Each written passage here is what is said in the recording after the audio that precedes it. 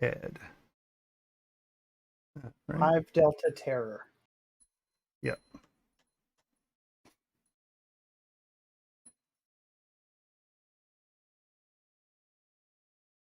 There we go. I have a commercial running. Oh, the title changed. That's good.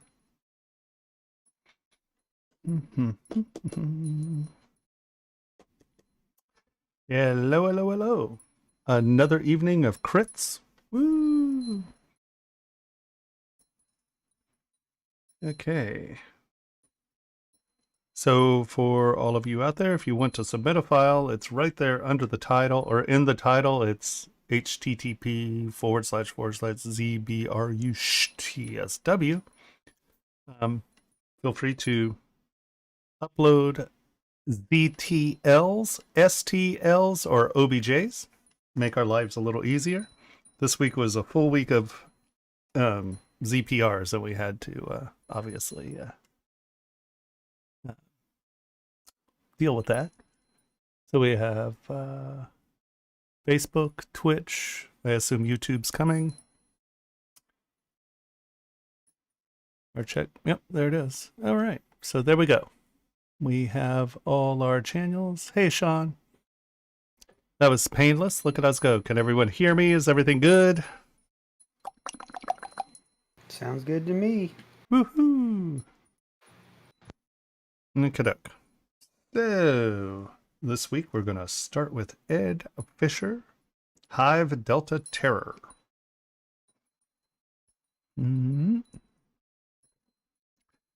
Okay, what do we have here? Sort of geegery, stripy pod inserts. Let's look at this. Hold on, let's slide this.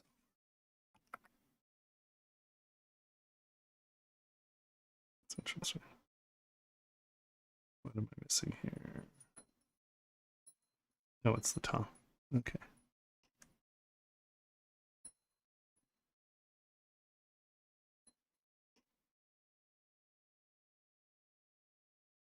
Okay, everybody's been sort of decimated. Turn that off.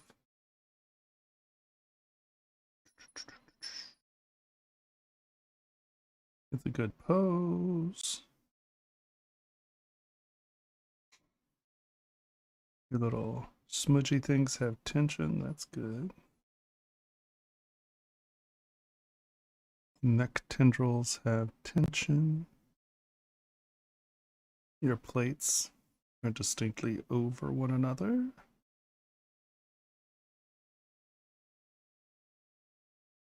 Are we missing something? It looks like we're missing the connective joints. Like whatever you had here, balls, is something just not turned on. Let's see.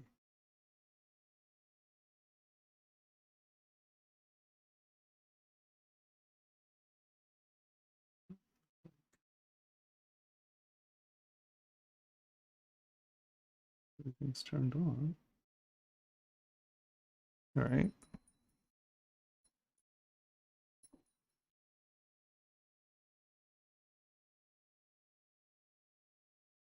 Okay, so it's looking good actually. All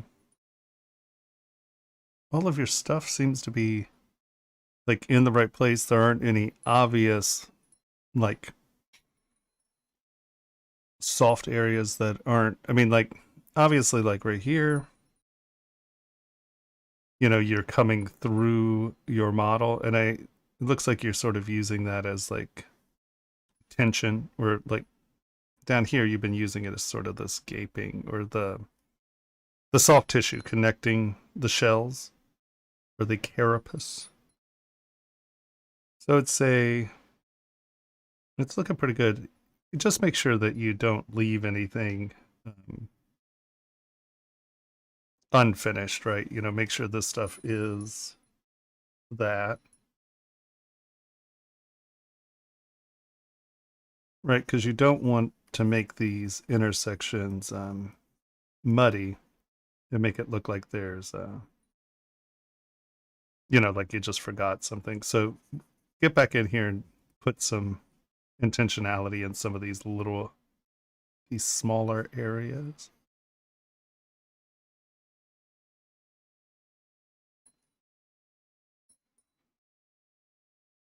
Hello, Eric.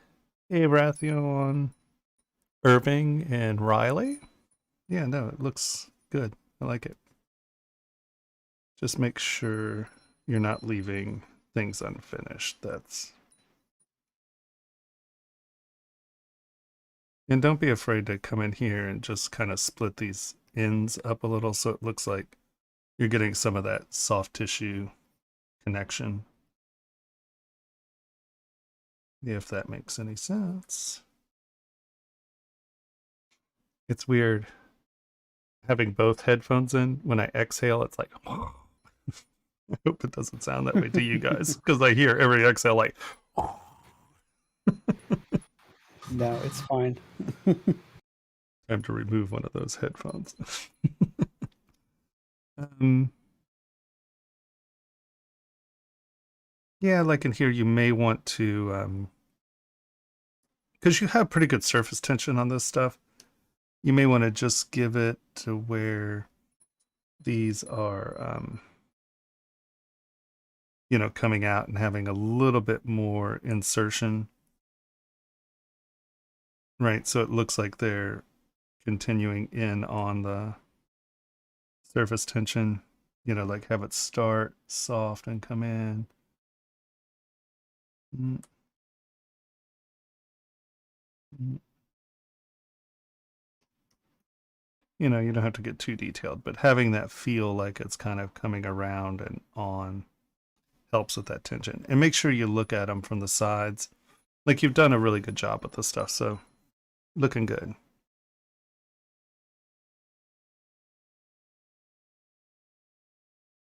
No, I like that, you know, you've kept your brush strokes and stuff rough, but it actually works with the parts.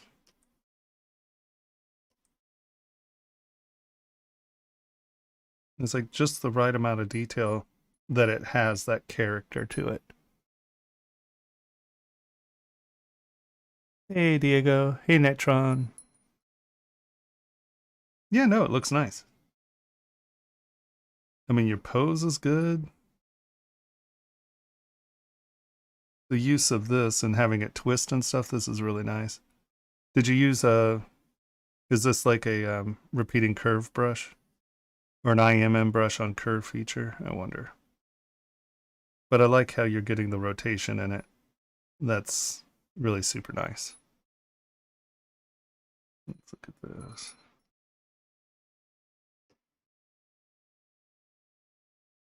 Yeah. Cool, cool, cool.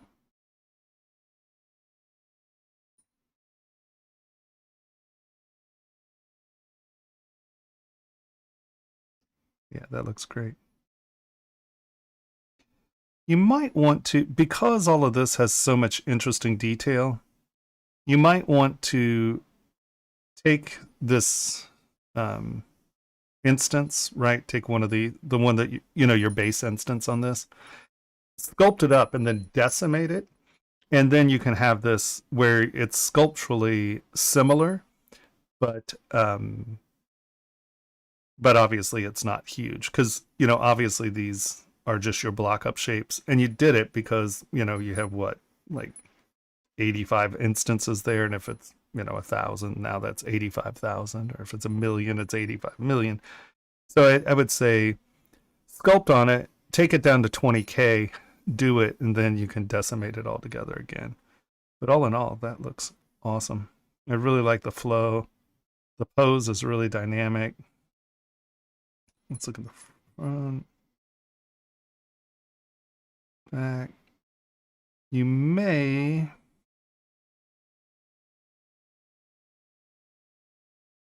so that looks like a good front. Let's see.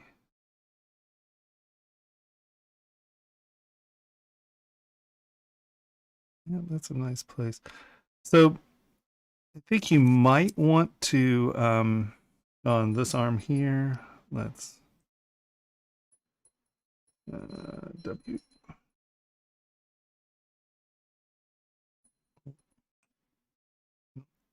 This guy. And here. Oh. That arm's a whole bunch of pieces, isn't it? Yeah, okay, so let's do this.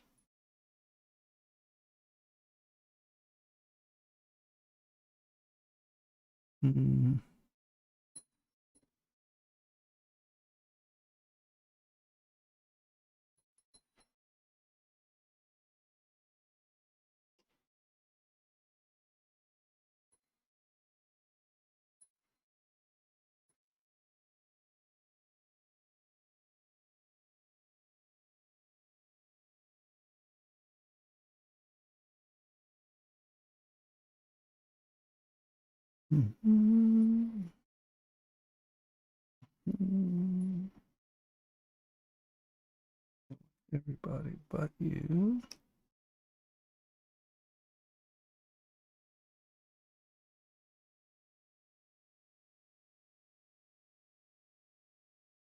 Let's see, we have something in here. There.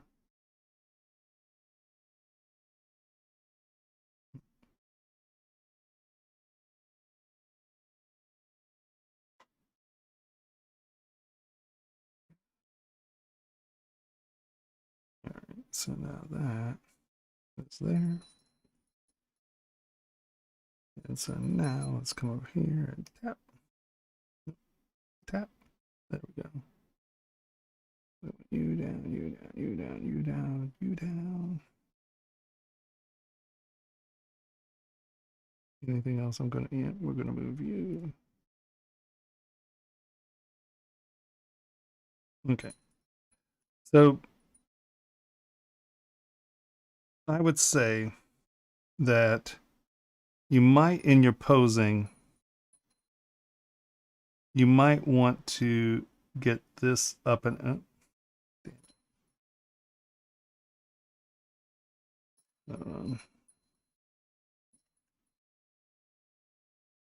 is that masked? Okay, fine. Oh, we don't have our. Come on, you need this.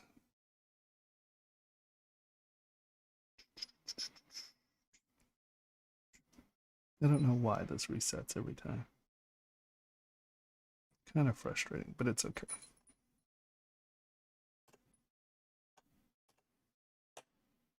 Oh.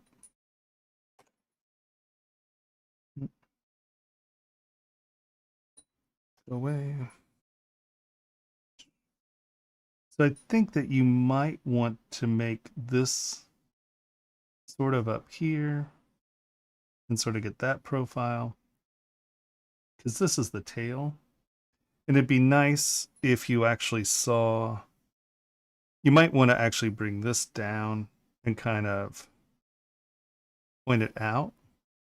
And that gives this hand a little room so you can get a good silhouette. So I would check, drag this open and look at your silhouette, right? And you can see it's pretty, let's get this really big here. Come on. That's as big as I can get it right now. All right. So be it. You can see that this arm is crowding the tail. So just make sure that you get, like, you might want to bring this up a touch so the elbow clears this, so there's a little negative space in there. Once again, this gets caught in there, so maybe bring that out a little straighter. Have the tail coming in, maybe a little, maybe down and a little lower, pointing back in. Bring that up, and then you have room for that little guy to be a silhouette. So just work on your silhouette, because you can see it gets really pinched right here. And if this is what front is, you may want to, move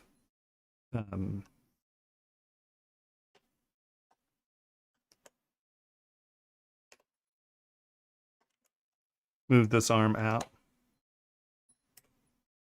So you're just getting, right, because then you get the face with the airspace there and the airspace here, you're getting the definition of the head. Just think about your negative space a little bit more, because these two are cramming in on the body. Your tail, if you had something like that, a little bit more return, it's pointing back into the torso. So as you're looking, it returns back. And then you wouldn't lose these little arms here. So, you know, pick a viewing position and just make sure that that it's right, because you can see there that you have a little bit more space there, so it gives it something interesting. This is right,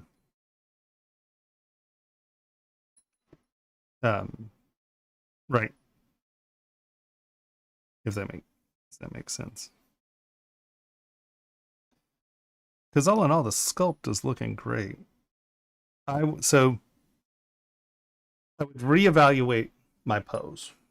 I would sculpt this segment, redo my tail, and just have this as have sculptural details as the top. I would stretch this arm out or somehow get separation between the tail and the arm. And these little guys get completely lost. Yeah.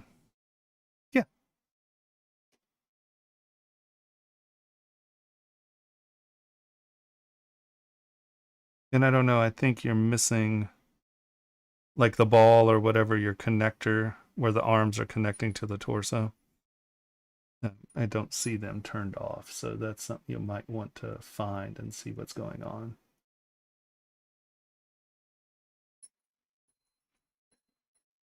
Right.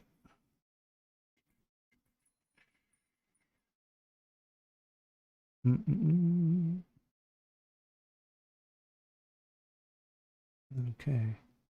Hey, Eric. How we doing, my friend?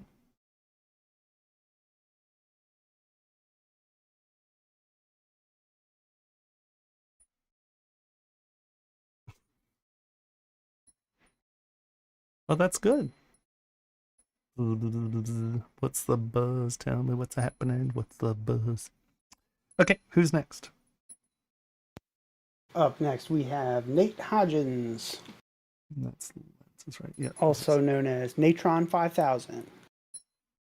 Whoop.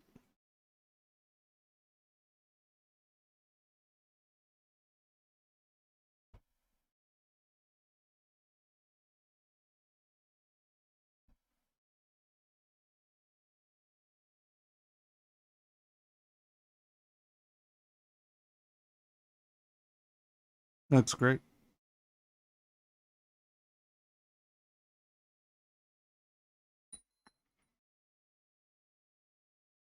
I like even your weight behind the ears.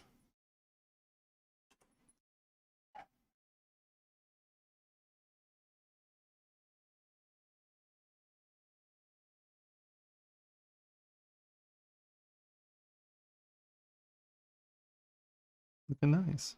Actually, you know, this stuff's lovely.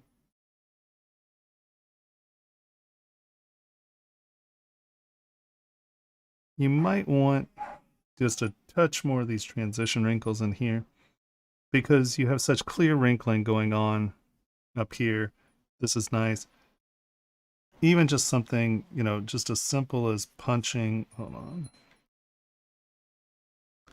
as punching just a little bit of this transition wrinkle, just a touch, and make that feel like that meat's just a touch heavier because you have it here pretty clearly, right? And then this just got like a cheek where I think you may want to just get something that's breaking that shape where you're getting those meat flaps in there too. And I think that would help a little. But honestly, this is very lovely. Your textures are looking good.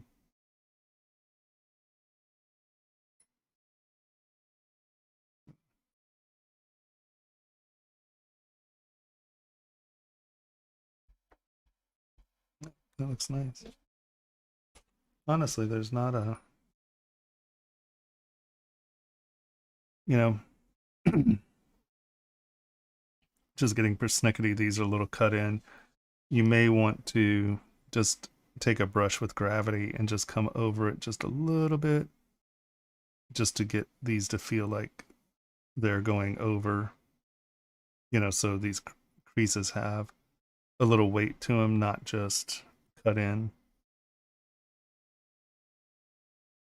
And you can kick your gravity up and really punch some of that stuff. So it's,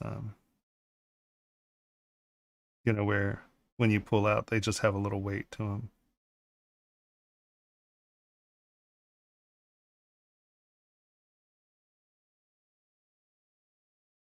But yeah, other than that, I mean, there's not a whole lot going on here that isn't good. Your ear shape's great. Like I said, the meat behind the ear is awesome. Your transition with the mouth is really nice.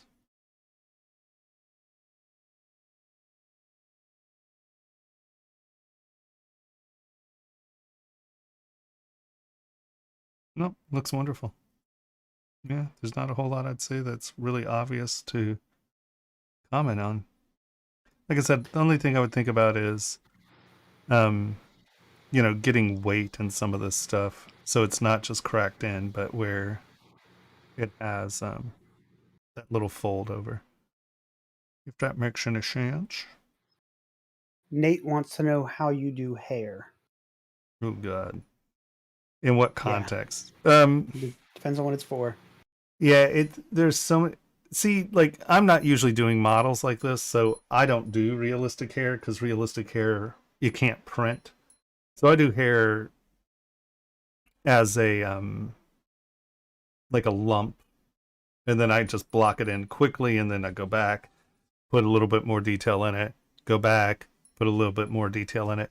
But there are some very good demos and tutorials of people doing like the photorealistic hair for the photorealistic renderings and stuff. That's just, it's not something I do. So, I don't know if that's what you're looking for. I don't know that I'm really going to help a whole lot in that sense. Yeah, Nimlot, exactly. Yeah,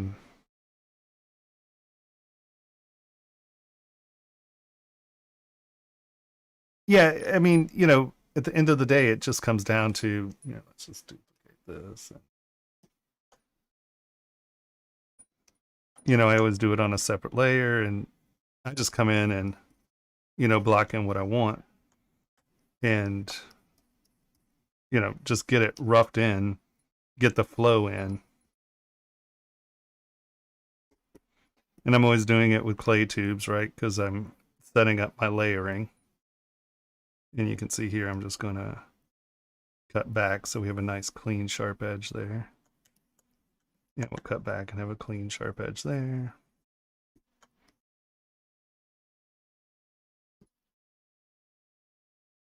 I'm going to get my brush a little bigger. 0.05.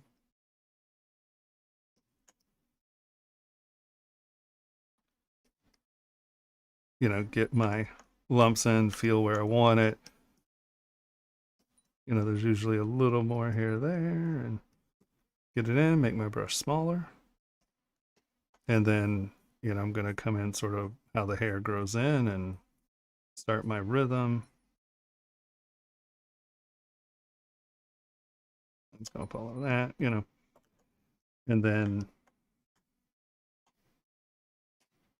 yet again, make your brush smaller, and then you can take these and, kind of get what you want in front and behind. And I just sort of do it in, bunches first, just get my plaits of hair sort of where I want them. And then I just go back in and just keep going, smaller cuts and smaller cuts, SK twist or SK trim, and go one way and go the other, and you can create sort of how it's sitting on top of one another. And then I just kind of creep up on it that way. But, it's,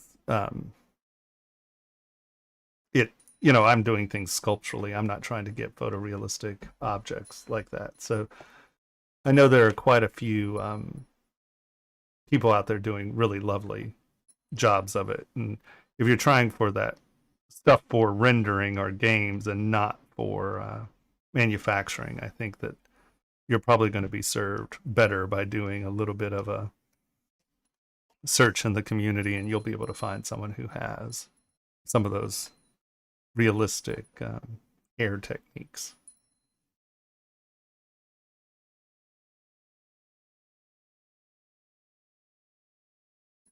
Did that help? Because to be deadly honest, I mean, your model here is lovely, and you're damn close. You got everything where it is. I just, some of the crack stuff, think about it with a little bit more puffiness, where it's the puffiness that's creating the wrinkles, not necessarily cutting lines in.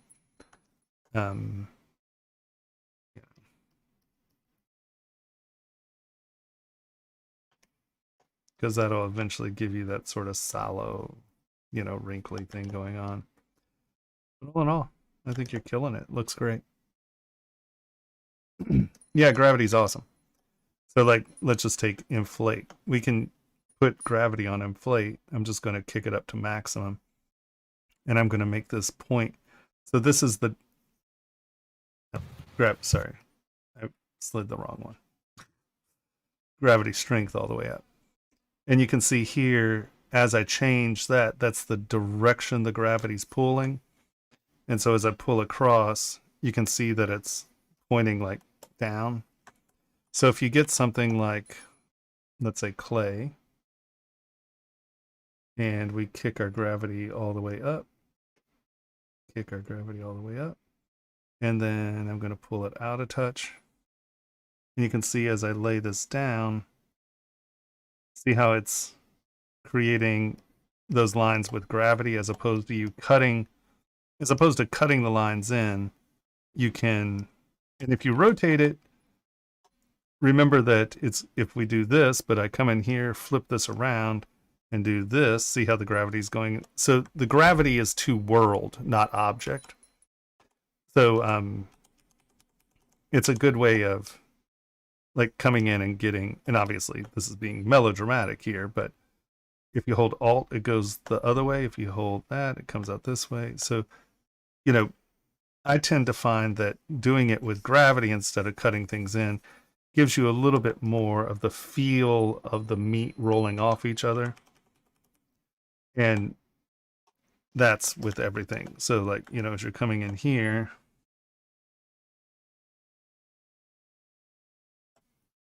let's not make that 100. And you're putting in these lines, you can see how, let's make it point down a little bit more. You can see that it has that weight to it, which gives that sort of meat pooling sort of feel.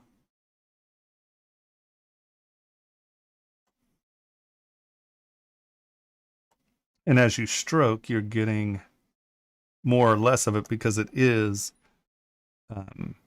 90 degrees to the brush, right? So if you're coming straight down, it's center, and then as you come around, it's heavy in that belly. And then you can just smooth it down. You can see that those lines have weight. They're not cut in.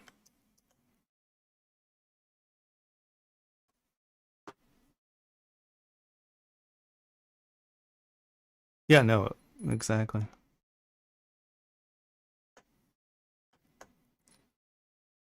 So I think using gravity helps with these aging things.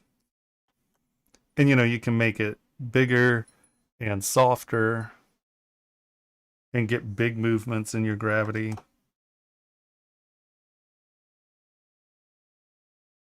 And you can increase. Here, let's make the focal shift smaller. Let's increase this just a little. And turn that Z intensity down. Right, you see how you can do big moves with the gravity. And I mean, I'm obviously being very melodramatic here, but you can see how the gravity works.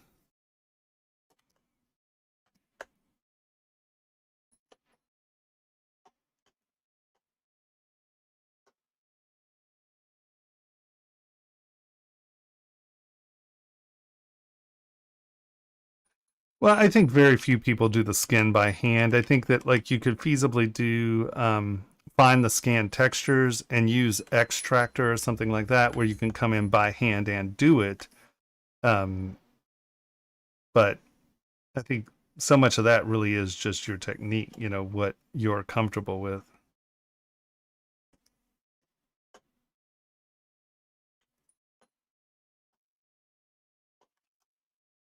Right. And so the other cool thing is you can change the direction of the gravity. So now it's pointing in that direction and up. So when we do this, you can see that the gravity is actually pointing up and in.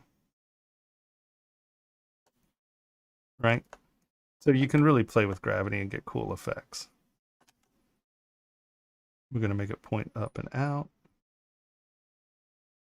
And see how it's creating that line by pushing the edge up and out.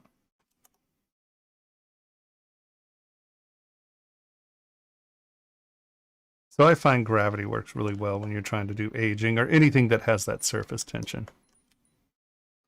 But honestly, your model looks awesome. I mean, there's very little to correct other than I just think that if you use the gravity, I think you'll be happier with some of this stuff. It'll just look more organic, you know.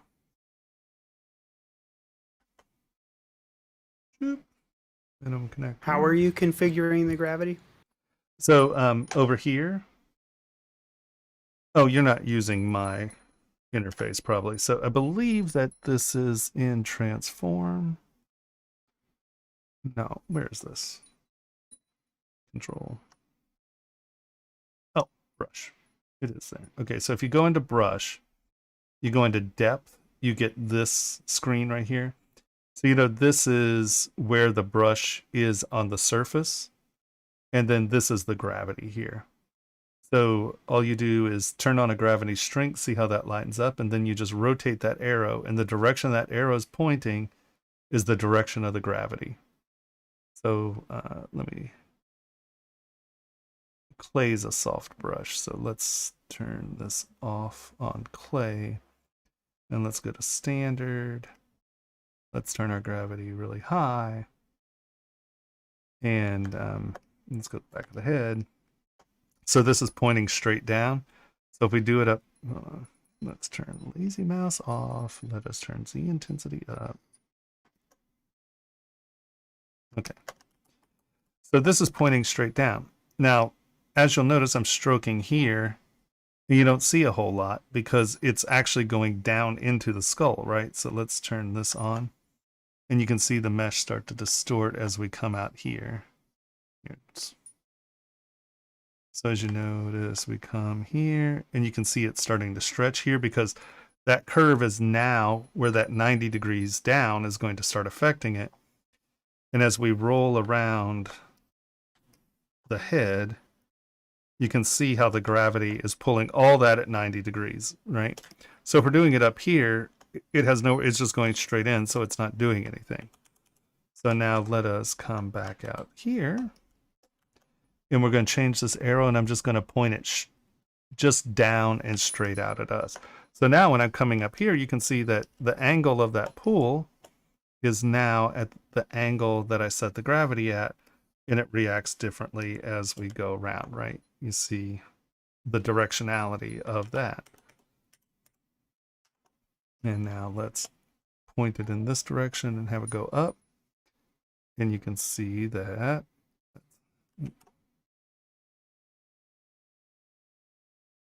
right, it's pointing up and going out to that direction. So with this little arrow, you just point it in the direction you want the directionality of the gravity to go.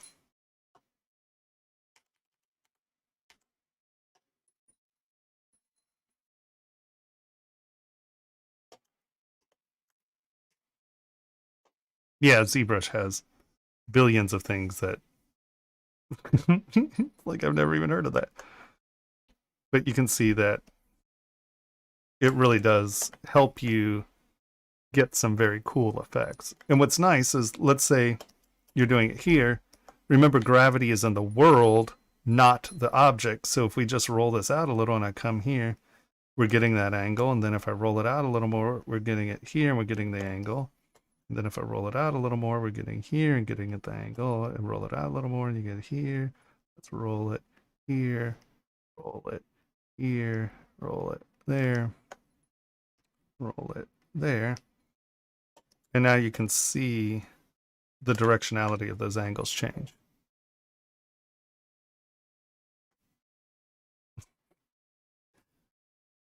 So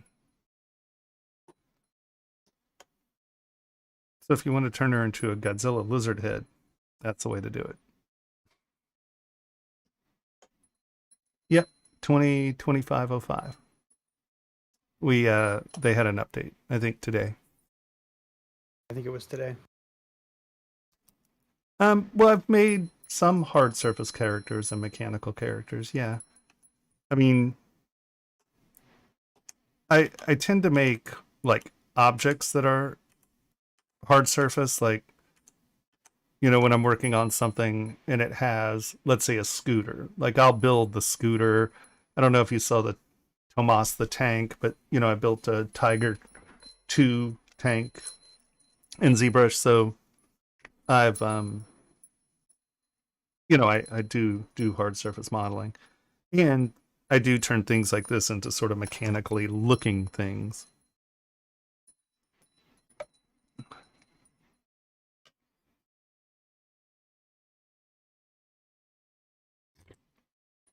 Holy Hannah, this thing keeps things too hot. Burnt my lips off. Okay, we'll let that cool down a little.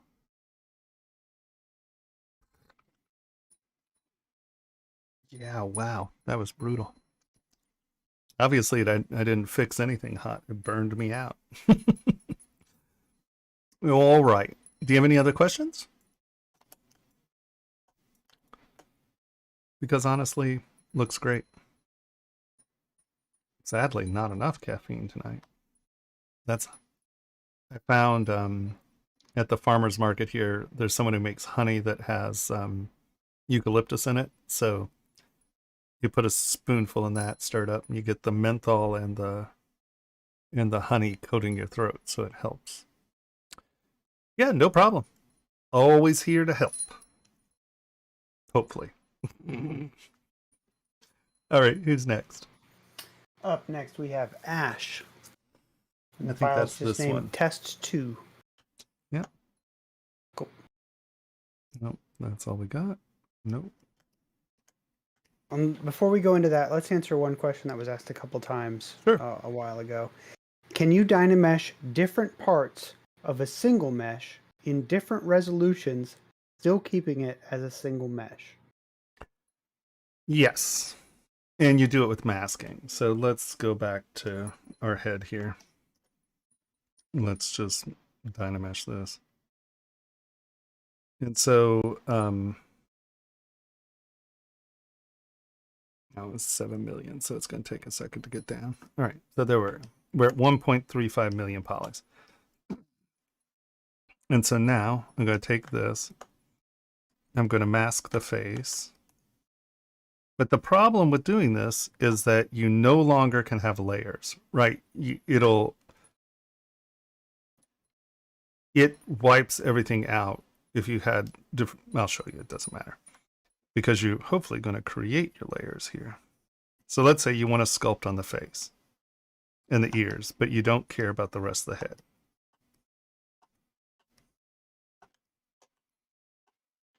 Right, we'll put some wrinkles on the neck. So this is the area that we want to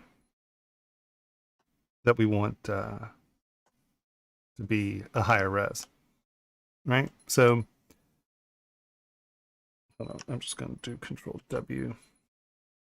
So what I would do is I would take this even lower, Dynamesh it at a lower place, so I get better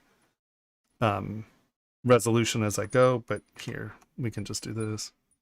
Let's turn this on. Control W, just so we can see. Boom. Tap on this, mask it, tap on this. We're going to flip this. So now this is freeing or locking everything that's masked. So the one thing that you want to make sure, like let's say you're going to put wrinkles here, you want to make sure that this is not in the middle of anything you're going to be working on, because it will leave a seam. So we're going to go like this, and now I'm going to go to divide. I'm going to go divide. And now you can see that the face has more geometry than the head over here, right? So that's a way that you can do that. Let's clay to, so you can see the sharp edges, and then you see how it blurs out back here. But there was still plenty of resolution on that base model. So what I would normally do if I want a Dynamesh that's going to be much lower than another, take this. We have our duplicate here. Let's go back to the beginning. Come on. Back here. You can do it.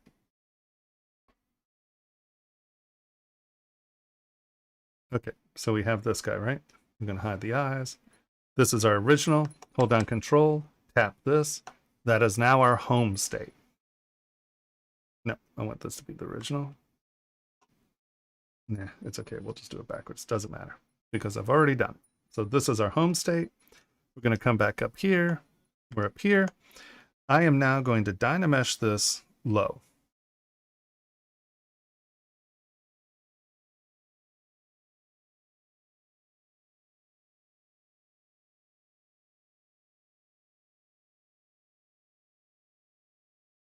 Right, and so you can see we have 200,000. I'm even going to make this lower. Boop. So we're at 100,000. Right, and so I know that I am going to, let's just do the face.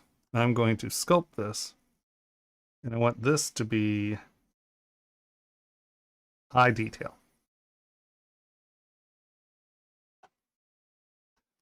But the thing about this is that the second you do this, you can't re-Dynamesh it, right? Because the second you re-Dynamesh it, you'll miss the areas. Now, we're going to give something a shot here, because I say that, but I think I remember there being a change. So let's still try this. Okay, so we have our guy here, right? We're going to go boop, and we are going to mask the face. Nope. Flip it. And now I'm going to divide, divide, divide. And now we're at 1,000,000 polys there. We're going to divide one more time. So now the face is at 5,000,000 polys. This is at 99,000 polys. So all of our geometry is in the face. And so now we can come here and we are going to do project history. Right? Nope, that's not what I want to do. I just want to make sure that's not masked. Okay, it's not masked. So now we project history.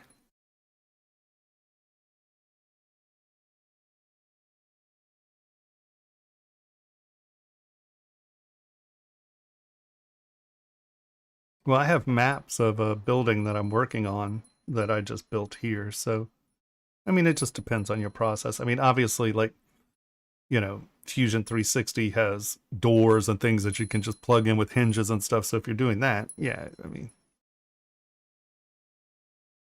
Okay, so now let's look at this, right? We have high resolution in the face, and then this is low. So now, let's say you want it. What does that say? Let's say you want horns that come back and in. So you're going to need to re-Dynamesh it, right? I don't know if this is going to work. I think I remember something about this. So we're going to give it a shot. We're going to mask this off. We're going to take Sculptris Pro. Let's turn on this. we're going to take this and we are going to, oh, we're over 5 million's over the Sculptris Pro limit. So we're not going to have Sculptris Pro on. We're still going to take Sculpt. And let's turn this off for a second. I'm going to drag this up and in. Yeah, let's try that again. Up and in. So now we have this mesh. It's a mess. We need to remesh it. Right, we've kind of futzed with the head and we want this going on when we want those to be one thing. But obviously that's crap and we need it to be sorry, my throat's a little scratchy now. Right. So we need to Dynamesh this again. So I think let's come in here, let's mask this off, come back and Dynamesh. No, it's doing the whole thing. It doesn't hold to that. Yeah, no, there's no way to Dynamesh it and then retain this. You'd have to do the same thing. And now, boom.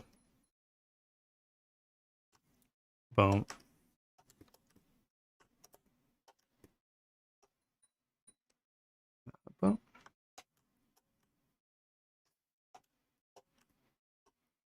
And then divide.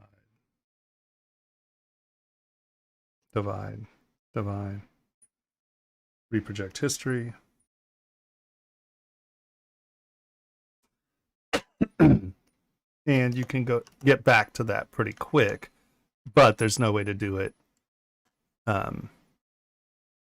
There's no way to do it where you can mask it off and then in turn re-Dynamesh it. So you just have to make sure that you're Dynameshing at a low state so you're getting divisional changes when you're doing it, if that makes sense. Did that answer that question? And then some. All right. Well, good. So we're back to here, right? Ash. Is Ash here? No idea. Okay.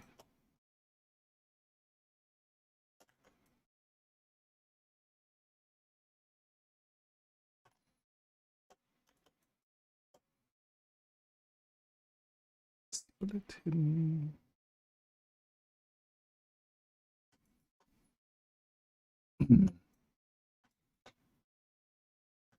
Your armpits are low.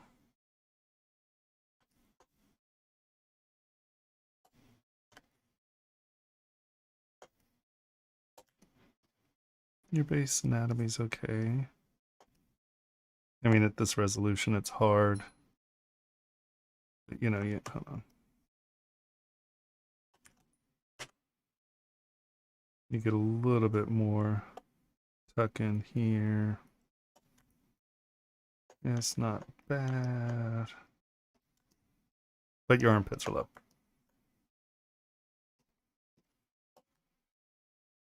And it looks like, well, no, maybe not. That's fine. So the problem here is that your pecs are coming up in here.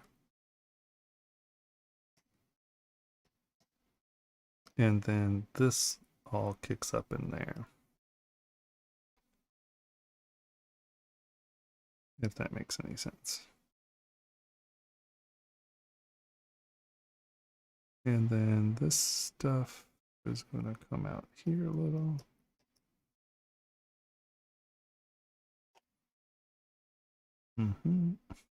That.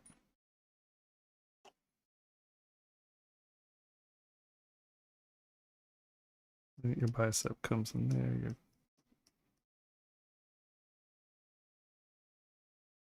I would say just, why is it doing that?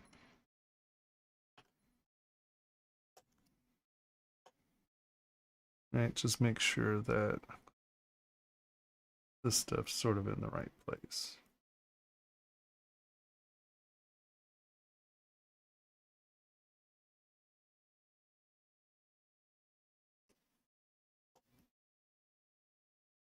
Because remember, your armpit's sort of three folds.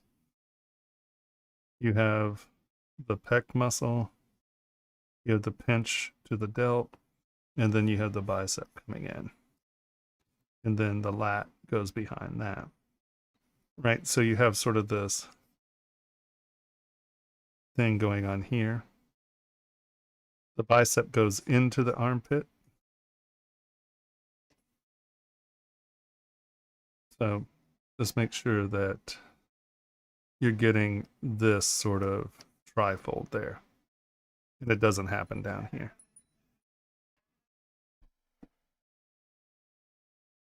Hey, Sam. Great, thanks.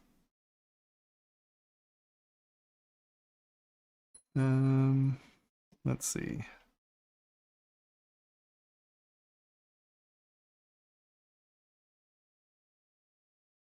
These are actually coming up here.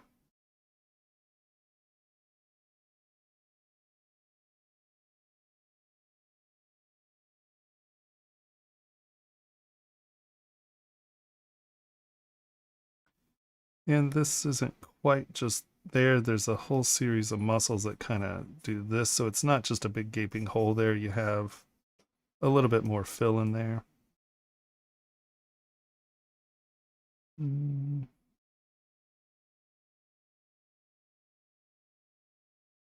Honestly, other than that, it's looking pretty good. This just seems very extreme.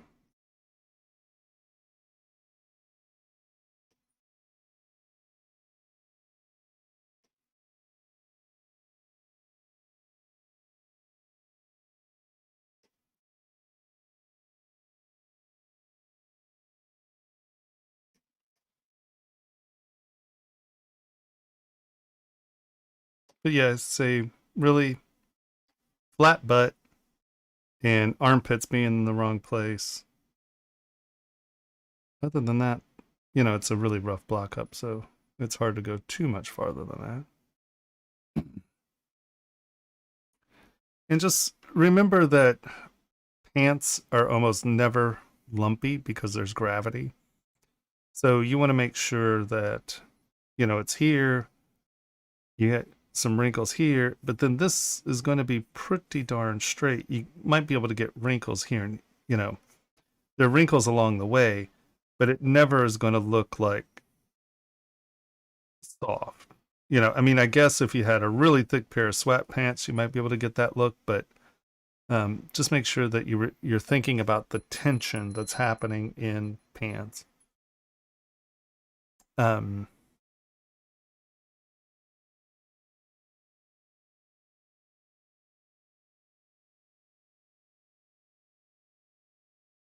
No one's talentless. Talent is just work. Because, you know, all those kids who had talent when they're kids, it's just because they sat there and drew their comic books all day, every day. So it's just how many hours you put in is really, I mean, don't get me wrong, there are people who can see better in some ways, and, you know, but so much of that can be taught. So don't let the myth of talent give you a bad taste.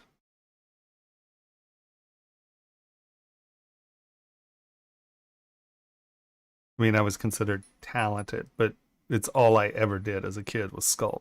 I mean, it's the only thing I ever did. You know, so many people are like, "Oh, you're so talented." It's just like, no, you're so obsessive compulsive that this is the only thing you ever do. That was my issue. Yeah, all right. I think, I don't know, was Ash here? I don't think so. Okay. Okay. I think that covers that. Let's answer this one question. No. What's the best way to create a faceted look? Well, probably. I mean, you can build it, you know, obviously in ZModeler and get something faceted, but I find, let us go here, let us come here, let us take a sphere, let us divide that sphere up, let us kill this. So I find the easiest way to do faceting is trim front, and the planar tools. I use these quite a bit. So, you know, you've created your first plane, you rotate, trim front is always going to trim to the camera, not the world. So you can rotate it around and create things that have facets. Right? And just keep rotating and getting it to where you want it and do whatever you need to do, right? So that's the way that I tend to use it the most. But let's see. It's so weird. What is that about? Space mouse and tapping is doing something super bizarre. You can also get your things sort of going here and then trim front in this direction. So, you know, when you're trying to get sharp corners and you're using planar, and you're like, oh, look, but oh, now see, I've stretched all that there, and now I'm here and I'm stretching all that there. The thing you can do is do one direction, and, you know, see how I pinched in here some. Get that wherever you want it, smooth this out, and then you can come in on this side and tune it up. But you can see how it cuts into the surface. We're like, okay, well, that's not really what I want going on, right? I want, and that plane is obviously not there. But now watch. We come in here and I'm going to hold down Alt on planar and see how it's rising up. But look, if I'm holding Alt, it doesn't aggress the surface that I'm touching. It will, see here, it will roll around a corner. But if we just do this, see how it's cutting into that surface? If I hold down Alt, it's not. It does not cut into the surface. And so with the planar tools, you can kind of creep up on the surfaces that you want. Right, I'm doing planar here. And it's like, okay, well, I want that to be flat. Hold down Alt. And you can see how it doesn't aggress that plane. It does pull. You're going to distort the living hajibas out of your edges. But normally you're going to do this and remesh it or something so it's sharp, right? Alt will roll it out over the edge. It'll bring that sharpness up, and you can see that you can kind of creep up on some of your faceting. So that's generally how I produce it. I mean, also, I tend to use clay tubes a lot. So let's say I want this to sort of have a curve to it. That's way too strong. And then I'm going to create a facet here as well. Smooth it out. SK Trim Polish is the best for this because it sort of pulls the edges too. It keeps edges clean. It's less likely to roll over the edge. It tries to retain that edge continuity. You can see as I'm rolling over that, it's not rolling over the edge. It's trying to retain that edge. So SK Trim Polish Smooth is what I tend to use for like all of this where I'm trying to create nice, sharp, hard edges. You can see I'm smoothing it out. And then I'm going to come back in with SK Trim Polish, roll on this edge. It sharpens that up. And when you get little dents like this in it, just hold Alt and it'll fill it in. So you can go back between normal and Alt. Like I said, will fill in that surface. Smooth. Roll over the edge, come back the other direction. Smooth. And you can see how you can work to those hard surfaces.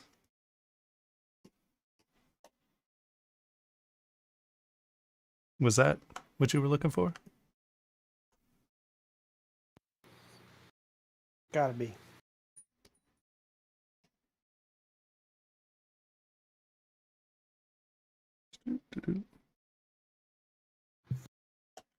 And this is pretty low res. I very rarely sculpt at 1 million. I'm usually up in the... So why I sculpt at high resolution when we're talking about things like this, as you can see, I'm going to come back in here and smooth this stuff, and look, I'm knocking off my edges.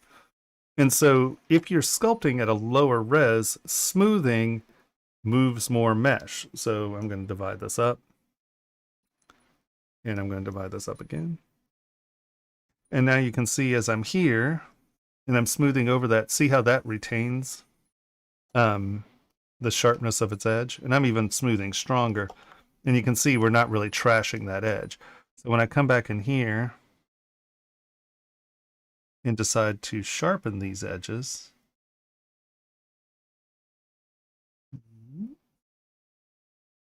I can hit smooth and it doesn't destroy my geometry, right? And so I make sure that my edges are nice and sharp and clean. Come back over smooth, sharp and clean. And you're like, oh, but you have all that. Well, I'm going to lower my resolution. I'm going to make my brush size smaller. I'm going to come back in and smooth back here where it's relaxing that mesh. Let's lower one more. Right, so this is getting rid. Now, the one thing I don't want to do is get anywhere near that edge, right? I'm out here and I'm smoothing back behind the edge. I'm not rolling over those edges. And then, as I smooth this stuff out, I'm relaxing the mesh, not really smoothing, or what I consider smoothing. And you can see that we've now got most of those big trenches out. I just come back higher res. Make sure that I'm tapping that stuff again so there's none of that grooving. Higher res. Higher res. And now, let's turn the Z intensity of this down a little. And I can come in here, crisp this stuff up. And that's how you can do organic hard surfacing, right? Make sense?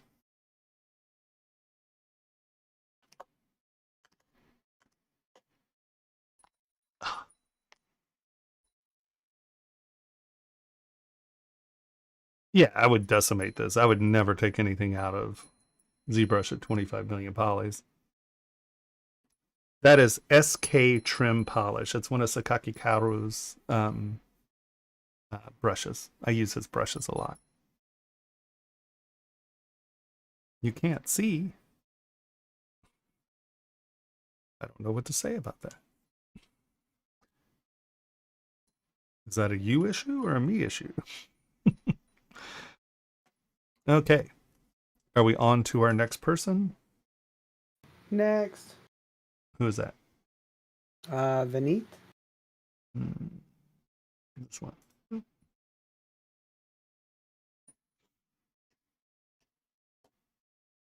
All right.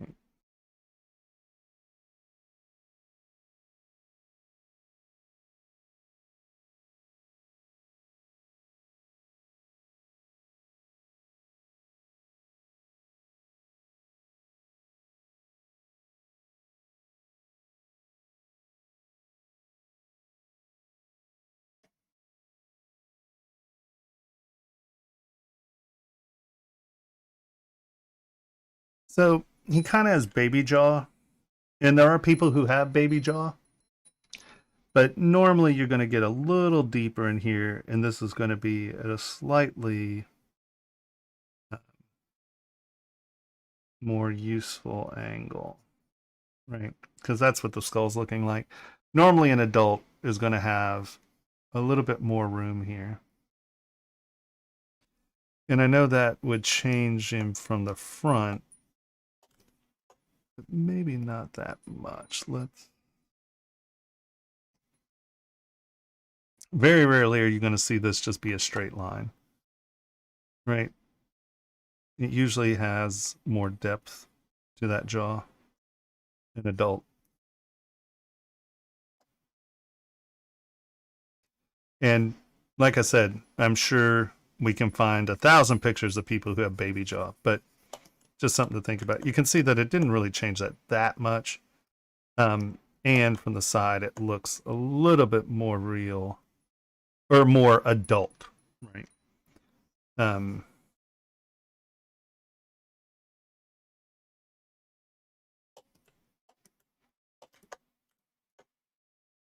Yeah.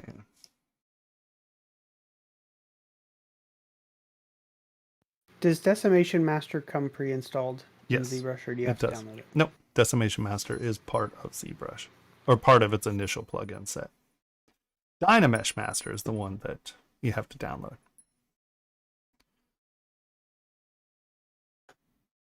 Right? The ear's a little lumpy.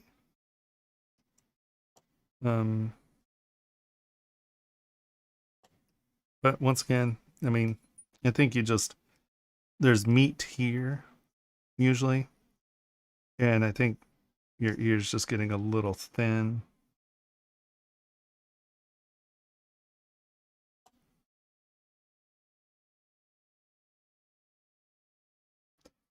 Once again, I'm sure we can find 100 people who have thin, weird ears. But just know they're kind of weird ears. Because the inside's good. Usually this meat fills in a little bit more and comes in a little more. But if you're taking this from photo reference and it looks like that, then ignore me. But normally these aren't quite so prominent. It's sort of cartilage that does that.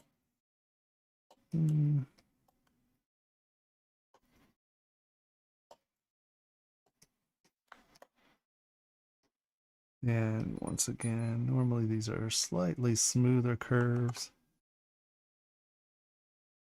Unless you've had an ear pointing, which then they chop that cartilage right out of there.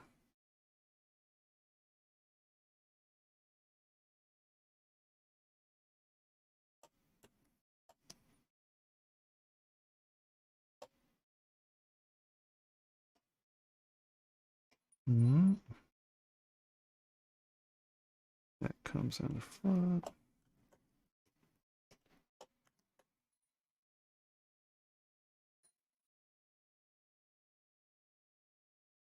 Oh, interesting. One sec. I have to accept this. Yes, I want that message.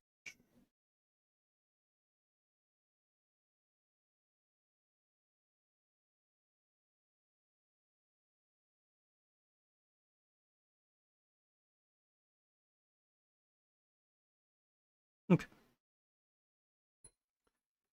And then, once again, it's hard to comment because I don't know exactly, how far you've gone. But, all this has gotten a little soft. These should be slightly more concrete division kind of stuff. Like the lips, shouldn't be soft in there. But I think this is a fairly soft portrait, so it's not a big deal. The ears, once again, bring that in. This usually kind of comes out. That curls behind.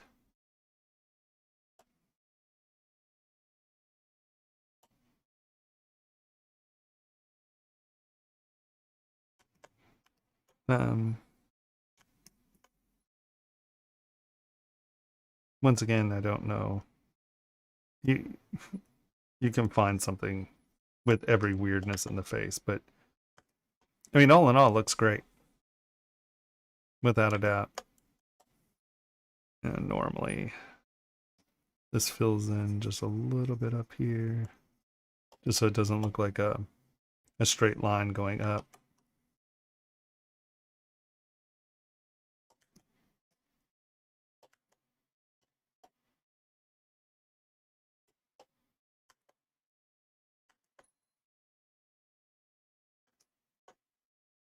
But all in all, I mean, like your muscles are all in the right place. I mean, your clavicle area and pecs are nice. His face is great. I just think that you might want to look at the baby jaw and then clean up the ears a little. And then as you go in, you know, obviously you're going to need to make these feel like it's meat sitting on top of meat and all of that. But where it stands, it looks great. Righto? Any questions?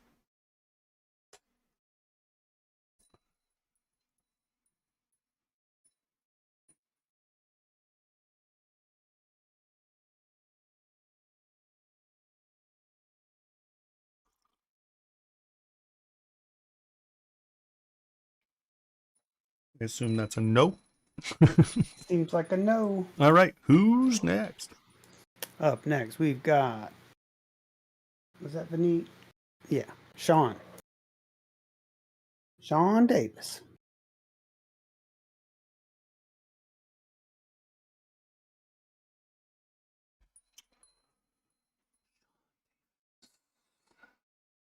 Look at that. Lucky guess.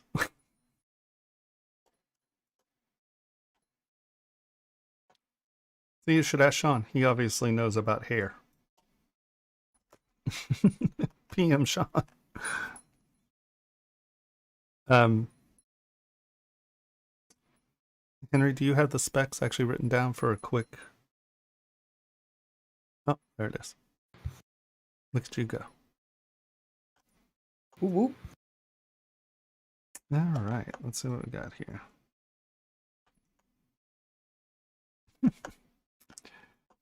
His face is great. He's awesome hyena guy. He's like, it's supposed to be a rabbit, you jerk.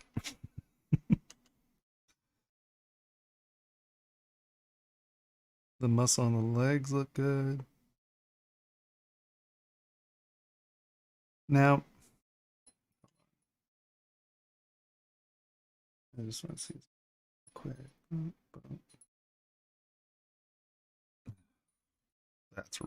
That's going to get old. You know why it does that?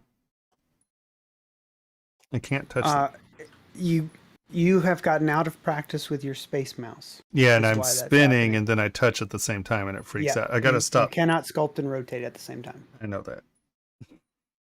Okay, so it's just me being a jerk. Okay, I got it. Yep.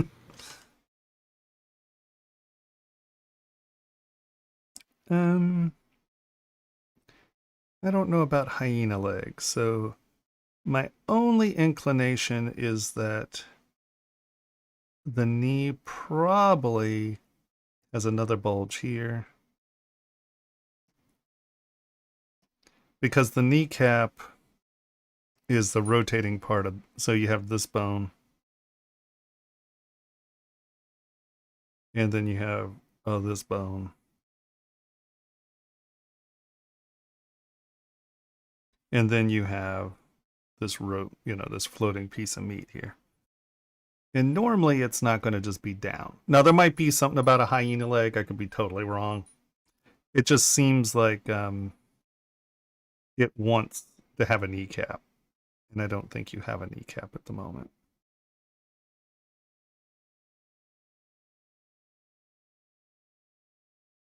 Right, so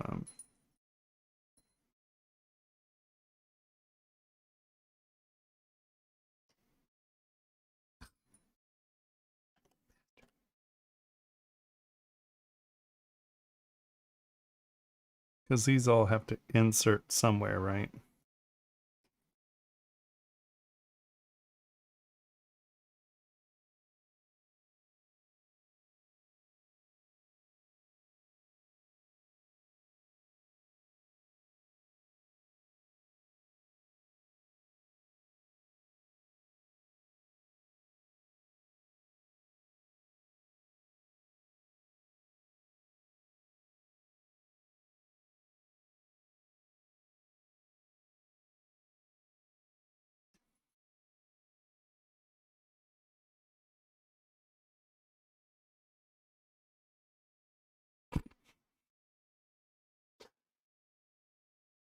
I think Wrath, he would give you the job in a heartbeat.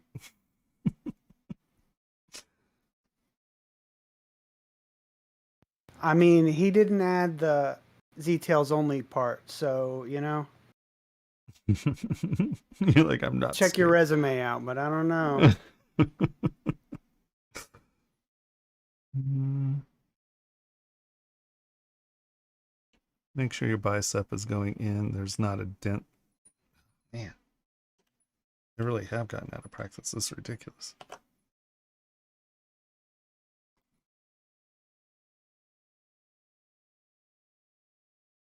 Right, that's not a... That's going up and inserting up in the shoulder, so it doesn't have a... like that little U thing going down there. All right, but all in all, that's looking a darn good. Let's turn everyone back on again.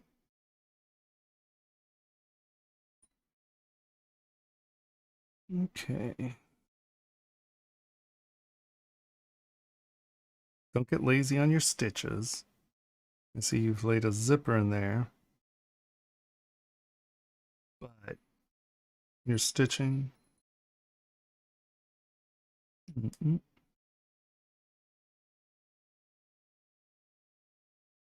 So these are, oh my God, I can't even think of the name of the scene anymore. Or scene. So how these things are created is you sew the two things together and then you sort of fold it over itself and restitch it, and it creates a welt. So when you're doing these things, make sure there's some directionality to the edges.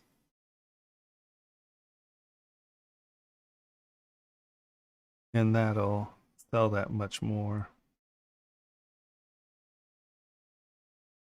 Right? See, just by doing that, the welts look a little bit more realistic.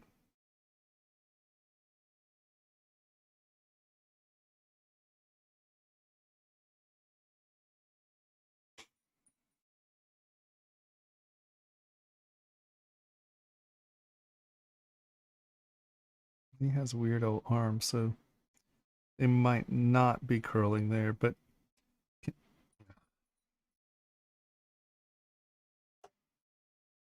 consider this actually being a full pinch instead of it just having right, very rarely you're going to be able to have your arms down below a T position and not get some wrinkling in the armpit. So consider what's happening here.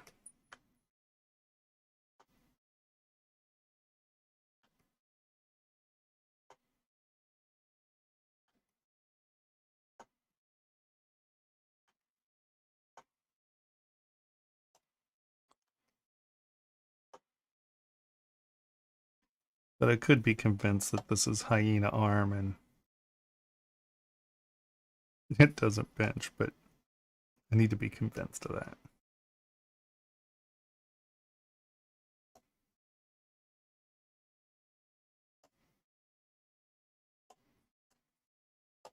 Right. Chances are that fabric's pinching.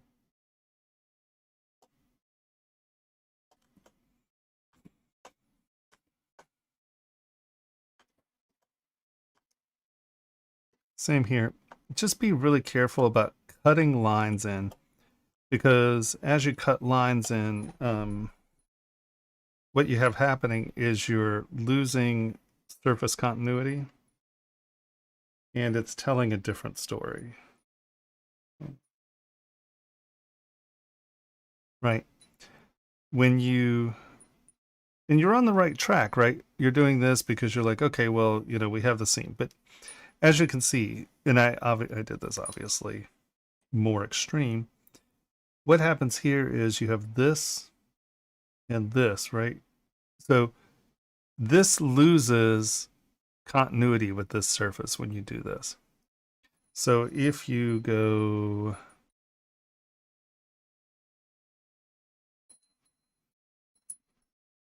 come on.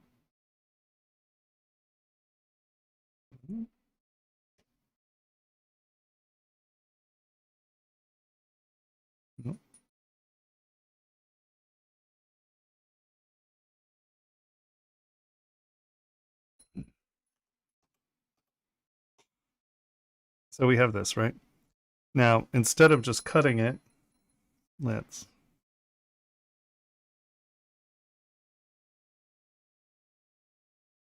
And now we're going to take SK... Didn't touch it.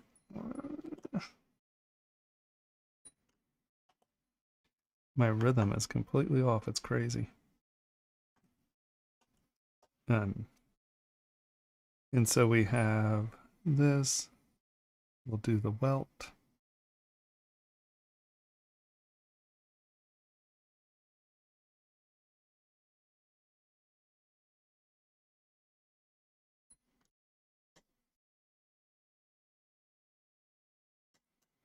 And then what you get is the stitching along this edge. I'm just going to do this. Right. And then you get... Oh, does this have wacky gravity on? Yes, of course it does. And my Z intensity is ungodly. So you have the stitching here and then the stitching there.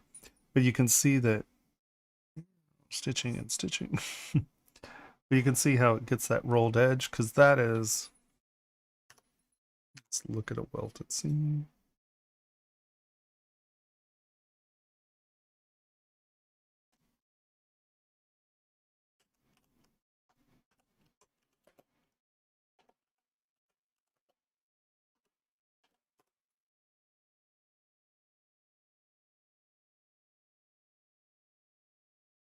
God, I can't type.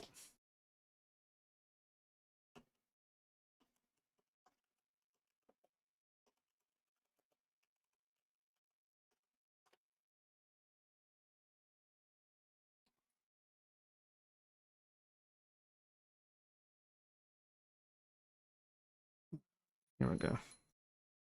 So you can see that it's not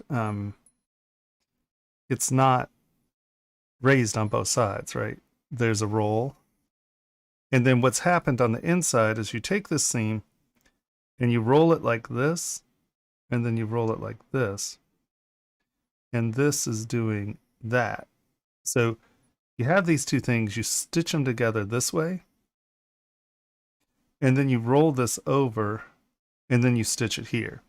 So that's the original seam, or that's the original stitch that's stitching the two pieces together. Right? This seam right here is this stitching right here. These then are pinched together, and then they're rolled over and under itself. So it sits like this. This is sitting like this, and then it's stitched here. And that way you get, I'm a liar. This is the original seam. It's rolled up and under, and then it's stitched here. And so you get this welting here because this thickness of the material being rolled over is giving you this seam here. Does that make sense? So all of these seams have directionality, right? You see what I mean? And then there's a top stitch. Boom. That's a seam that is just stitched together. This one is done, and then a top stitch so it lies flat. So all jeans primarily use that that sort of stitching. So here you go, and see from the back, you see the one side here. So that's the open fold there on the front, and this is the one in the back. Here, that's a good one. Nope, that's not, because it's not folded. There you go, that's on. Does that make sense? There you go, you can. Right? So I would say just make sure you put weight in these seams, and they only go in one direction, right? The second sort of fold there is just from the inside, and when you stitch it, it shows that edge. But it's not actually a roll, because that's on the inside. There's only one roll, and it's on the outside. Or there's only one visible roll from either side. Right.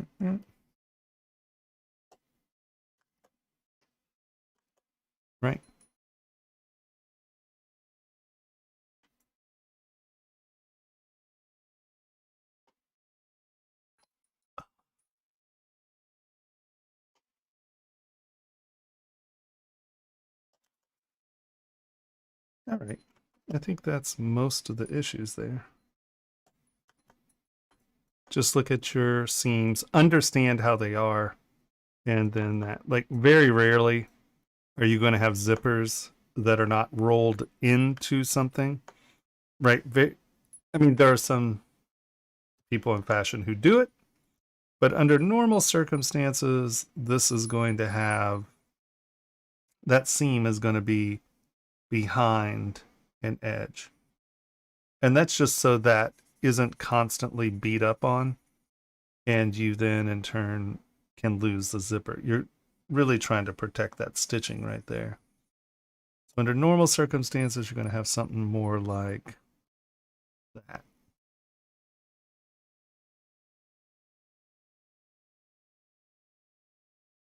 Right? And then here, if it's a if it's a crisscross stitch going across like that, usually that's purely decoration. Let's see, do we have stitching brushes? Stitch. Yeah, here.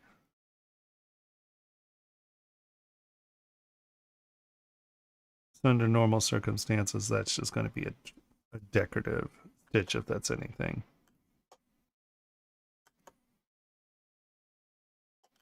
And it'll be a seam going down the center.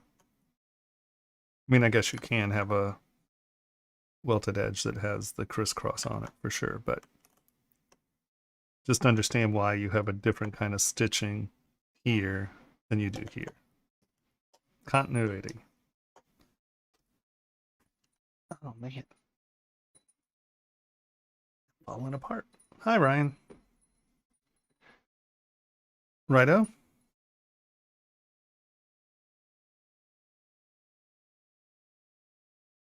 That's totally looking good. Yeah, here again. These wrinkles are going to be actual folds. They're not just implied because there's quite a bit of fold in there. So that fabric is going to definitely go over itself.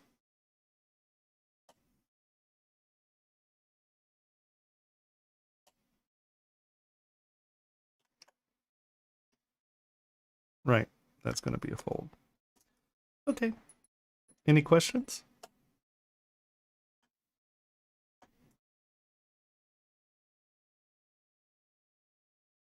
You know, I can feel that. I mean, I just think that, you know, it's just, this is the only place this crisscross seaming is going on. So I would just figure out why and make it, you know, just make sure that you know why. Oh, it's decorative. Great. It's decorative stitching. No drama. Do you have any questions on that? Yeah, of course. I mean, feel free to ask, right? We're not in a hurry.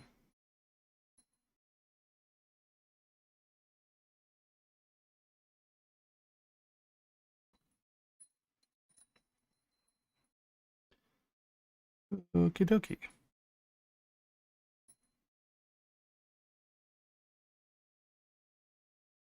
Yeah. That's it. I have something on. I think I have that original base models on. You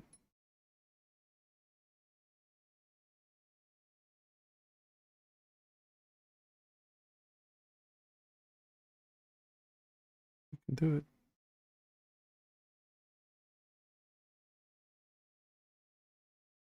There you go.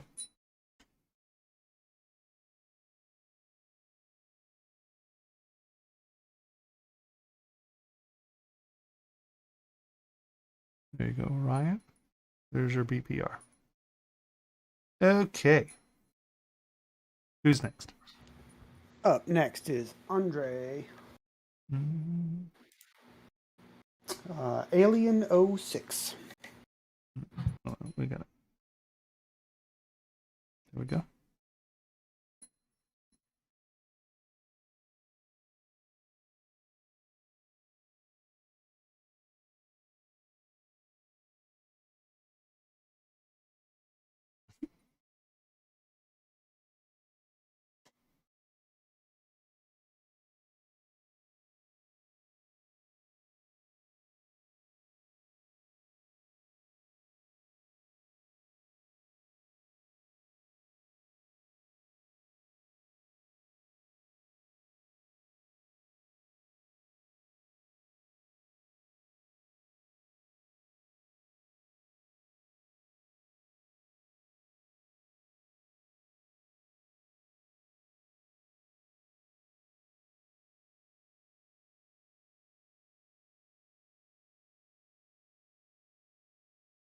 Super fun.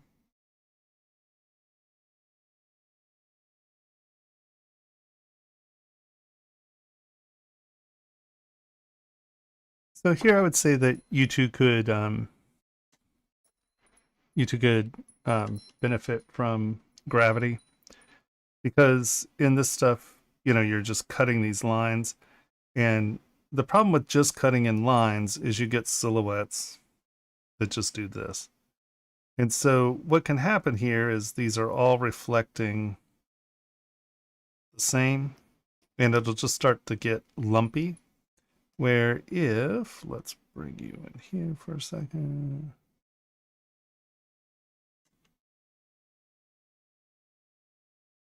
And now we come in here.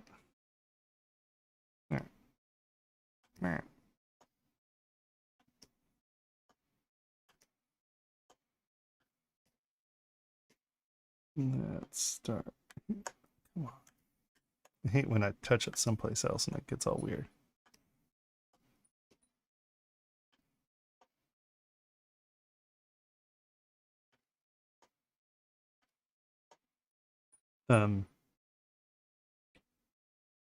I'm going to use standard. We're going to turn gravity on. Lazy mouse at 0.00035. Lazy smooth is 8. Roll distance 10. There we go. Okay, so instead of these just being cut in, if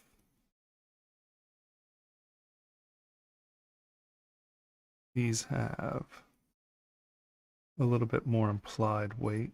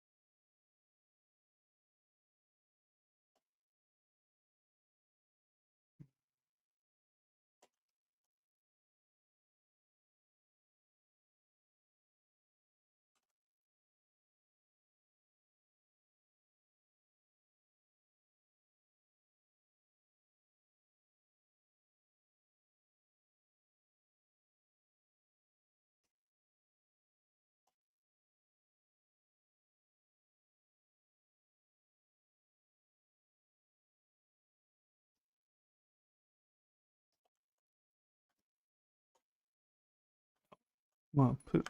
I didn't want to do both sides. That's okay. We're going to make this our history state. Nope. How are we going to do it? I'll just duplicate it.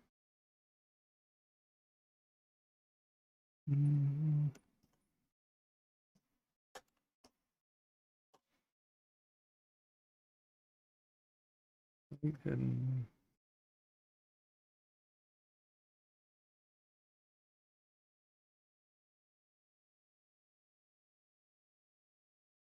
Hidden. Come on.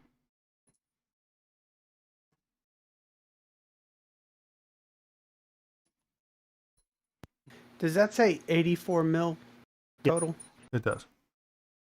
Oof.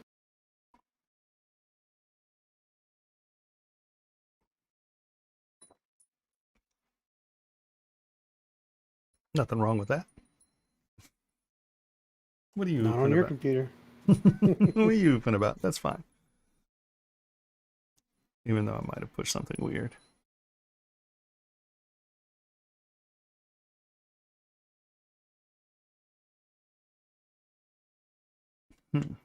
Microsoft Windows didn't like that. What's that about? Uh-oh. Stream's coming down, everybody. I don't know what I asked it to do. Anything with 84 mil. Oh, my machine won't choke out at 84 mil. I mean, I have models that have 12 84 mil subtools. I mean, if you notice, the stream's not chattering. No, it's really not. This is just some conflict with something.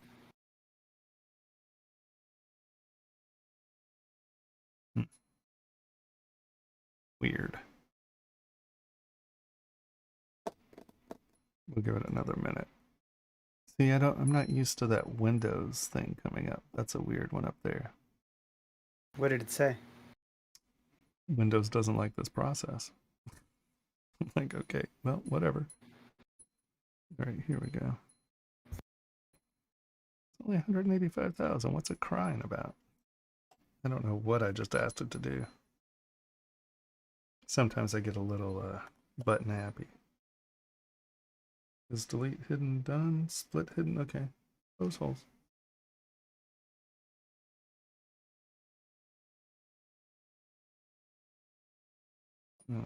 Maybe that's... It had that... Let's...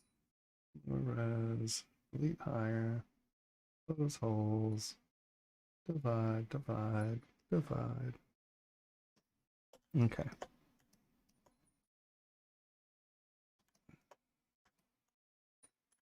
Now let us do this. We're going to come back to you. We are going to... Let's do this one first.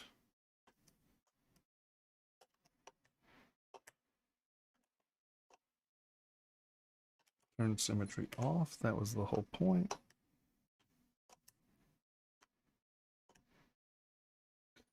We're just going to use project. That's fine. We want this side to project to that, correct? Okay, project all.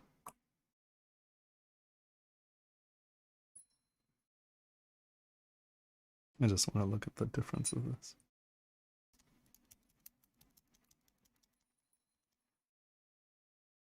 It's so funny, I keep looking, chat's over here. So I'm always looking away from the camera. Here, why don't we try this? Try something new tonight. If I put chat over here. Oh God, it's ruined. Then I might be able to look at chat and make eye contact. How's that? Does that make sense? Oh no, we'll see. Where's chat? No.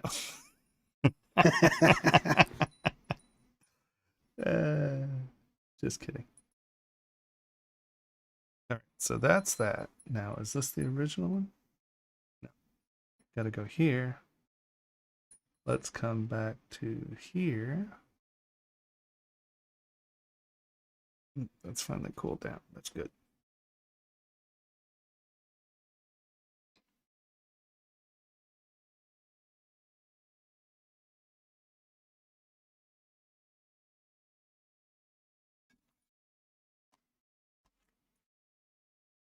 I'm not exactly sure what you mean by a shell. And now we are going to mask this off.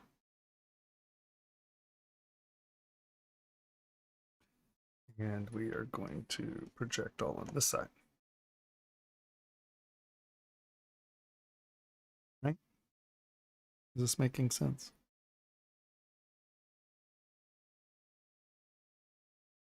Ryan, what do you mean by shell? Me? Yeah, I have blue eyes. Weirdo.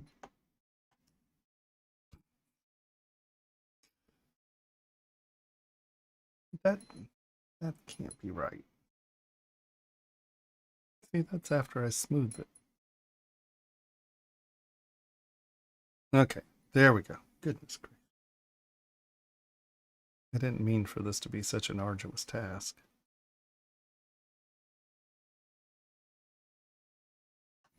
Turn symmetry off. Project all.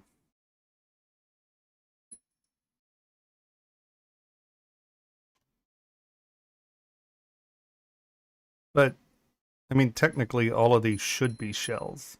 I'm not exactly sure what you mean by a shell. Am I misunderstanding something there, Henry? Do you? Not any more than I am.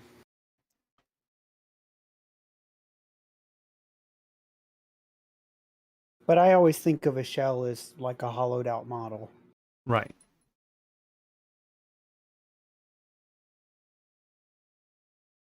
That's being pokey about that, isn't it? Hey, Ash. How's it going, my dear? Boop, boop. Ash in the house. If people don't know who Ash is, then you should look her up in her stream. A Cubed is an awesome badass whom I adore. She is the bomb. You should check her out because there's nothing funnier than watching her get harassed by what's that program? Oh, Blender.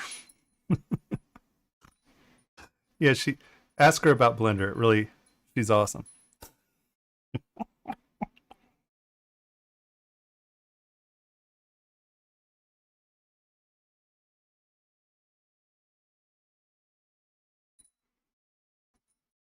Yeah, this is Blender. Oh man.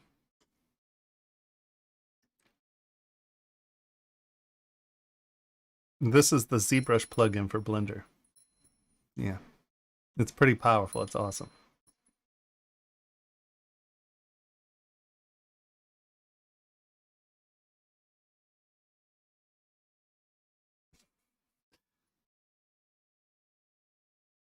Well, I mean, so basically I don't I mean,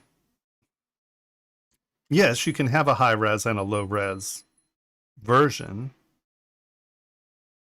but I mean, I'm just not quite sure what the differences are that you're asking about. I'm sorry. So you can see when you come in here and I thought these were even cut deeper. Whatever. Oh, because this has lower res. No, it's 11 million. I don't know. So instead of just cutting them in, having it where they have directionality to the weight, I think will help you some. It's been so long since I started all of this, I completely forgot what we were talking about. So I apologize. Mm-hmm. Mm-hmm. Mm-hmm.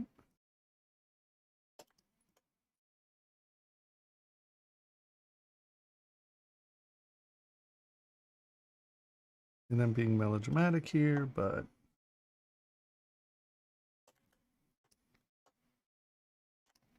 just so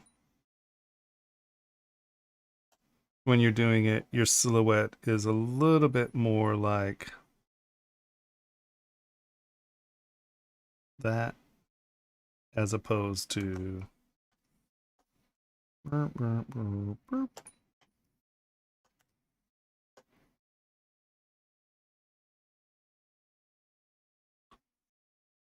that. It'll keep it from looking so puffy. And like, see here, you cut in on both sides of this. And what that silhouette's doing, right? You're getting boom, boom, boom. Where if it were actually meat hanging in an eye socket, symmetry turned off, yes. Clay tubes, yes. It would be a little flatter here with weight here. And then this bag is sitting in front of this. This eyelid is sitting in front of the bag. And you're getting things that look like there's weight in the process. That comes down and has a lip. That's hanging over the lip. That is meat that is coming out from under there.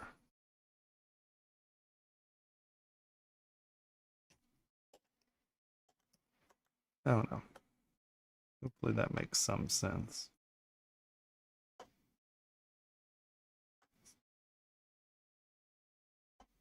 What have you been doing, Ash? Anything exciting and new?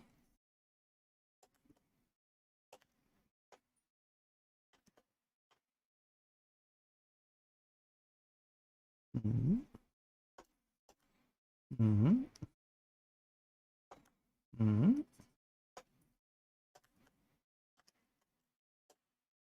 Does that make any sense?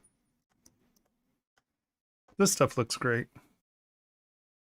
But here again, I think I would try to get some weight into this stuff.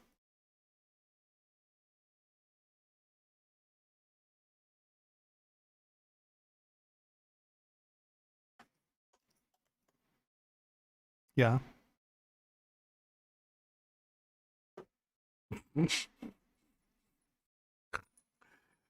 Oh my god, that's hysterical. But at least you were entertaining yourself, right?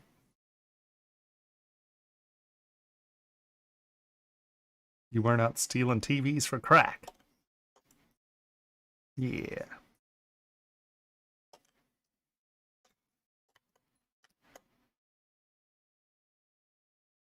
Yeah.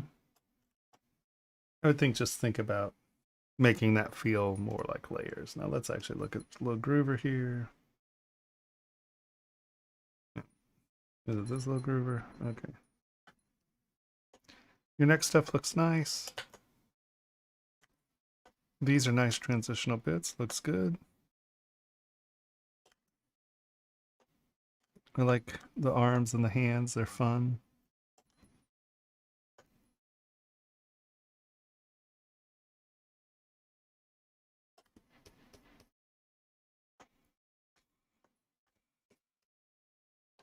I don't know if this is a web or if it's just not cutting through the toe. You see what I mean? I'm not sure what's happening there. If this is a web, I would probably like to see a little bit more definition in here where the web's connecting maybe. And then give it a little texture so it feels like it's supposed to be there. If it's not supposed to be there. AccuCurve, where's my AccuCurve button? Get that crap out of there. Right. So figure out what's going on with that meat right there, and let me see some clarity in that. These legs, back of the legs are fine. This is kind of fun. Spine edge.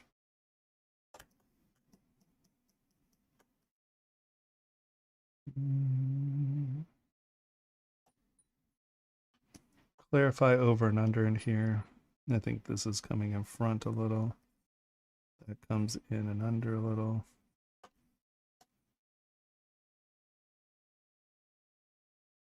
Just make these things look like there's actually meat folding and they're going over and under one another.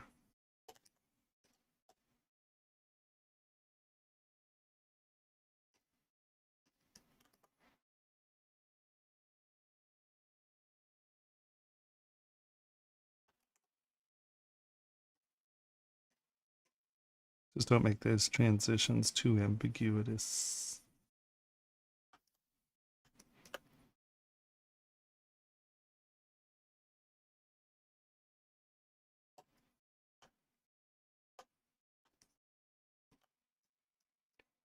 You know. Yep, I would say those are the only issues. Deal with that so it looks like there's actual meat folding.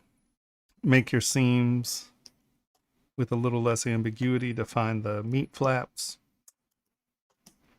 Tell me what's going on between those toes. Other than that, looking pretty darn good. This is actually inserting into this like crack here. It doesn't go to the outside. I know it's alien anatomy and blah, blah, blah, but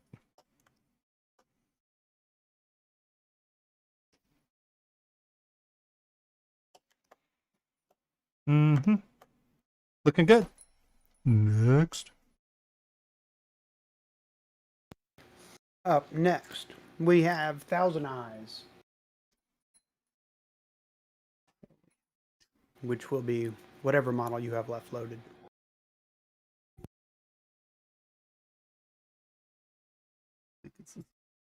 Yep.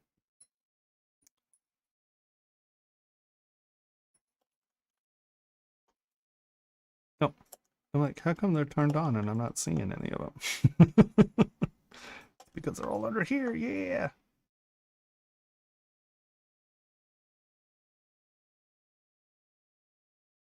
He's awesome. So let's just start here. Once again, I know everybody's like, Tomas, we wish you would just say something else. But I would strongly suggest using SK Twist to define these as opposed to them being cuts. We're going to take SK Twist. We're going to bring it in here. We're going to lower this down. 500,000. I'm going to divide this one more time just so we have a little bit more resolution here. And I'm only going to do this on this corner. So we're going to look at the rest of it here. I'm going to come in here. And we're going to do that. Come back down here. And I'm going in the other direction.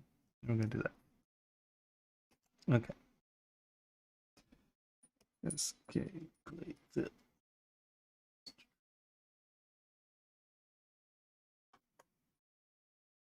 Okay, so what this is going to do for us. I want more res. That's not really giving us our divide. Okay. Actually, maybe it's better if I do it the other way around. We're going to do it down here. Twist.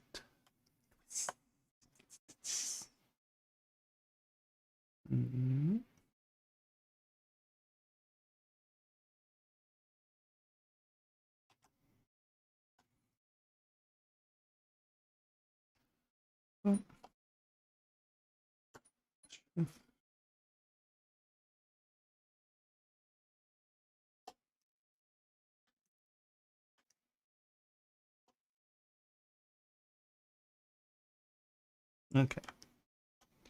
So there are models under there that are coming up through that back. But let's look at this when you've just cut this crack in and see here, it's not really resolute. You come back here and see how you get this slight bright edge right here. It's like right here along this edge. You can see that it's bright and it rolls. That gives you a really nice little reflective edge that tells you that that's the end. When you come up here, if you're just cutting it, you can see that this is sort of soft, and even if you cut it in, it's what it is. We're going to take SK trim or twist, and we're going to come up. We're going to come around the corner there. We're going to bring this in and bring that around the corner. And see how instead of those poking in, they're now kind of punching out. The silhouette sort of changed. And that gives you this nice roll that allows you to see that, see what's going on. Now that's interesting. You have noise on, don't you?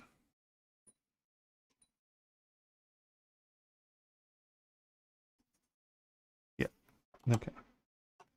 So that's why some of that is correcting as such. But you can see that I'm just going to bring these edges up a touch. So they're sort of scooping up on the edge instead of down. And that gives that a nice bright reflective edge, which is going to show up nicer. Hope you can see that. It gives you a nice clean thing. So let's come under here.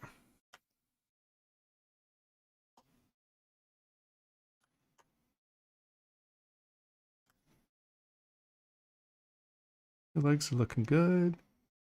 Yet again, and things like this. I'm going to divide this up a little so we have some geometry. And instead of this stuff just pinching, if you're using SK trim or SK twist, how these intersect feel a little bit more like the insect in the sense of you get the parts that are sitting, you know, you sort of start to feel like it's carapace. And I'm just making stuff up here. Don't. You can see if you go one way, it rolls one direction. You roll it the other way, it goes the other direction. And you get these nice little intersecting places, which are nice.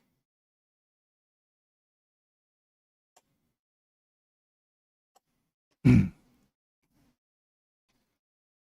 I find Twist does really nice, like just weird surfacing stuff.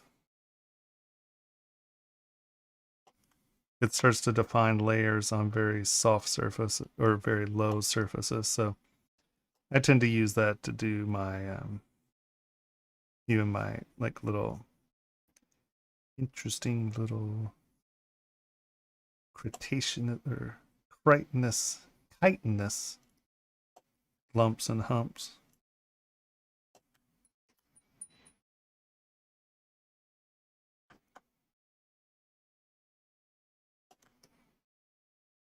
If that makes any sense.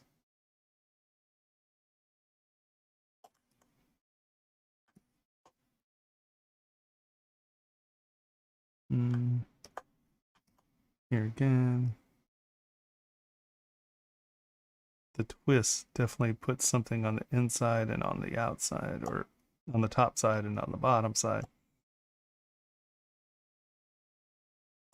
And then usually I use SK clay fill and kind of fill it in behind it. And that gives you the layering effect where those plates are coming together. You can see here, turn everyone off. Like these literally are plates. They are sitting on top of one another. And if you just cut these in, you lose that completely. And I think these are actually facing the wrong direction, if I'm not mistaken. I think that it is, I think it has to be on top going this direction. Otherwise, what's this one attached to? So I think that these are in the wrong direction. And what I mean by that is when you cut those in, this plate, well, yeah, that's fine for right now. This is going to be the plate that's on the inside. So that plate comes that way. No. I might be completely wrong about this. Let me look.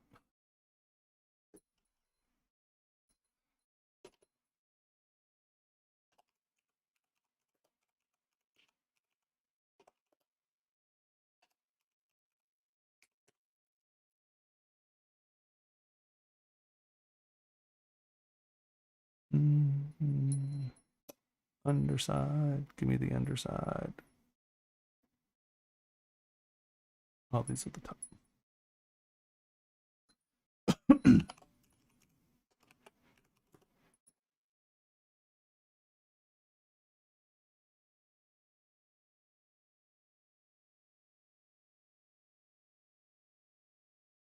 Yeah, No, I'm right. Right, it's got to be the closest to the torso is the bottom, right? Otherwise, what's the end holding on to it? It would just fall off. Okay, I was not mistaken.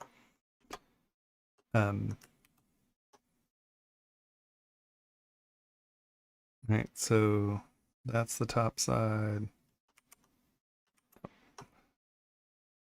That's the top side. That's the top side. That's the top side. That's the top side. Smooth behind. Twist. Shloop. Shloop.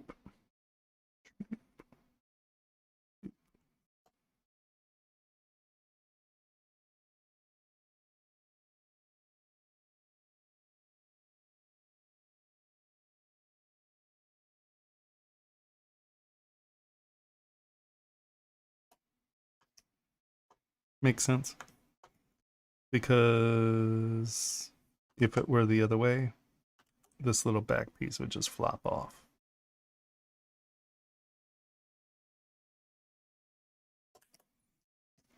So make sure those are going in the right direction. And the other thing I find is if you are, I'm just going to do it right here.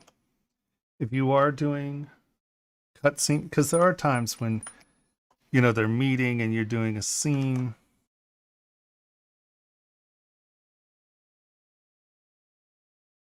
And you use a cut brush, right? If you do that, if you're using a what I call a drawing brush or something that's cutting a V in something, come back over it with pinch and do it very softly and just kind of creep the two surfaces back together. And what that's doing is kind of what the roll brush is doing, in the sense of, instead of you having something like this, the pinch is pulling these edges in. So you wind up with a silhouette that sort of does that if you're careful. And this roll makes it feel like there's something behind it. Just not that it's a V cut, but that it has a hollow on it. These are bright, and it makes it look like they're folding over one another a little more. And it gives the edges sort of a pinch up, which gives you a brighter reflecting edge. And that's kind of the story you're selling, right? So if you are doing that, come back in and pinch them together.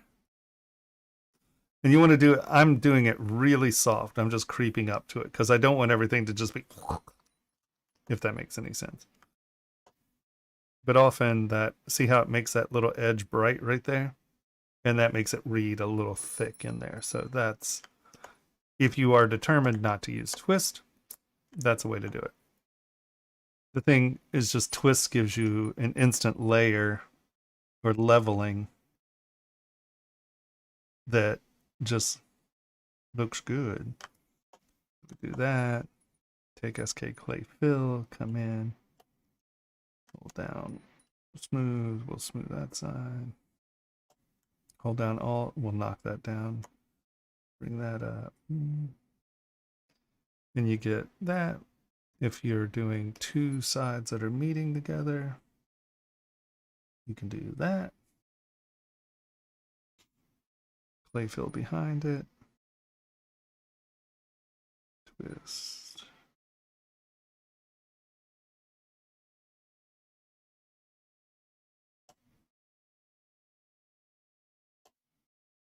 Clay fill. And here again, just use pinch real close. Or real, not, don't use it very dramatically, I guess is what I'm trying to say. And I'll see how those look very clearly like two different surfaces that are kind of butting up against each other. And that's why I like to use the twist more.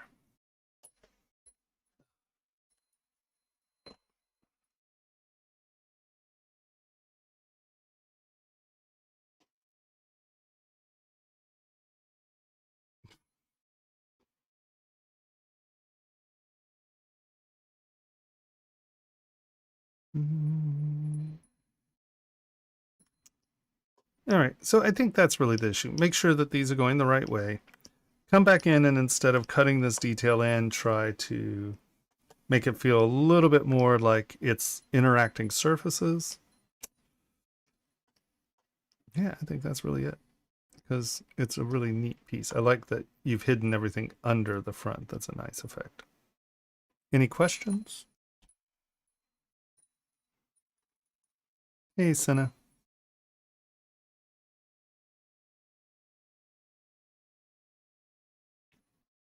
I'm doing great.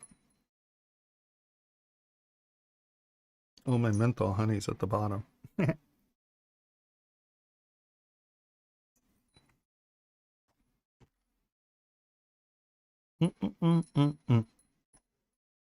Nope, I'm super good. Trying to be super healthy. I've been walking a lot in the mornings. I did almost 7 miles today. Been eating well. Yeah, woo. Trying not to be the fat guy in the corner. Yeah, no, it's very nice, for sure. Like I said, I think it's fun that it's all on the inside, so you don't really see it from the back. Very cool, very cool. Okay. Anyone else? Yep, you've got a lot more files.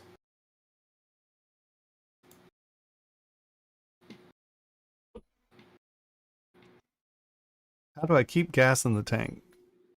Obsessive compulsive disorder? Seriously? I'm OCD. Honestly, Ash, whenever I get weirded out, I literally just pick a random thing in my room and just sculpt it. In that way, there's no judgment. It's purely just it's like a technical puzzle. And so my brain focuses on it with only intellectual judgment, if that makes any sense. It's like, does it look like that?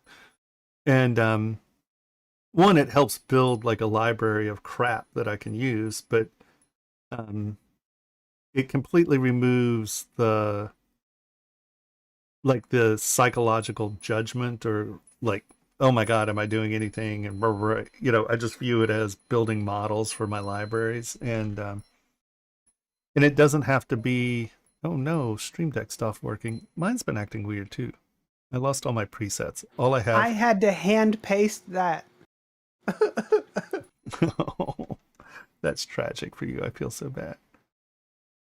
Look, that's all I have on my Stream Deck now. Look, I have one button, and it says Stream Deck. That's all it does. All of my presets are gone. I don't know where they went. That was frustrating, actually. That's okay. It really does suck for my Premiere and what's that other program I use? Audition. I have not exactly what you had set up. If you were using the defaults, I have those set up on mine as well, so I can send you the profiles. That would be helpful. Okay, so we have Raphael, Kyle, and Gabrielle. Is that it? No, there's so many Oh, more. jeez. Refresh the page. No, I needed to refresh the page. Holy Hannah. That is a lot more, isn't it? Yeah, there's no way we'll get through all these. What time is it? 10? I mean, there's a chance. That's a lot. Mm-hmm. Nope, there's some ZPRs in there. Those last three are ZPRs. Oh, ignore those last three then. Okay. Is Sebastian a ZTL? Okay, so from Sebastian down. Should be 11 items. Woohoo.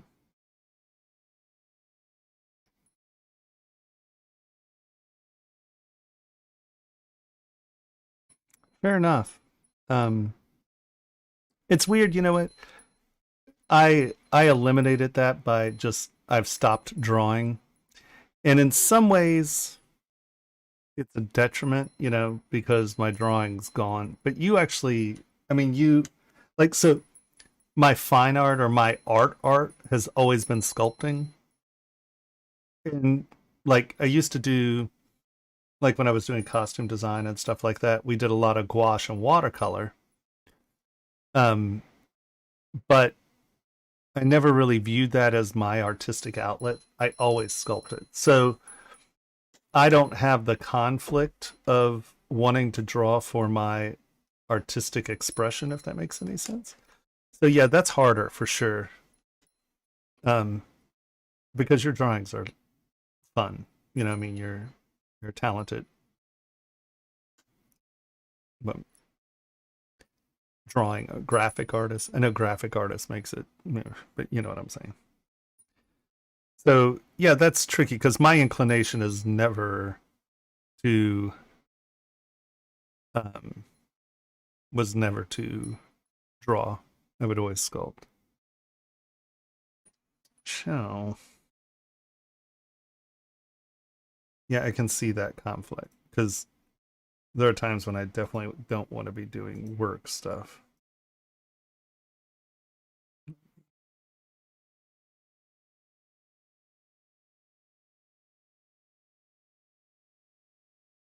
Now this is going to be funny to see if I wind up with mystery models again.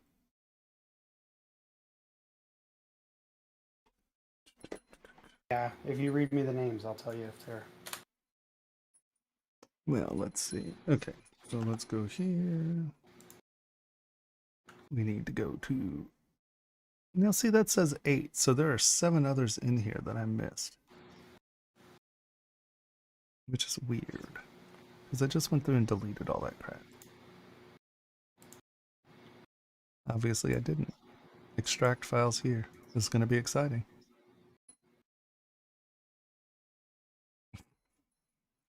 Yeah, you shouldn't be drawing or any of that. You should be practicing your Blender. Did that extract?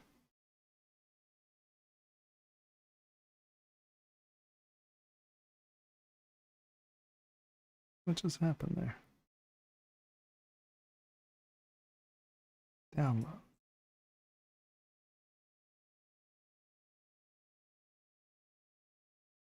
Detail.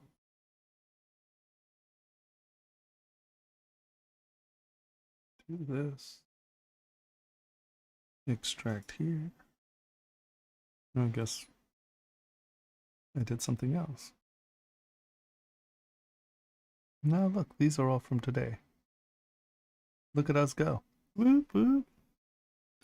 Okay. How many files is that? 1, 2, 3, 4, 5, 6, 7, 8, 9, 10, 11. Perfect.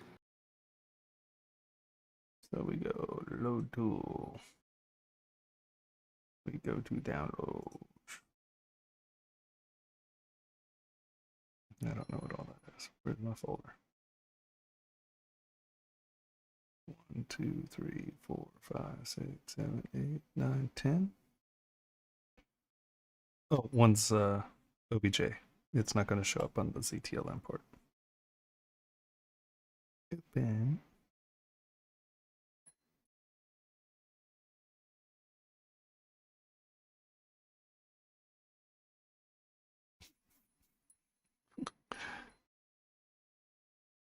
Yeah, I think that you should play another round of Super Auto Pets. Because that's obviously working for you. So I wouldn't get too stressed about it.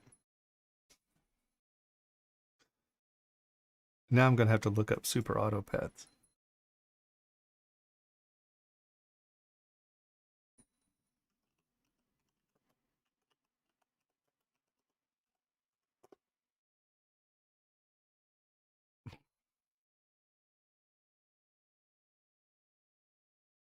Oh my god, is it just like racing? What is going on there?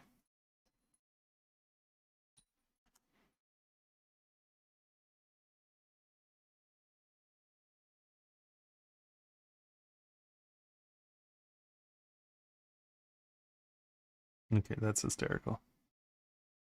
So what pet are you racing? You just smashed stickers together. Who's racing? Now I'm perplexed. Are we going to have to race against each other online? I'm willing to do it.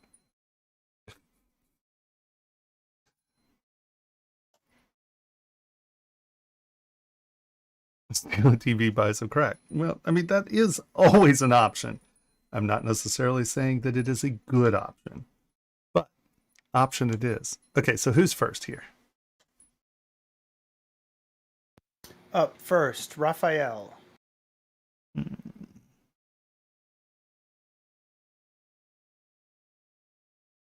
Do we know which one Raphael's is? Barbara 29 Monteiro.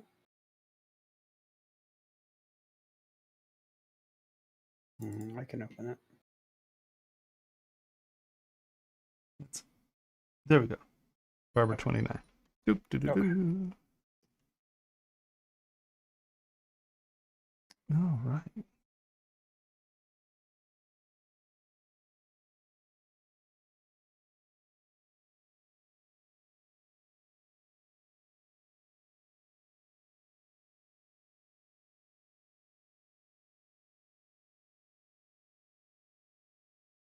Did you do the cloth here, or is this from what's that thing called?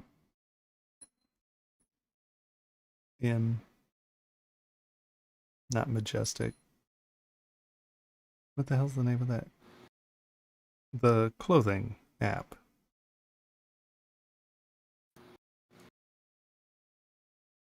Magnificent designer. Marvelous designer. Marvelous. I have a feeling that this is from Marvelous. Which, I mean, is fine. That's not bad. It's just, if your thicknesses are ungodly accurate, if this is not from Marvelous. I think it's from Marvelous because look, it doesn't have a back here. Usually Marvelous is one-sided models.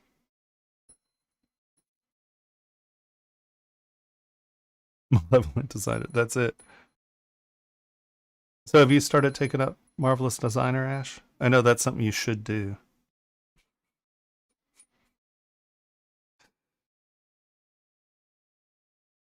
Yeah, these wrinkles are really nice. I like how they're tight around her calf on the back. This is my problem with every pair of sort of stretchy pants I've ever purchased in my life. I have very big calves, and everything is like loose, loose, loose, tight around my calves. Loose, loose, loose. It looks so stupid.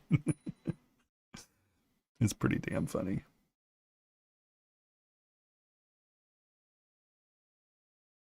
Yeah, the zipper placement's beautiful. I mean, honestly, your thicknesses are mind-bendingly consistent.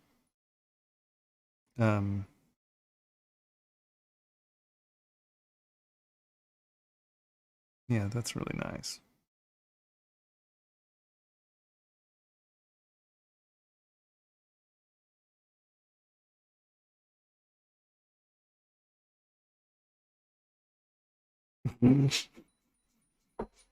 I can see, I can see, I can see that that is definitely an answer that makes sense. But you can see here how the edges are welted. This is obviously felded over. This is obviously top stitching. Yep, fabric's lovely, wonderful. It's good. The pinching is good. If you didn't do this in Marvelous and you did this like just building things here, you're a god and should have a job because that's mind bending. If you did it with Marvelous, you did a great job interacting with it because a lot of the Marvelous stuff looks like sort of garbage bags stretched on things. So either way, yeah, you killed it. The fabric looks great. The model looks great. What's interesting is I don't think you did the boots in Marvelous, so, you know, your construction of them is tight. I mean, they're very nice.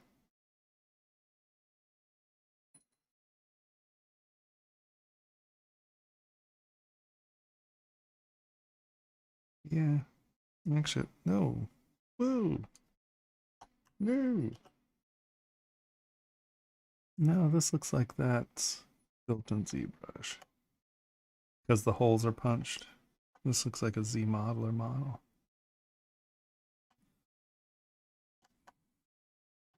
That's nice. Here, be careful. No, let's leave it. Make sure that your belts don't, or anything for that matter. If something is on top, be careful. Just pull this one out a little, just so it retains that edge. Right. Just punch that one surface behind the other one, just so those don't conflict.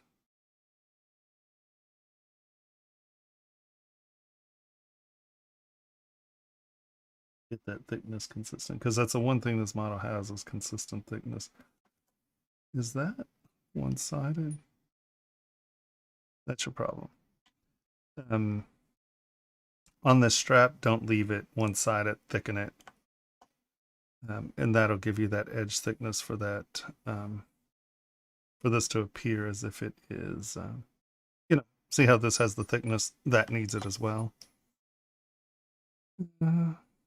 Yeah, no, those are beautiful. They look great. Fabric is good. Hold on, let's see here.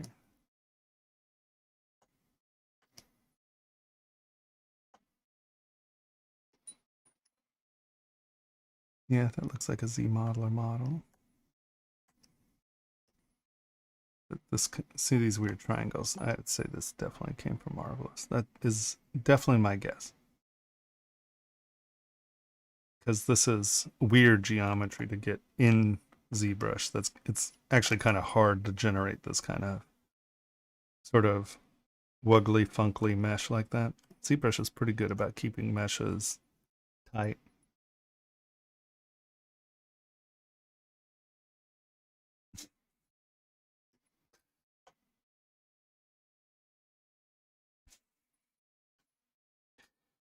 You goofy bastards. Yeah, goofy bastards. That's beautiful. Let's look at this face.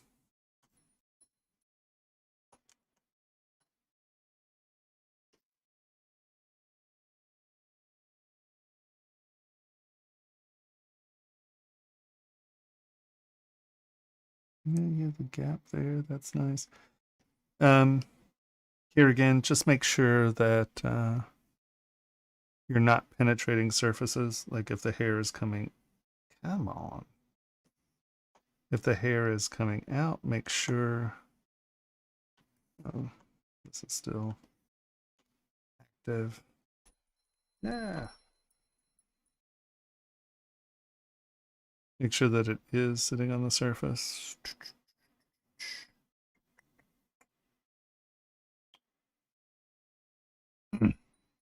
That's getting old. Right, don't have these things crossing into the surface. Is like one of my biggest pet peeves.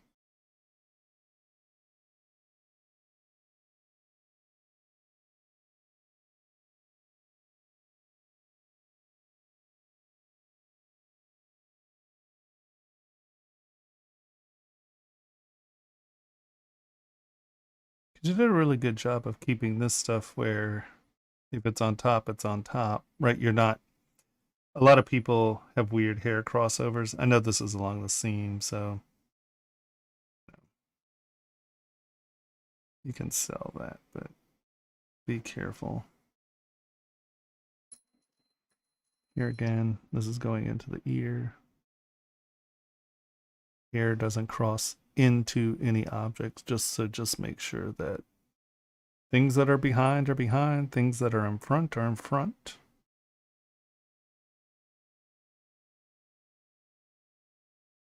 Yep, other than a few of those crossover surfaces, it's beautiful. I mean, it's beautiful even with those crossover surfaces, but I think you know what I mean.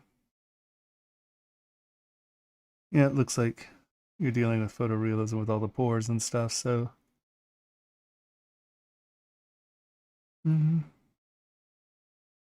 Yeah, you know, in a young face, it's not going to be much more than that. Looks great. Any questions? Anyone?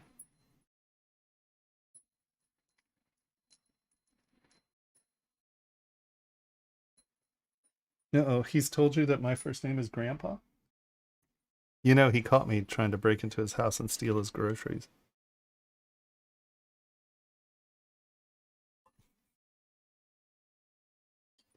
Yeah, it's lovely. All right, where are we? You ready for the next one? Kyle Remy Bulldog Paint.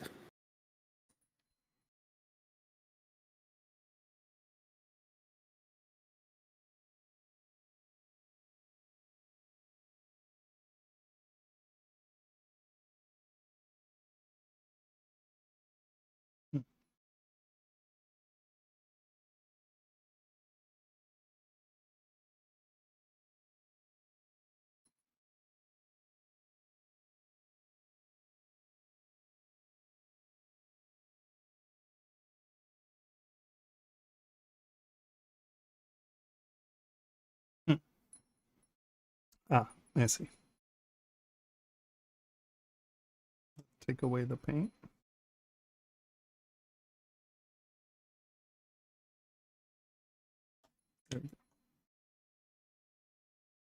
Okay.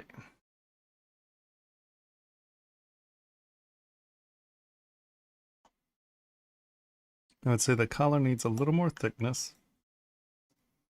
It should feel a little stiffer.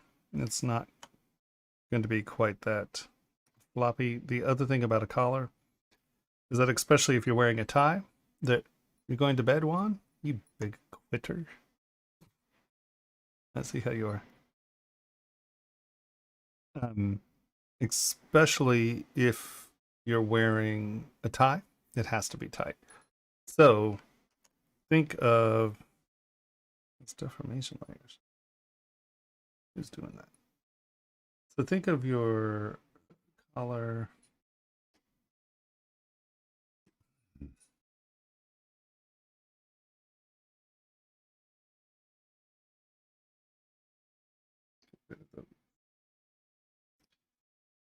So make sure you think of your collar a little bit more sort of attached to him. And we're going to divide them up just so I have some geometry.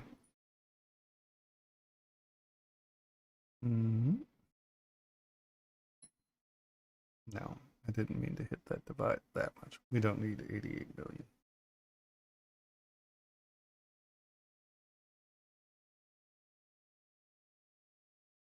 Medium-sized quitter. I'm sure I'll see you tomorrow.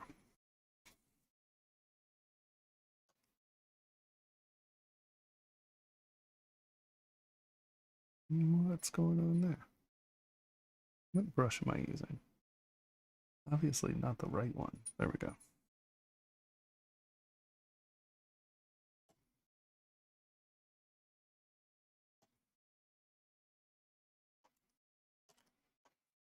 Mm-hmm.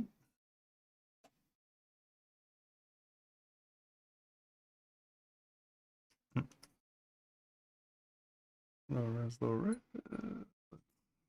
Knock that back down and let me just get the collar height transparency. This is our collar.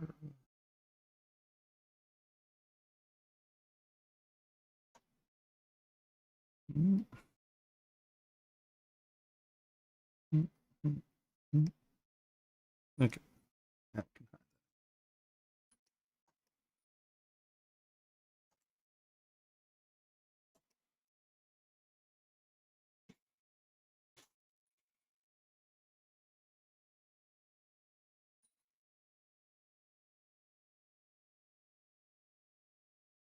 This is my collar.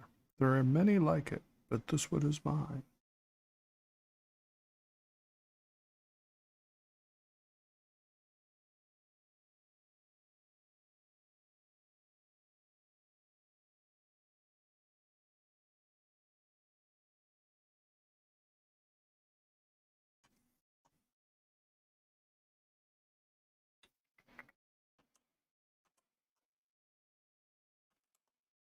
Come on.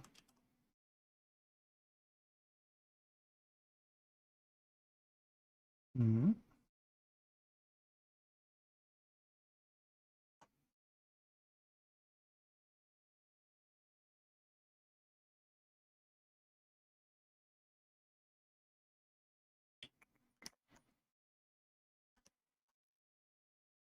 So sometimes, especially on things like collars, where it really is sitting against the object, sometimes it's just easier to sculpt it than try to create a layer that is doing it, because this is going to ride right on the surface of the neck. And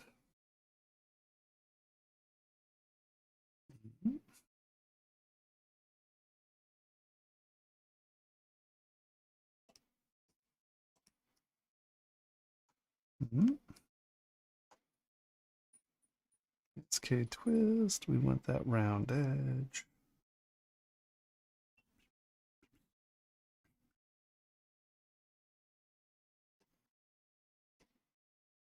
You're leaving. I see how you are.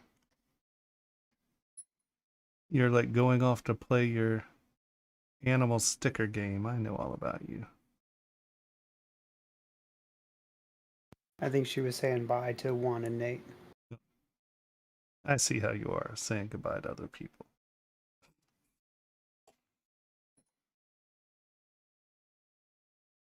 Mm-hmm. Mm-hmm. Low res, low res. Smooth out, smooth out.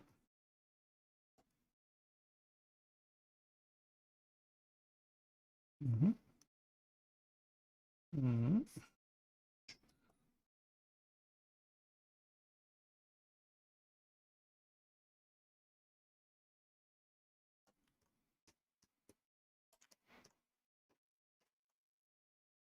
Mm-hmm.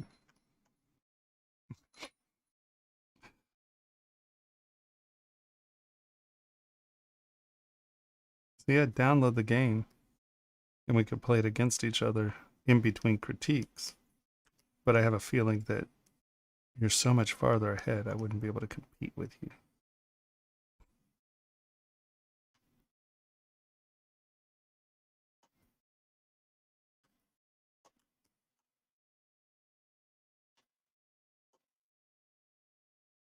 Right. So now it appears as if that collar is sitting on the neck of our little groover here.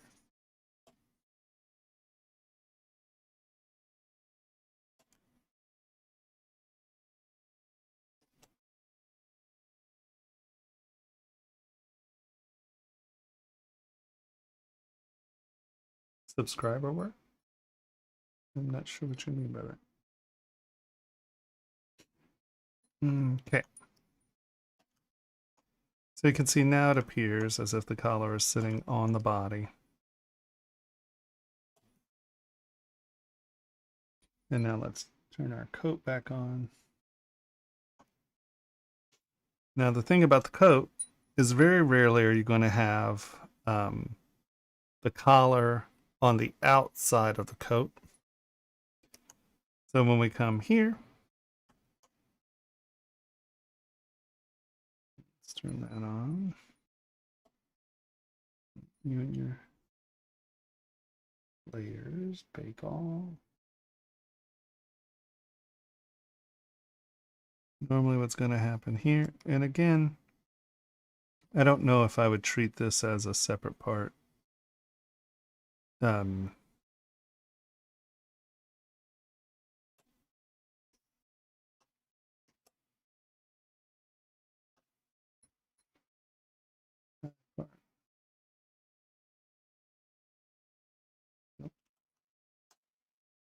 Let's select this one.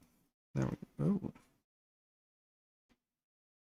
So it isn't a separate part. It's edge looped. Is that what I'm saying? Okay. Interesting. All right. We can deal with that. Mhm.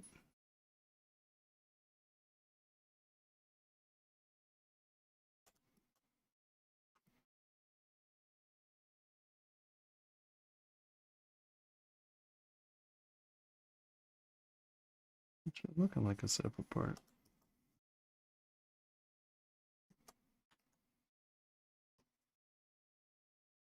What's going on? Well, whatever. Okay.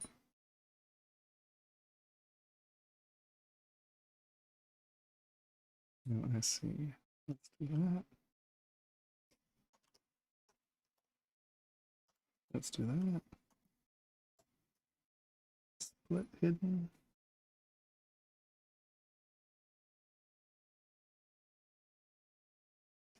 Why are you telling me nothing's hidden? Oh. Oh, where is it? Where is it? Where is it? There we go. Split hidden.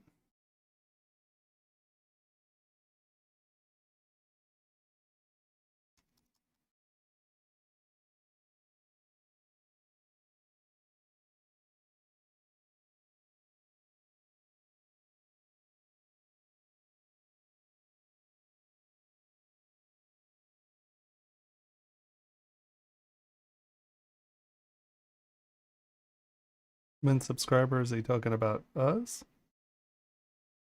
Or subscribing just to... I think they just mean the audience in Hmm. general. Okay. Just making sure. Okay. Let's get back to our coat here. Let's hide that color. I understand what you were doing with this stuff, but I think that viewing them as separate surfaces isn't really helping you at this point, because it's allowing you to make these ultra thin things that aren't doing what the actual thing would do. So, divide.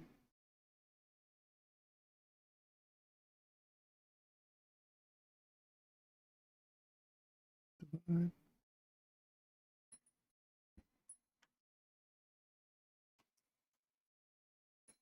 Okay, so now we're going to come in here. We're going to turn transparency off and think about what our coat is doing, right? So we're going to do clay tubes. We're going to knock this back a little. This will be the color for the coat.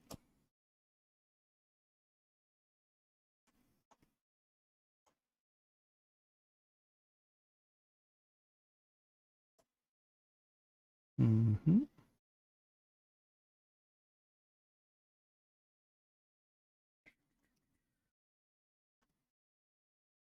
And normally it's going to just kind of come in like this, which you had it. This is going to come in like this. Do that.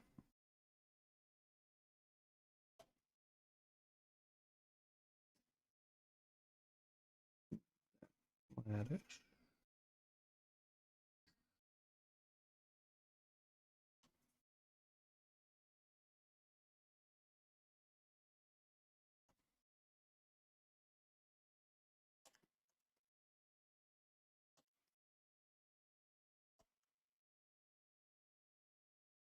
And this is normally just a smooth, because that's coming up over the shoulder and being nice and weighted.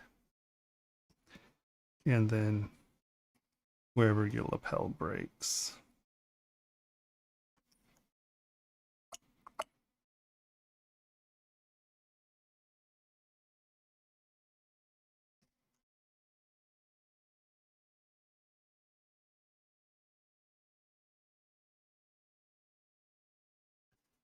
And so the other shape that we're going to try to get here is, because coating is usually weighted, and this, well, used to have horsehair interfacing, but now has interfacing. The silhouette that you're trying to get on collars and lapels is kind of like this, scoop, and then an edge, because you have a lot of that fabric sitting there and rolling. Yeah, we come in, let's hit this with inflate. So we have a rolled edge here. Smooth it out.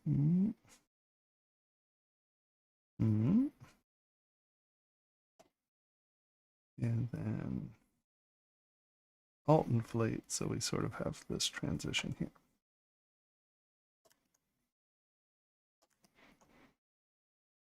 And you can take slide and sort of punch that up to wherever you want it to go.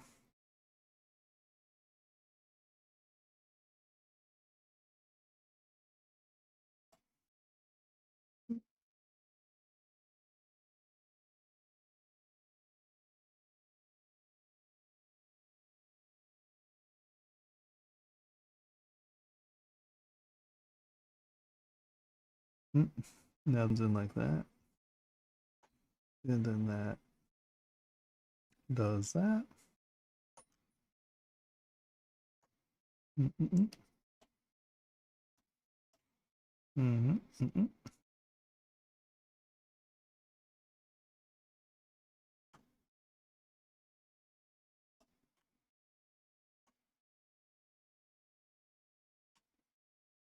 Mm-hmm.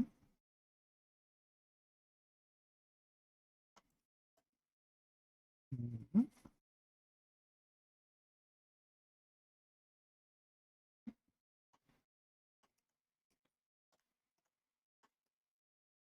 So as you can see, the collar tends to sit under the coat, collar, and lapel. And these things don't have airspace in between them, right? And that's why I find that instead of trying to create these as separate parts, often it just looks 100 times better if it is sort of sitting and doing what the fabric would naturally do. Does that make sense? Yep. And see here, see how that's hollow? You know, that makes no sense, right? So if we go back to here and just think of the sculptural solution. Let's turn that down. That's a little excited. Right? The knot goes behind the collar. The collar usually has a bulge right there. Comes down. Mm-hmm.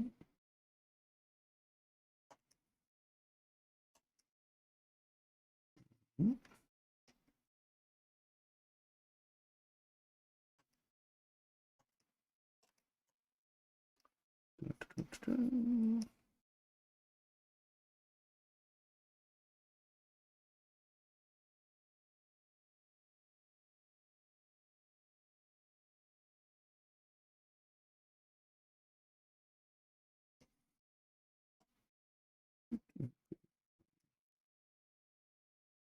Usually has a dent or two.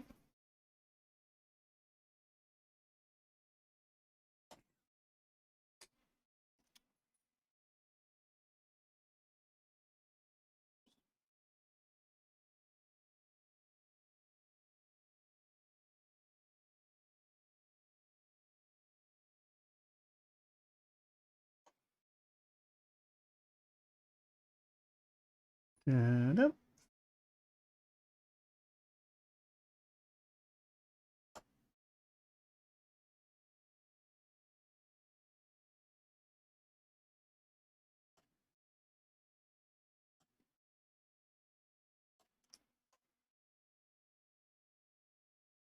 Let me fill that in.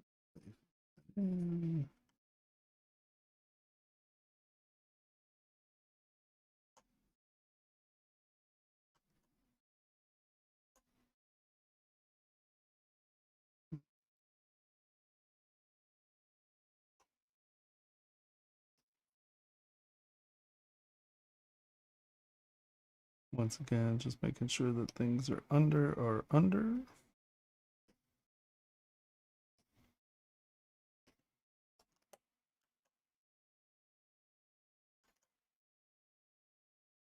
Right. And they have thickness. I think that's really the issue there.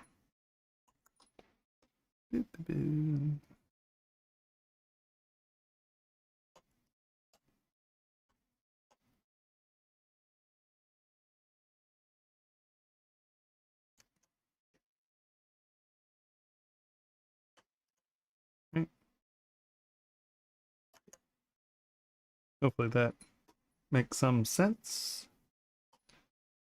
But other than that, he's fun. I would tend to get a little bit more crispness here. A lot of people are willing to have much softer models just because they know they're going to paint them. But if you don't have the dimensionality there, often it just doesn't read quite right.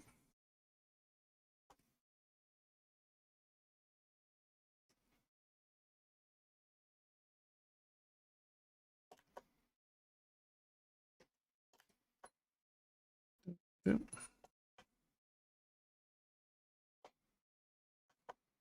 But do you see what I mean? How these lapels look anemic and they're just riding across the surface. Same with the collar. You have the airspace in the collar. We're going to turn that off. We're going to turn that off. We're going to turn that. Nope. We are going to turn that off.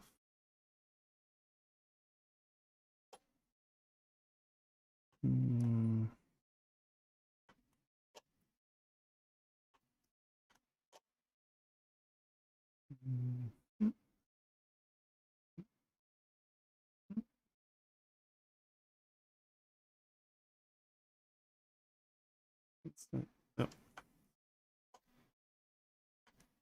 But does that make, I mean, see how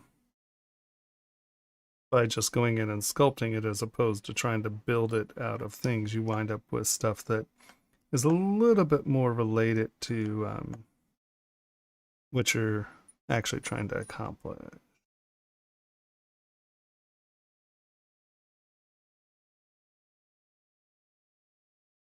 Mm-hmm.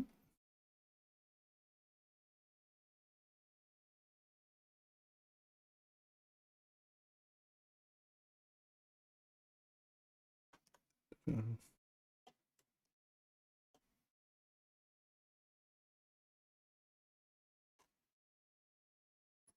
There you go. I think that makes a little more sense.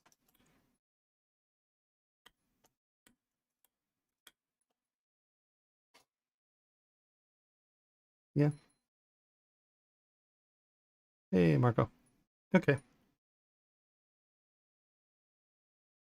Who's next? Are there any questions on that?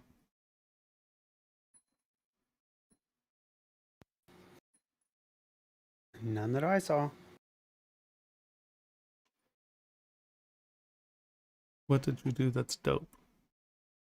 Oh, my ring. Someone asked for my portfolio, but I don't have one. So I sent a link to my ring, which is like the only public work I have. That's my portfolio. I made this. this one thing. This one thing. That's what I got. Have a problem with it? Pooh. I have lots of pictures on my camera, but they just live on my camera. Right? I need to get one of those. Well, I guess Alligator has one, so. No. I was saying one of those little light box things, but Alligator has one, so. Juan spent like an hour and a half with me on Saturday morning teaching me how to use it better. Nice. Yeah. It works really well with a phone, but unless you have an iPhone specifically and the newest one, the app does not know what to do with your phone. Well, luckily I have that. Yeah. So you'll be able to take good pics right out of your phone, and it'll be a just point and click. But, yeah, no, it's actually pretty sexy because it ties in with the app and it rotates, and you can set it. It's taking the metering actually off of the lights and stuff, so you wind up with pretty solid photos. Yeah, the backgrounds are just perfect. Yeah, there's a lot more work to do with a full-on camera. Yeah, I want to set up an actual like open lighting environment for stuff. Mm-hmm. All right. Up next, Gabrielle. Infinite Sword. I think this is it. Let's turn your paint off.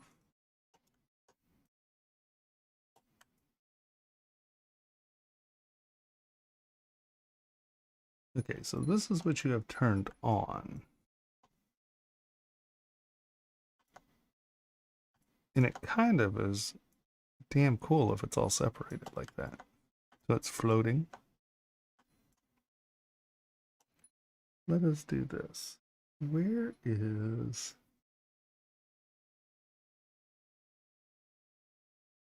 I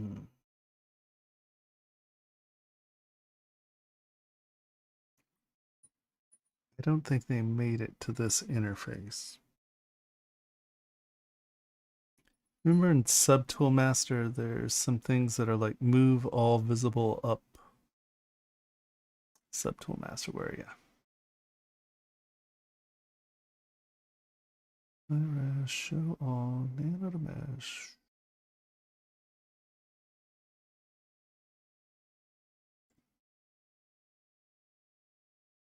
Maybe they didn't. Maybe they came out of a different thing.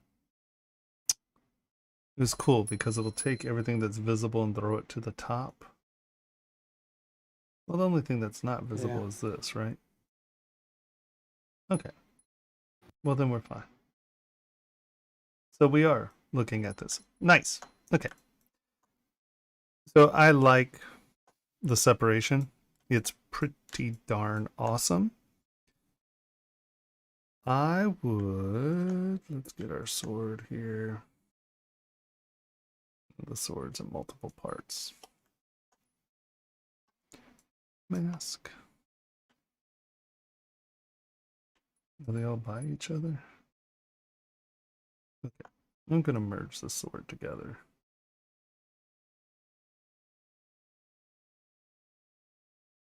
Because I want to move it a little. Think of the subdivisions, Tomas. Unless it doesn't have any. Yeah, it's low. It's low. Merge down. Okay, so there's our sword. W. Let's move this up just a touch. So there's airspace here, here, and here. Just looking at my silhouettes here, right? I'm looking at this guy up here. And then the only other thing is silhouette-wise, I would sort of either make this... Oh, this is a separate part. Make this a little longer, so you're actually crossing that over. Right, see how this, look at this up here. This silhouette in the middle. Let's look at our negative space. Here, undo. See how it just is sort of touching the tip there? Either have it where this is down and that sword is floating in the middle. You see what I mean here? Or have this intentionally cross and have it cross into a more interesting shape. Stop it. Oh, that's what I want. Right, where this is kind of with a little bit more intentionality, right? But the problem with that crossing is you're losing the feeling of it floating. So I would probably maybe do something in that vein.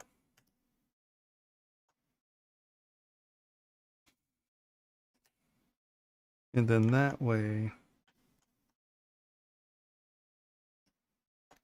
you're selling that floating in the silhouette. See up here how it's now, nothing's crossing that.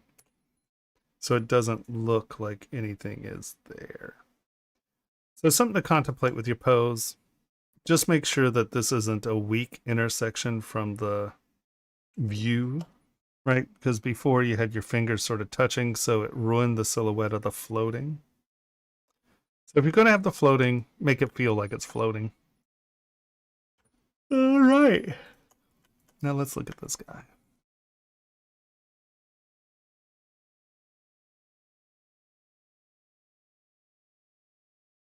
This is a really nice, subtle, stylized, carapace-y, cretinous-y sort of, like going from hard surface to that. Yeah,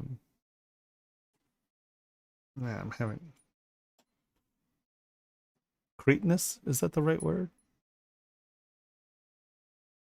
I'm having a insecurity on my name for what shells are made out of, or what carapaces are made out of. Chitin? Is that the word you're looking Chitinous. for? Thank you. Yeah, I'm like, cretinous is not right. I'm like, that's not sounding right at all. Chitinous. Thank you. I'm like, that's not the right word. Right. So where you're going from the hard surface to that organic sort of um, grown is really lovely. Yeah. I like how this is, organic, sort of Evangelion, sort of hard surface and organic. I like that the head is like full tilt hard surface with soft surface eyeballs. I like it.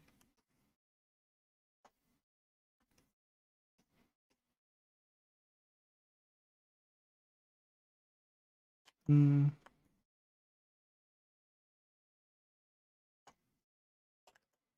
Excuse me. You're doing so well. I think that when you're doing these guys, just make sure that, something is going under the other thing instead of just a cut. Because these feel a little bit more, you sort of have it going there. So, right. Just try to make that be, a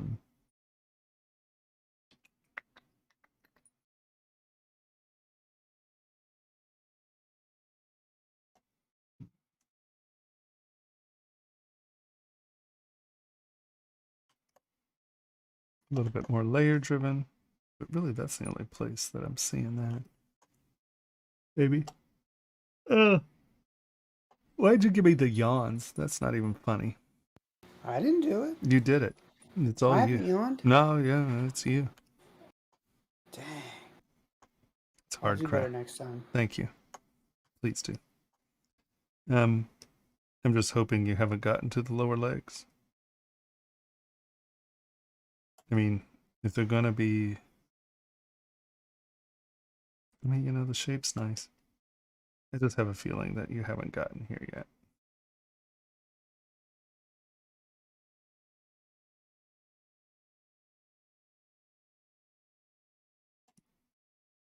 Boop, boop, boop.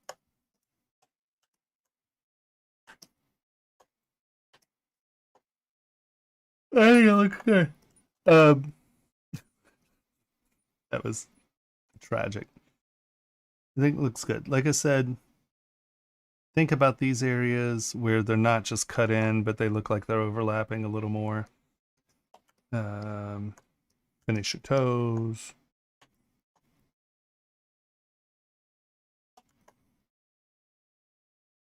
I assume you're going to make this arm look a little bit more like that arm, where the details match, or the level of detail is matching.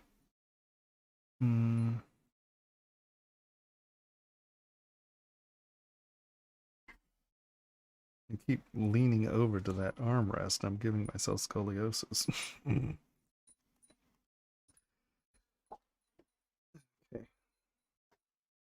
Uh-oh.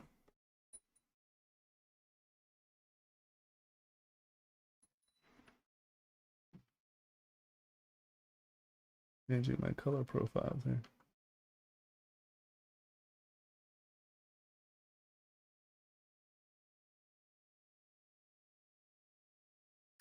That's interesting.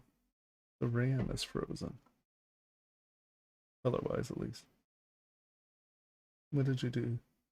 I know it's you. The front two are...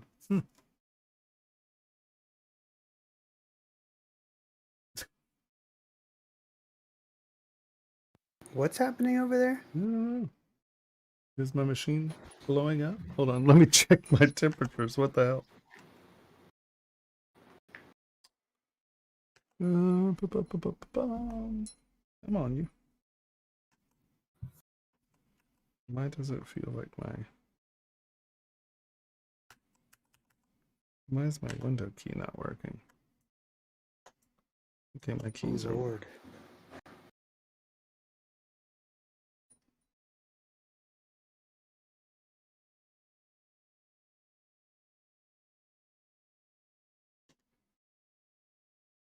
No.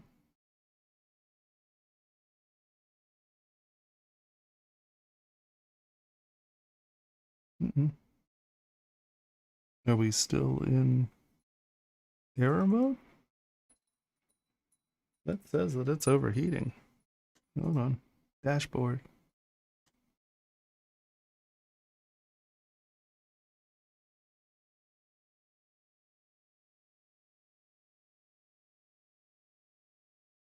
Why did all this get weird? Can you hear me? Yeah. Why am I not seeing system info? This isn't working in failsafe mode. I would just restart IQ just to make sure it's not. Well, it's only 59 degrees. Why is that? Yeah. That doesn't make any sense, does it? Yeah, in your taskbar, close the IQ window. In your taskbar, click the little up arrow, and then right click on the IQ icon. Where's my Close it. taskbar? What's my taskbar? You know, the thing at the bottom of the screen. Little moon, 51 clear, up arrow. Little moon, 51 clear. Oh, over here. Look more to the right. Okay. All right. And so now what am I looking for in here? This thing The right IQ icon. I don't see that.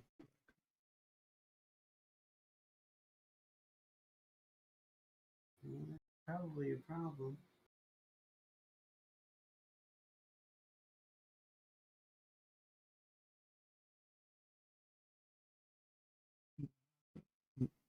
No, that's not. It's the little like hex nut. I think it's on the top row. Oh, that one? Okay, so quit. Yeah.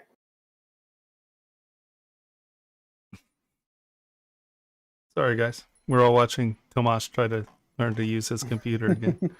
And now open IQ again. Okay, boop. I sort of bumped my thing. I think that it's still reading red.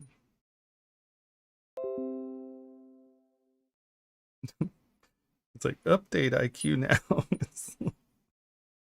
What a crab apple.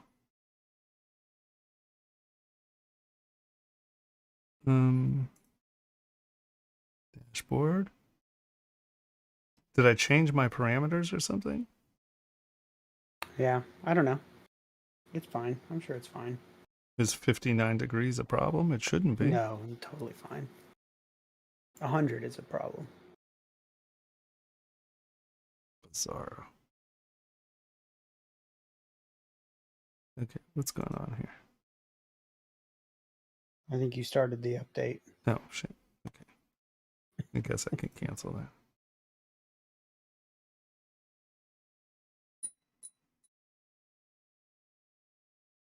Okay. This is not... It's just going to say, hey, I'm dying over here all night. All right, everybody gets to see red flashing lights. Dying! Dying! For God's sake. Computers. It's easy enough to ignore. All right. As long as you say that's safe, right? We're looking at it. 59.2 is safe. Oh, yeah, that's totally fine. Right. It's just decided that it's going to be a pain in the butt, I guess. Yeah. I mean, if the stream suddenly ends, we'll know it became unsafe. 59 is nothing. Wonderful. Is my stream clear? Yeah. Here. Okay. For some reason, for me, on me is unclear. All right. That's stressful. All right. Yep. Other than that, I think this one's looking great. I might just need to reboot. That's really my issue, isn't it?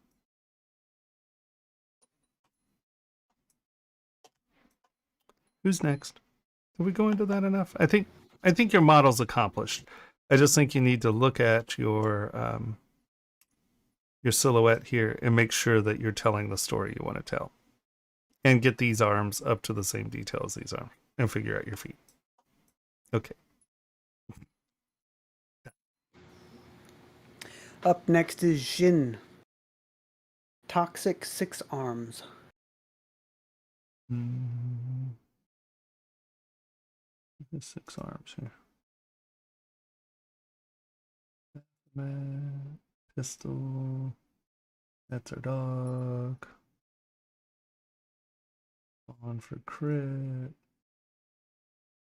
Stag beetle. And is that one that I haven't downloaded? No, you'd have this one. Blacksmith, hair. Oh, toxic 6 arms. Silly me, I was looking for 6 arms. There we go.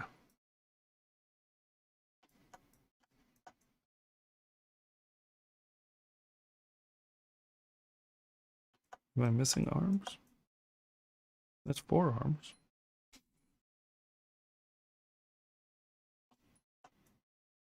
Maybe legs or arms. 4, 6, you know. Yeah, it's all close. Close enough. Close enough to spit on. Red flashing lights stressing me out. Okay, so first thing I would say, and you may already be there, not worry about it, but once again, worry about your silhouette. W. Now I can't see anything because I have no backlighting on my keyboard. Make sure that somehow or another your arms are not sitting on top of one another, or if they are sitting on top of one another, make sure, I would just say make sure that you got something where you're getting, where they're not just right on top of one another, because that seems odd. So pull them in the silhouette and or pull them out in the silhouette, or put them here and change these, but just don't have them sitting on top of one another. That's one thing.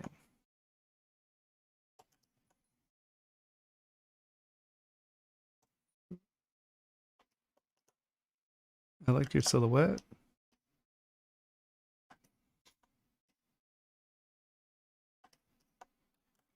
I can see that this is a low-res model, so we can't get too far into it. Wow, I can't see mine. I'm such a spoiled jerk. Hold on, we're going to use a different keyboard, because that one no longer has a light. Yes, everybody, I can't type.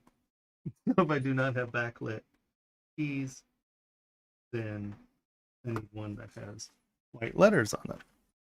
This is 3D Connections new keyboard. It's actually pretty awesome, except this distance is really far, and when you use it in your lap, it sits really far forward.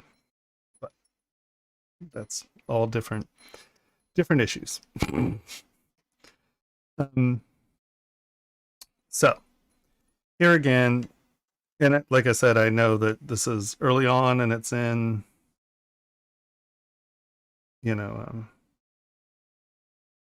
state, but I would make sure that you're not just slicing things in with your detail, right? Make sure that this is actually in front and it's not just cutting in. If it is cutting in, come in and refine your edges with, let's say, pinch.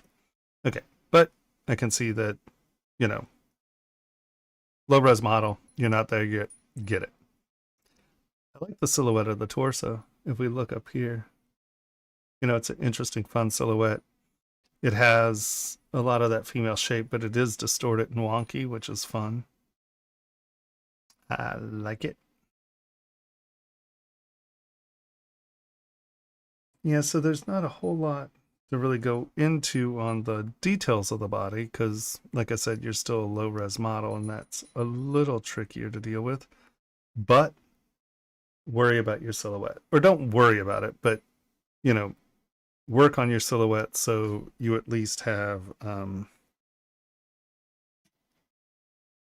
on, something going on where, you know, you can see both arms, both set arms, whatever it is, bringing it in, bringing it out. But I do like your silhouettes. They're nice.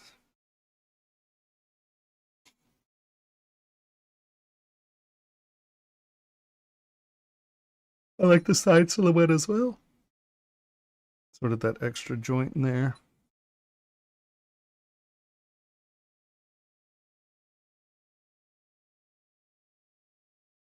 Yep, I would say get some more geometry in this and start tuning your details. Figure out your silhouette pose so you're not crossing over. If you are crossing over, make sure there's a reason for it, right? That it looks intentional. Intentionality is the big thing.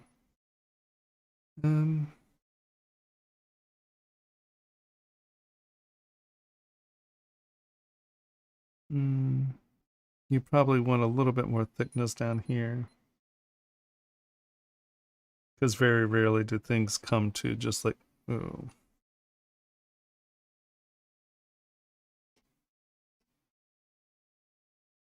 Very rarely do things just kind of come to a point. Hooves are actually, you know, much thicker. And I would come by and sort of give it a, not a sharp edge, but sort of a rounded edge because that implies thickness. But like I said, this is obviously a low poly sort of SketchUp, so I don't know where you are in your detailing. I would also try to come up with a way that is breaking this triangle up. I could be wrong, but it's just such a distinctive.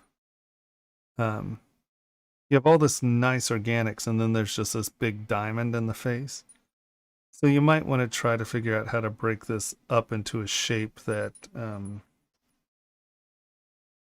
isn't just, you know,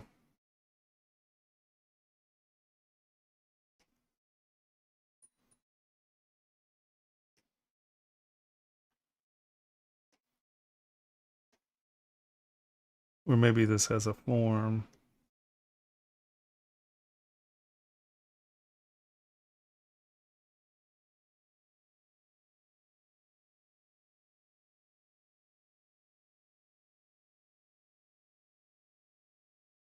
That's sort of tying in with some of the shapes below it.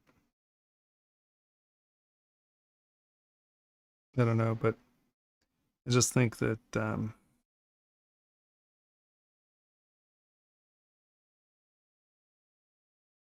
just having that be a big flat thing is way too dramatic a shape there. So figure something with that out. But all in all, it's pretty awesome. I love it.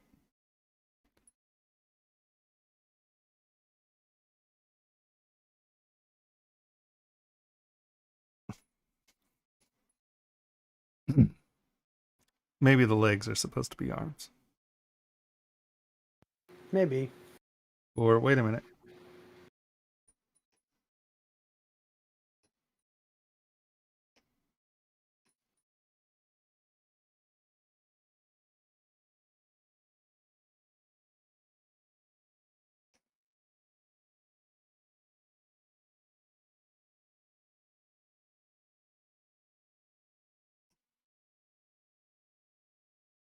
There you go. Maybe Toxic 6 is the franchise name and Arms is the character's name. Ooh, someone's So we're thinking. reading it as Toxic 6 Arms. Maybe it's Toxic 6 Arms. Yeah. Ooh. You could be right. And I'm just a jerk ruining their sculpture. Wouldn't be the first time. That's very true, actually.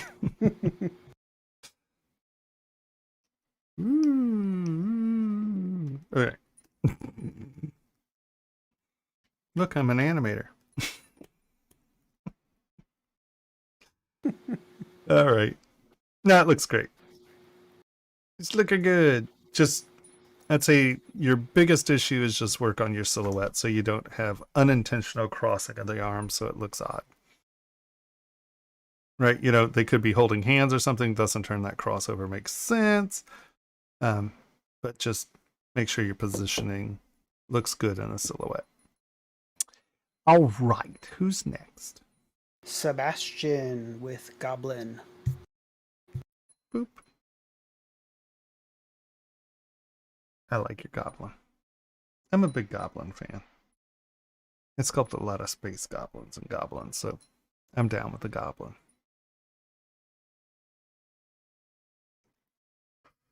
Isn't it really late yet? I'm all yawny. It's not even midnight yet. I know. That's what happens when I wake up at 7:30 in the morning.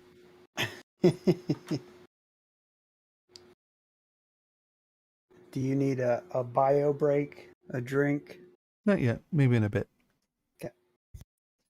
So, I would not remove its lats because you're getting a weird dent in here. Oh, what have I done?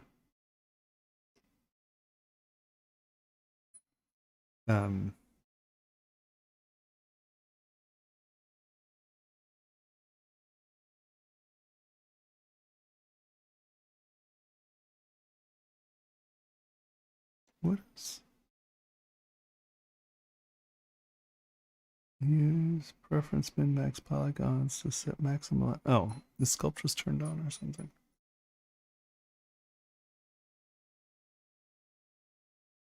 Right, so you have your armpit thing coming here. And I think you might want to consider that because their waist is probably here. So instead of just having a cylinder there, you know, it's still going to have a waist.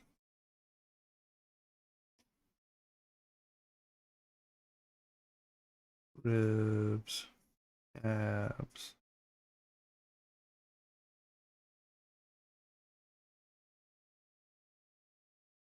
And so it doesn't have to be ripped.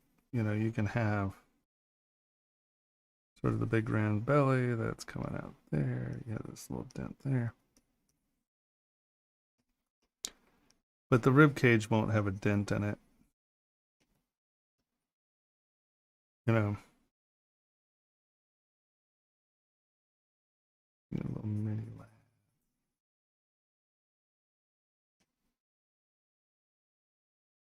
What's happening there? Mm-hmm.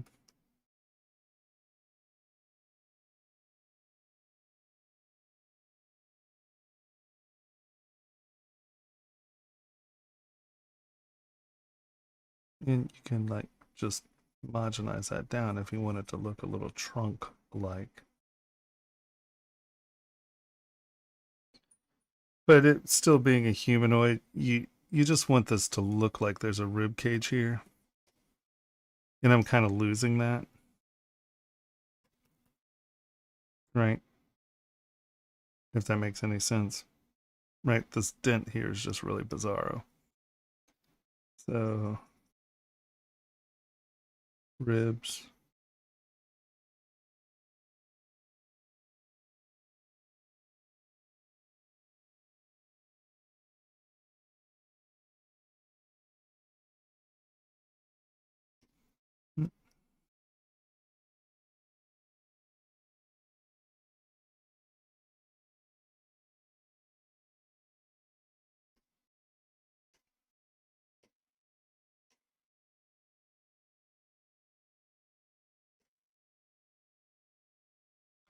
flat,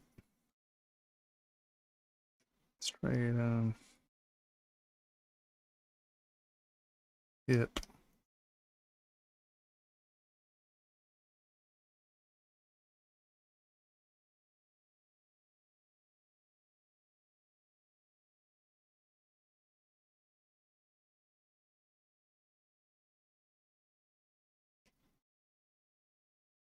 That makes sense, where you're still trying to get a somewhat, you know, it's basically still a humanoid, right? So the anatomy should be fairly associative with human anatomy. And like then if you want it to be fatter, you can come in and like remove, some of the detail and make it lumpier. But it's not just going to be like straight ridges. He still has a waist, he still has hips.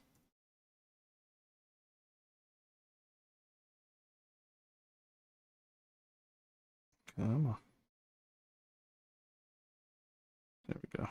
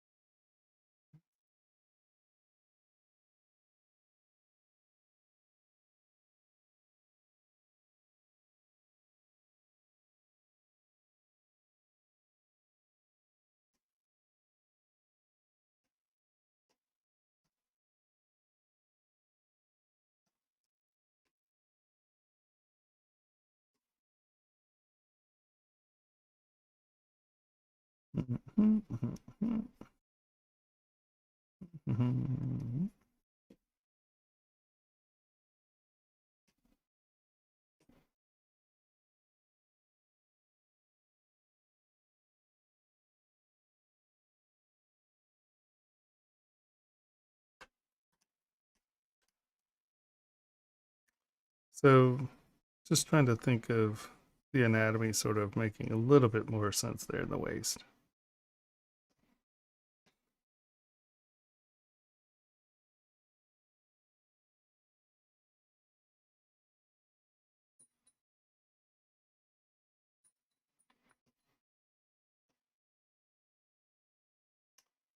Also fabric or skins or come on.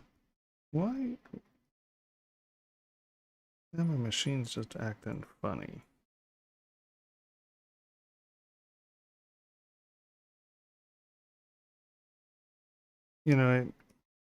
It's sort of pelty looking, but make sure the wrinkles sort of make sense in that sense because, and I'm going to simplify this obviously. If there's a wrinkle and then that's coming down.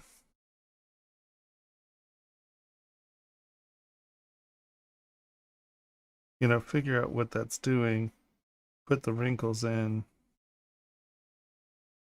and don't just be random in your slashing. Think about how that's folding it on itself and what it's actually doing.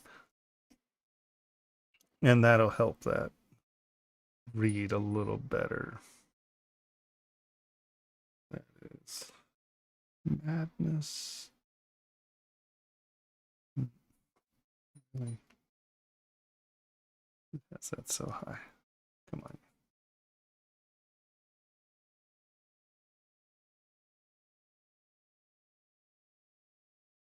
Right, you might have some of that kind of, but it needs to feel like it's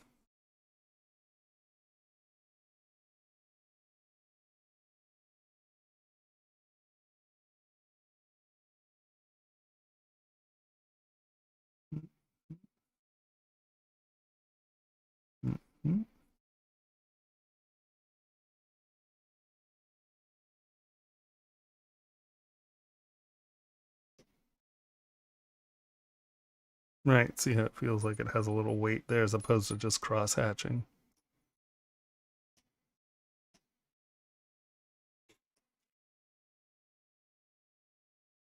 And that's a really tiny human skull if that's a goblin.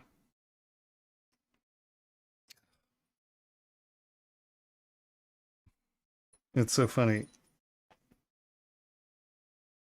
Alligator for the computer at the office, he had an Apple. So, you know, the command and control and alt keys sort of are in different places. Mm-hmm. And I got used to using that over the weekend. Now I keep hitting the damn Windows button. I'm like, ah, everything is just, ah. Oh man, making me nuts. I can't do that. But I have an extra keyboard and I can't find, I don't know where I stat. They might be in those down there. But I have to take a PC keyboard there. That's going to make me nuts. Yeah, so I would just readjust the anatomy just a touch so it feels a little bit more sort of anatomical. And all though, I think it's looking a pretty darn good. You're here. All right. Who's next? Up next is Sean, blacksmith. That looks like a blacksmith, huh? There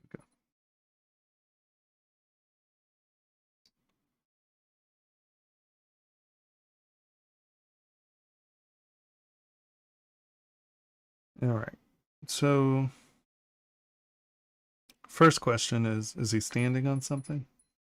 Is there like a little box there?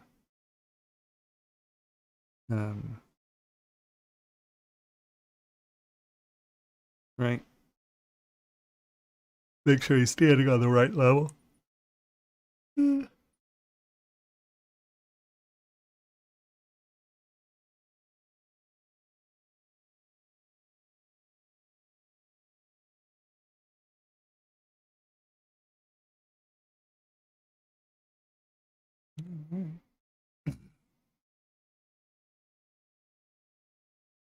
I mean, we're obviously in a low res block up, so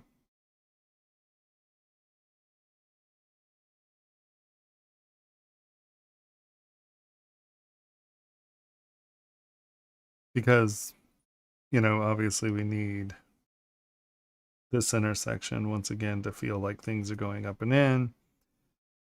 These should feel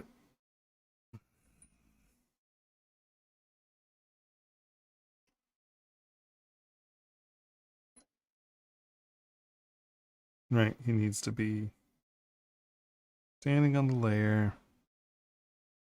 When you come back in and tune the body, oh man, when you come in and tune the body up, obviously, you know, you'll work on the meat rolling over one another. This intersection needs to get in order. The face is starting to look good, has an interesting expression. The pose is nice. The anatomy's nice. You know, once again, the only thing I'd just think about when, oh yeah, oh, I'd have to make coffee or something. I'm not really tired, but I'm getting yawning. Is make sure that these shapes are making sense, right? I know these are muscles, but they do have to associate with the rib cage. Here again, rib cage is getting really flat. Just make sure that this is feeling like a rib cage. This is sitting on top of a rib cage, which is behind this muscle structure, blah, blah, blah, blah. So just evaluate that rib cage area again. All the other muscles are looking good.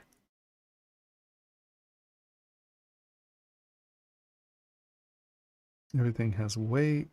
Things that are holding things are holding things.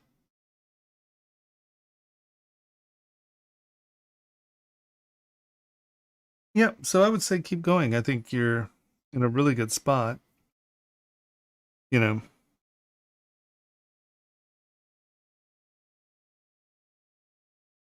that looks nice. Yeah. Yeah. Nope. I would say that, I mean, like the pose, the movement, and the beard, everything's looking good. You just need to kind of keep working on it and tune it up. Get your detail in there, and but here, it's looking good. I like it.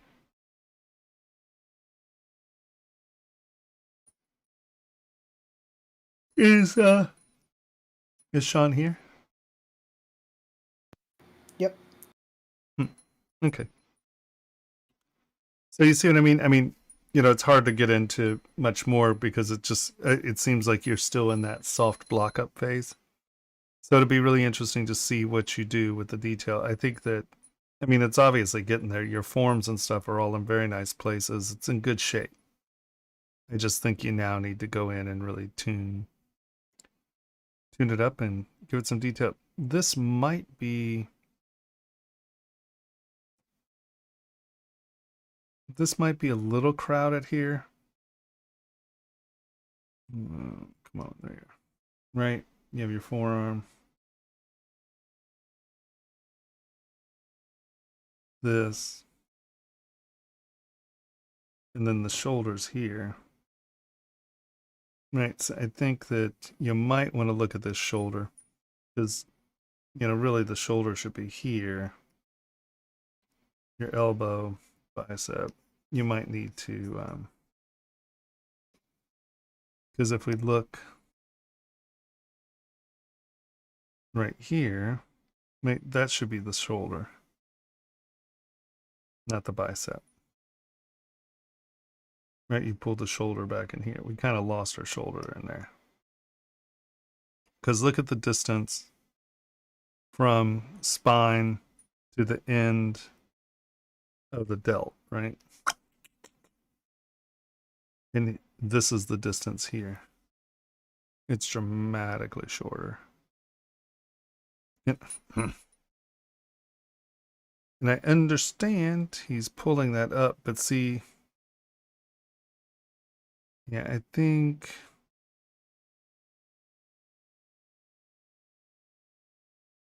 right, bicep, deltoid. And the deltoid's really where the scapula's sitting, right? Scapula, deltoid, bicep.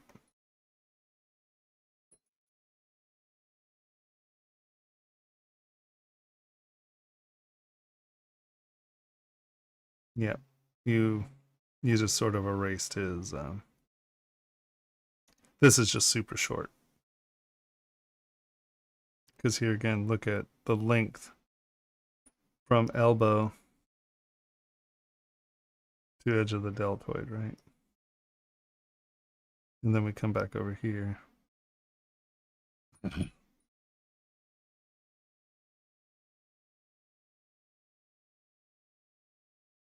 And if this is elbow to the edge of the deltoid, that looks good. But this is now elbow to deltoid, right? There's no room here for the arm. So, oh, that's getting old. Yeah. You just kind of have to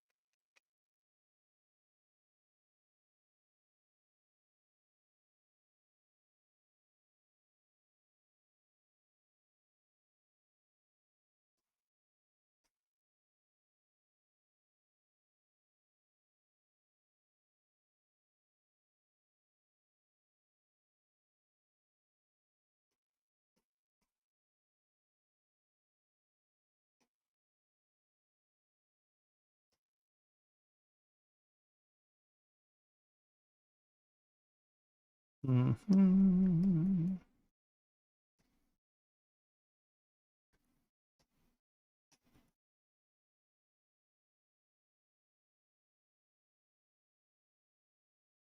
I know I just muddled that into something.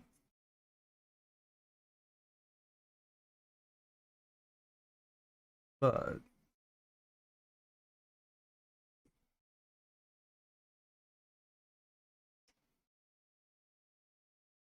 does that make sense? We've now put that meat back in there, and it is all crushing in. But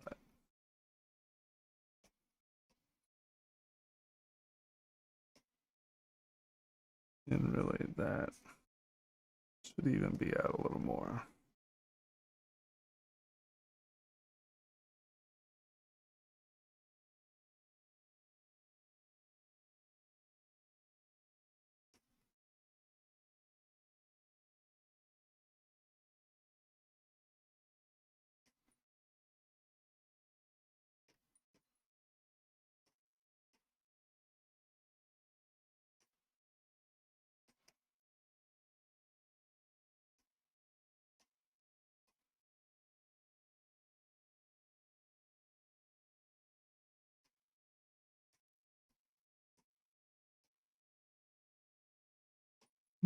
Mm-hmm.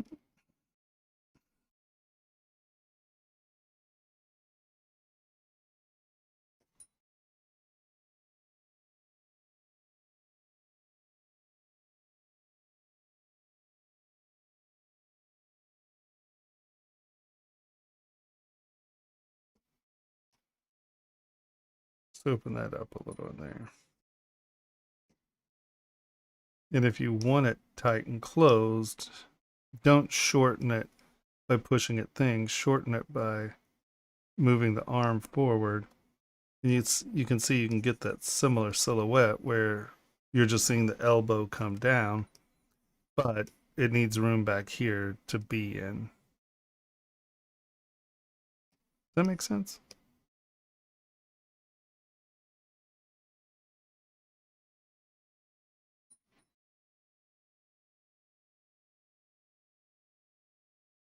Yeah, I think it just comes down to, once again, let's look at what it is. Well, rib cage.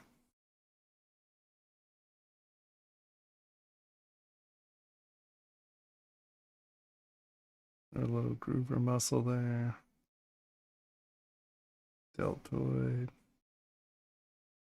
Deltoid. And that can be coming out closer.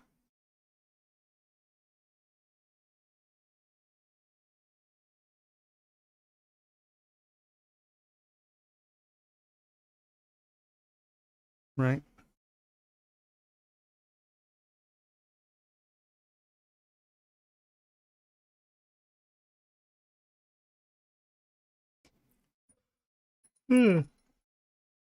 Sorry. Yeah, that's the problem. That shoulder.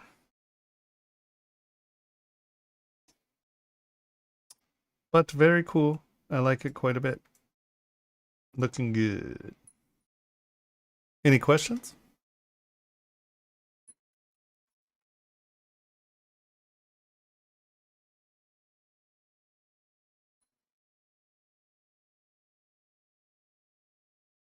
What's my lag?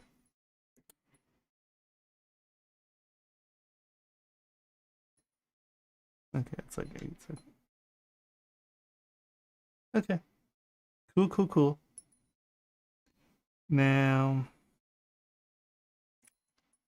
I think it is time for me to say be right back.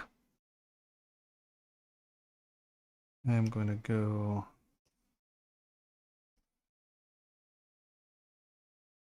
use the restroom real quick. Okay. Yeah. Keep your fingers crossed that it's just me pushing weird buttons. All I need to reboot. So bizarre.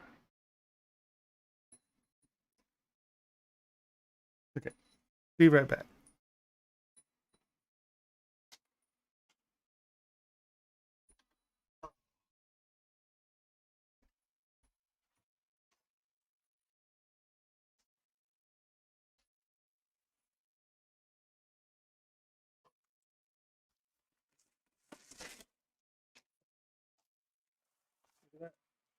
Packages got delivered. All right.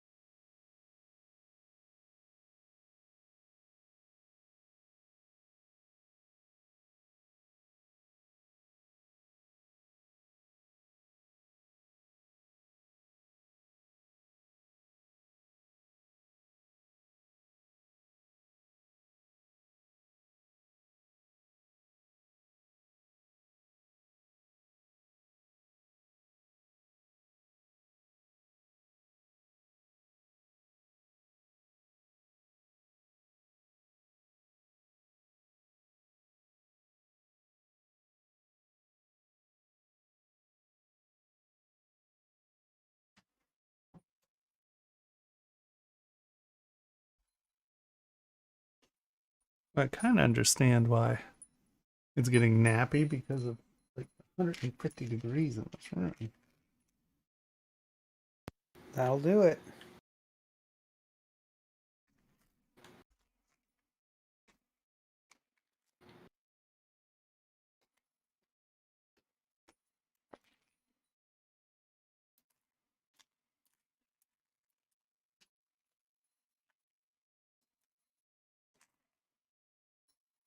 Oops. Let's think.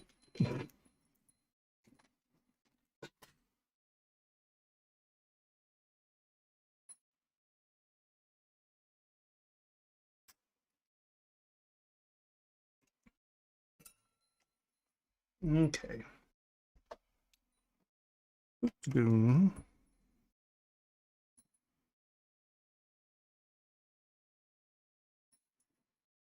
Couldn't find anything with caffeine. No wasn't coffee, gonna. no tea. Yeah, it was out of tea. We have no tea with caffeine, but I wasn't gonna make coffee. That's a lot of time. All right, let's just do this thing, right? All right. Any questions on this one? Are we good? Okay. Boop. Who's next? Imperial with Spawn.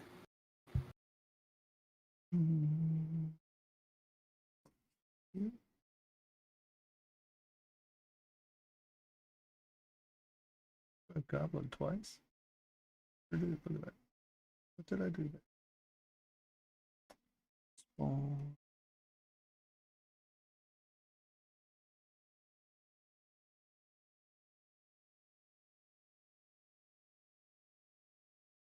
Oh.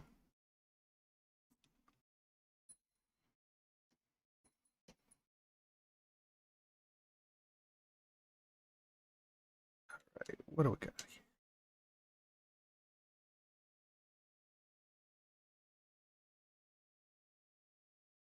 here? Okay.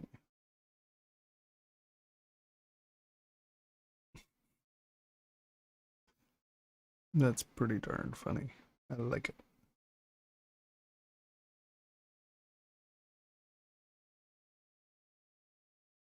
Okay. All in all, I like where it's at. I just think here again, just sort of like what we've been dealing with throughout the thing, just cutting muscles in just doesn't cut it, because yet again, it gives you sort of this silhouette. And even with cartoony muscles, that's not really what's happening, right? So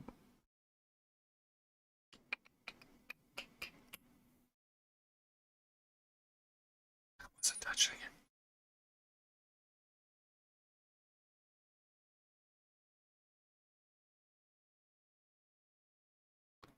Right, these muscles have an order in how they're sitting on one another, and something's going under. So make sure that you're trying to kind of get that feel. Instead of cutting it in, use your brush and create those creases by filling in around them, or, you know, coming out from where things are. Right?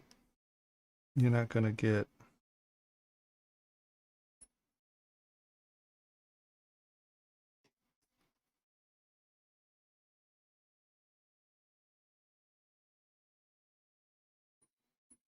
Does that make any sense?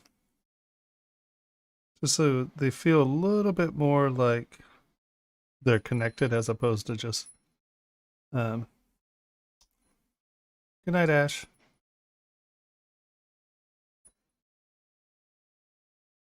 So let's go to bodybuilders again.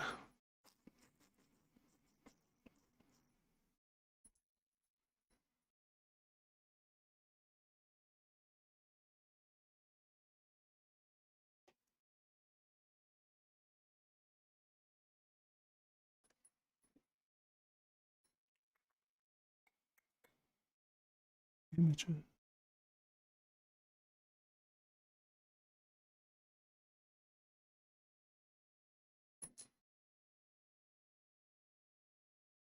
Come on, give it to me here. No, that's not what I'm looking for. Stop it. I don't want to be cut. Because see, let's look at this. I mean, these are, you know, as blown out as muscles can get. And you can see that here, they do go in. But here, this is over that. This is over that. This is coming out from under, right? There's definitely a layer of where these things are sitting, right?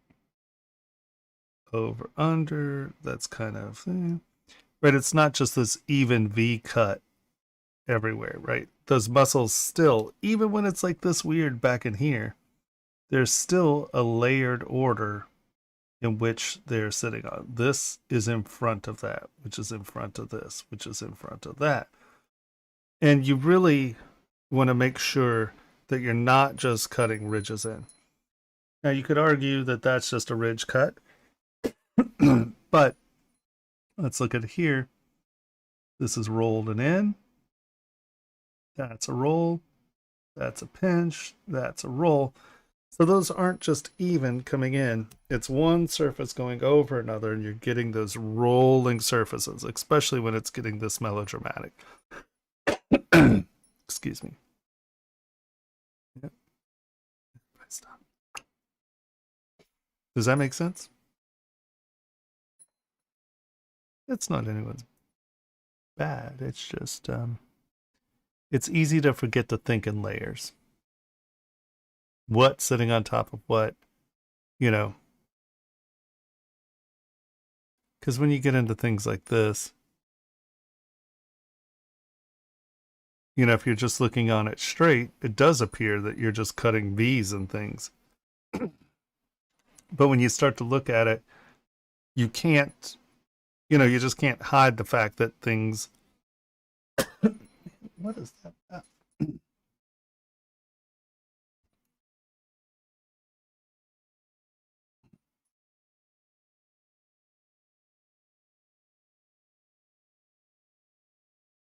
Right. That looks like a V cut, but this is definitely coming out and away.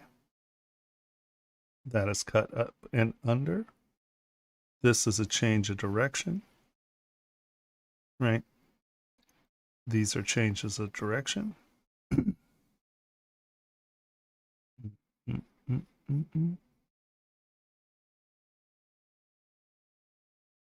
So it's not just half round stuff. There are definitely things that are on top of one another. So I would just say go back and readdress that, because like here, right, you just, this is cut in, but that's not what is happening on the inner thigh.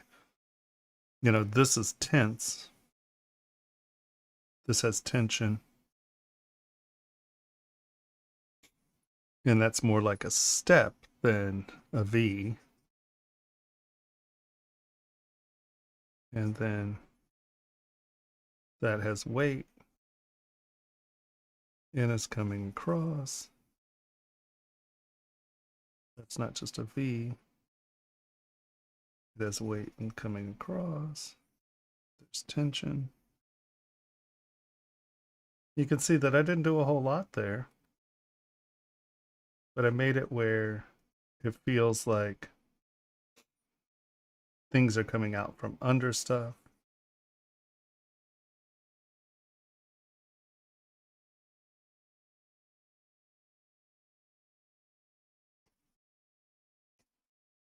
Does that kind of make sense? Do you see the difference between that and go back? So here, these are all just V's cut in, and we're losing the layering of the muscle. To here,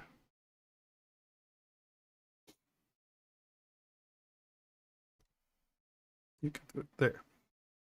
We're kind of telling the story of what's sitting on top of one another. So play with that. I also think that, like, make sure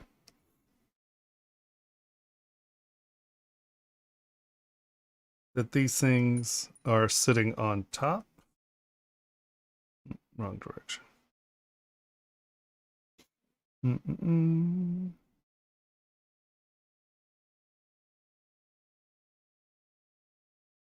Because I don't know that they're just blending into the body. If they are just blending into the body, then make sure they are, you know, kind of get some of this stuff.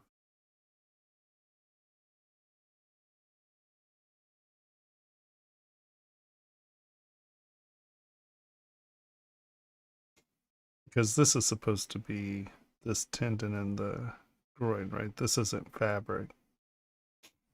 So if that stuff is coming out and over, make sure that it is being incorporated into the rest of the sort of body, right? So it doesn't just look like.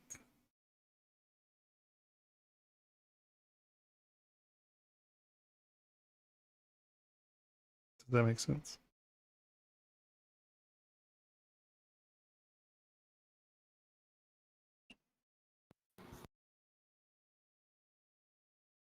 What were you about to say? Was that a mic error? I was going to say yes. Okay. Okay. And as far as your details look going, looking good. It's looking good. Needly teeth. Be careful here. These look like they're just going up into that gum. Just make sure that it feels like they are actually interacting with the gum.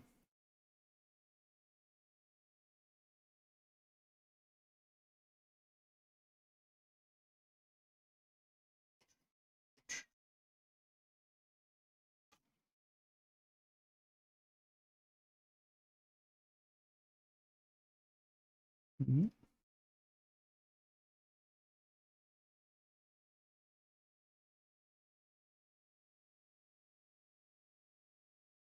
Right. Don't just let them punch in there.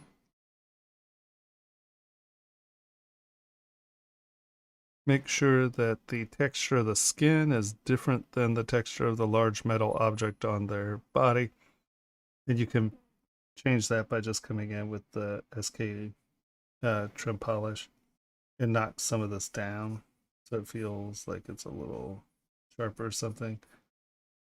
Use a different size texture or do something where this doesn't look so much like this, because textures are going to be the way you're going to be able to differentiate that stuff. These itty bitty little hips.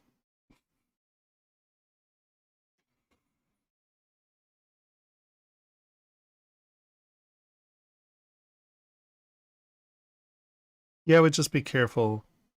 I would use very different textures between the two creatures.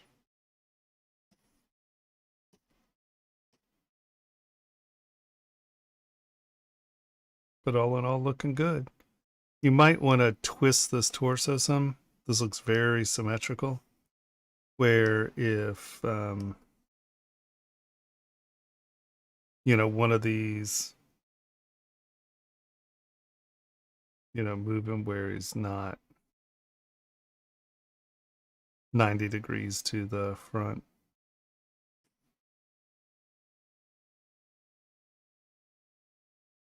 Because he has his leg out, so, you know, butts with that pose just a little bit more.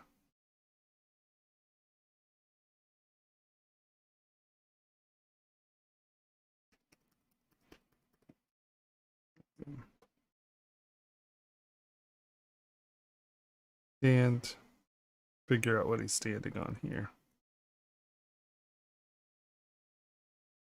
Right, as he make sure that there's something going on there where he's interacting with the guy. Well, once again, posing, do you have all your subdivision levels? No. So that's the first problem. It's so hard to pose once you've sculpted them. Here, let's go to someone we can use. Oh, we haven't talked about you yet, so let's go forearms here. And let's go to you. And we're going to turn everybody else off. And we are going to duplicate. And we are going to ZBrush. Okay. So this is why I say this is why I don't sculpt with Dynamesh, because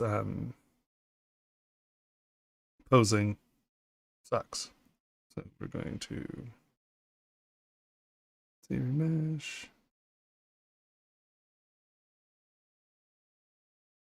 So you can take your Dynamesh, duplicate it, and then you can see that I have, first I do a ZBrush adaptive just to get the shapes and stuff in there. Then I do half, and I keep ZBrushing until I'm as close to the capacity, or being as close to 700 polygons as I can be.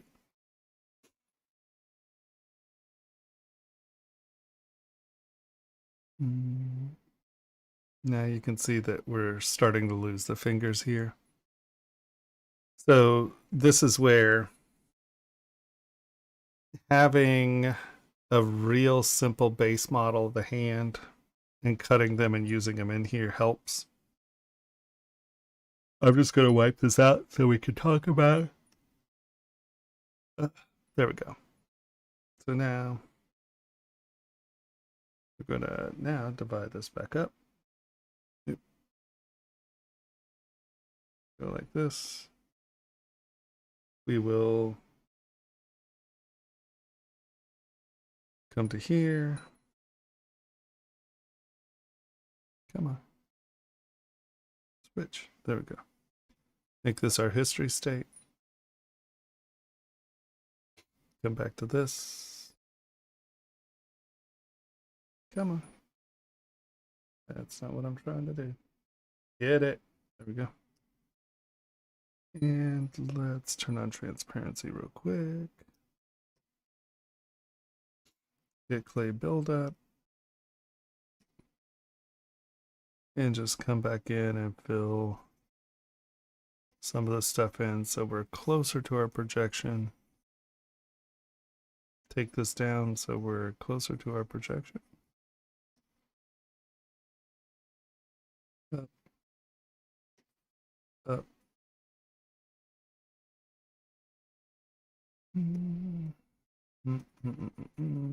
Now, of course, when you're doing this, you're going to spend more time on this than I am, so it's close. I'm not worried about fingers right now because I don't care about fingers right now. And we're just going to try to get this as close as possible. Mm-hmm.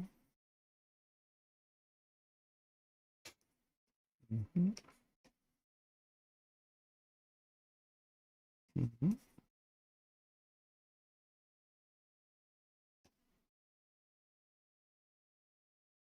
Okay.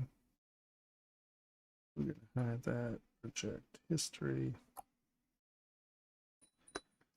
Got to come in and smooth these high spots down.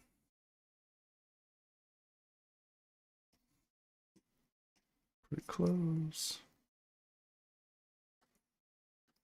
All right, we're going to project history.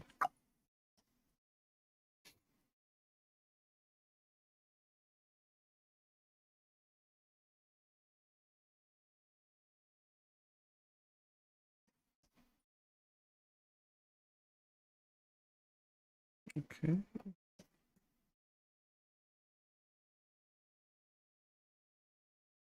Divide. Divide. Project history.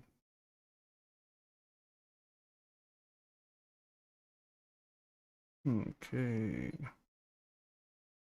That's pretty good. Now we are going to divide one more time. 10 million. I think we're pretty close, so we're going to hide this.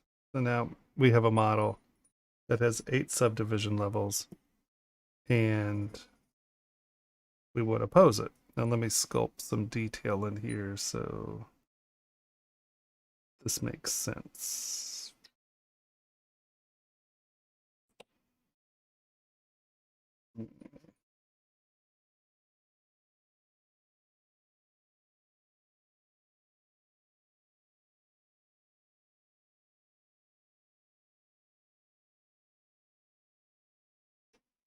Right, we have some detail going on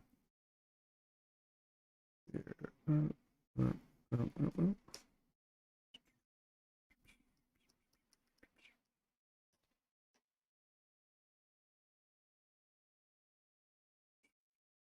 You spent all this time sculpting your surface detail.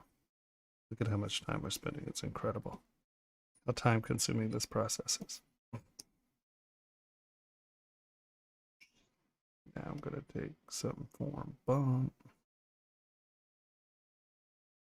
We're going to turn lazy mouse off. We have this texture here. And a little bit of that texture here. And then make it smaller.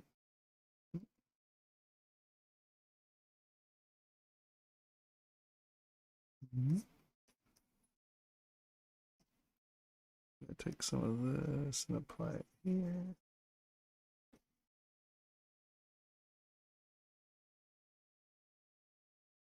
Texture here. Some of that there.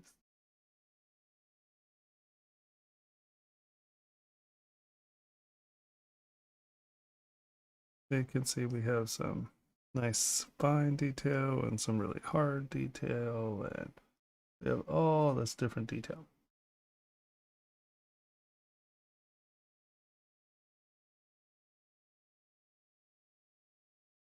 You've spent all this time sculpting on your guy. You have tons of detail, all kinds of detail, ton, detail. All right. So now you want to pose. So here we go. This is the advantage of having your subdivision levels. We are going to lower resolution all the way back down here to where it's super low. And I'm going to be like, okay, I want to take this elbow. We're going to go up one more just so we know where the elbow is exactly. There's our elbow. We're going to make sure these are selected. W. We're going to get in here. Tap. And this is the directionality of our joint. I'm lining it up. I'm going to come over here and I'm going to rotate with camera. Come here. And as you can see, we squish that in there, right? Oh goodness, we've trashed our model. Nope, just wait. Mask that off, mask that off.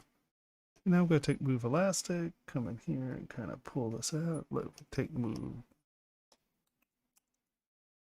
Pull that out. Shift. Relaxing that mesh some. Shift. And now I'm going to grab move. Kind of get this back into place. Get that back into place. These are intersecting. Right?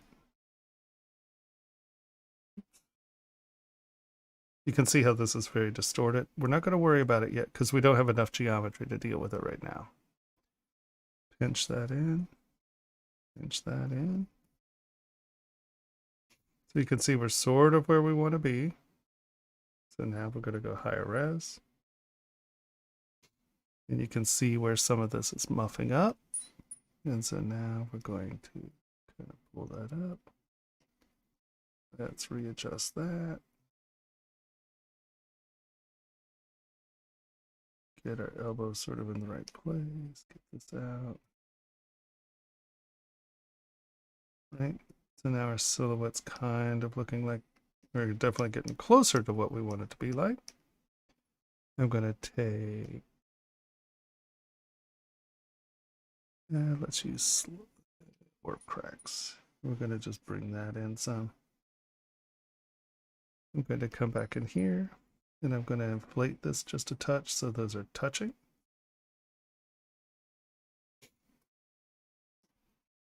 And now we're also going to take this arm here.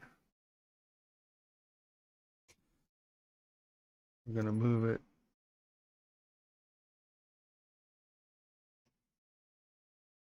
Rotate it up, twist it out, kind of move it around a little.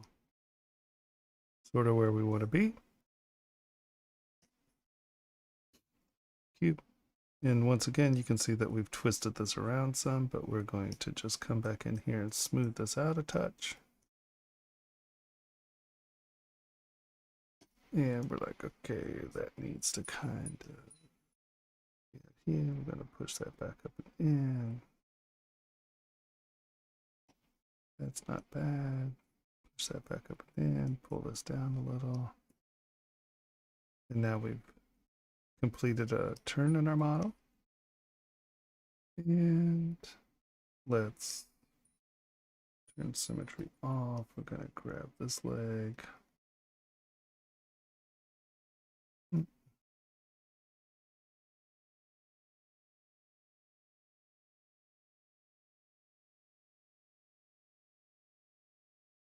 W, we're going to move this right here, rotate that, rotate it around.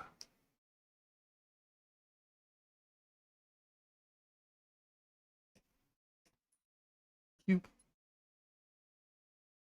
And we're just going to tap this back into place a little.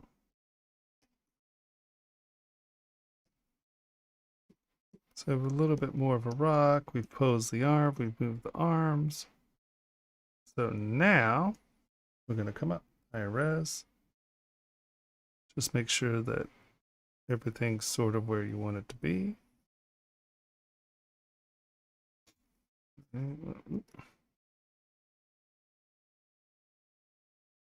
that change a little. And then we're going to come in here and we're going to just add a little bit more of that bicep meat. Cut that back a little. Now remember, there was texture all over this, right? And you're like, oh, well, you're ruining your texture. We're not ruining our texture because we have subdivision levels. And now, higher res, higher res, higher res. And you can see I've moved all this stuff. And even here, where I bent and distorted this, look, it actually helped me. It actually created that pinchy feeling in our geometry, right? See? So, right, that allows us to go down, pose, come back up, and not ruin the details of the sculpting. The other thing this is very, very good for is, here, let's go to the back. Let's do Alt. Grab standard, and we're going to put some, oops. I'm going to put some bridges here. Ridge, ridge, ridge, ridge, and res. Now we're going to take some detail and we're going to put it on here. So this detail has a lot of detail, right? But we have these lumps. Like, you don't know when you did it, right? You're like, oh man, look, I don't want those lumps in there. That's supposed to be smooth. So the other thing you can do with this is we lower our res.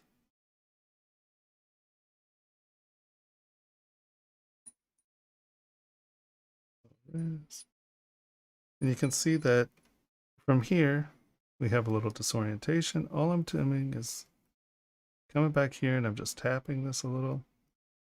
Sort of getting this into there. You got to be careful so you're not being melodramatic. I'm coming back in with clay buildup. So all my little points are sort of in the right place. High res. You can see that we have this sort of disjointed stuff, right? I'm just going to come back and smooth this down. Build it up a little. And I'm just making sure that that's smooth. And now we'll go higher res. And this will probably be the last one I do. I'm just relaxing this stuff.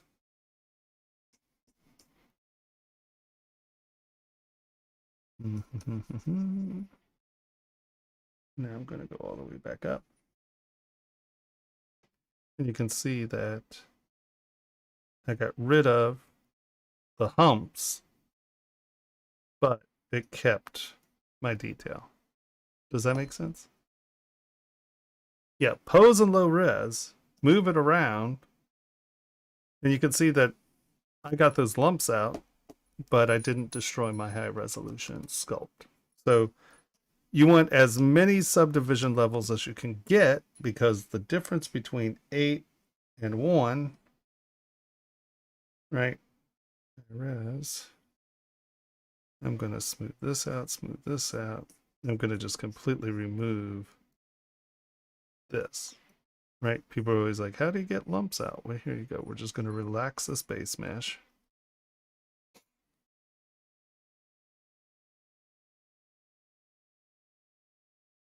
And it's a little smaller, so now I'm going to come back in.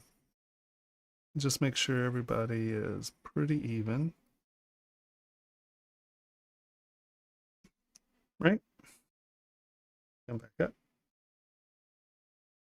And you can see that it kept a lot of that resolution. So we're going to lower ourselves down. Up 3. And I'm going to get rid of this. We're going to turn this into a smoothie tube.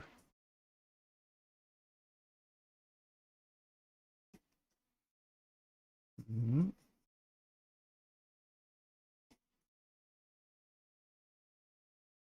Res.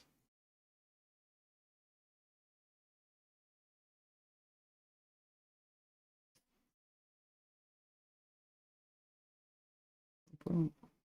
Now come all the way back up. And see how much of that has been lost. It doesn't have that big. I mean, look at this side compared to this side. Now I can come back in here and relax this stuff.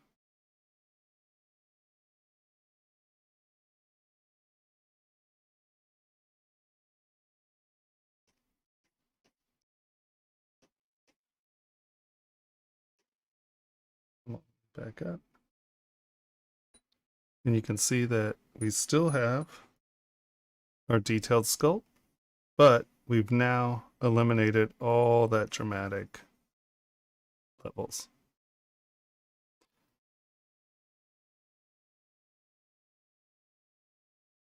Right? Makes sense?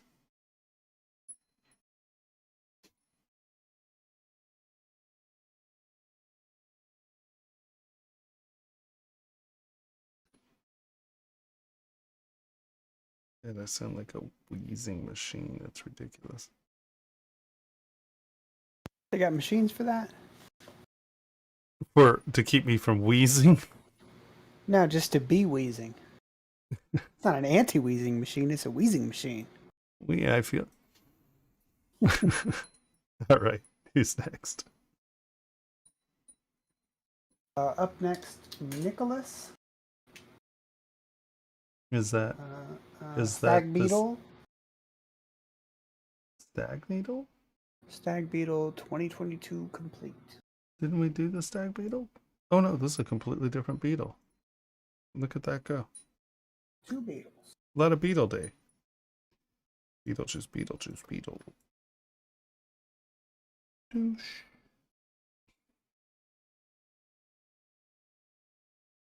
Make a big deal out of using references to please Eric.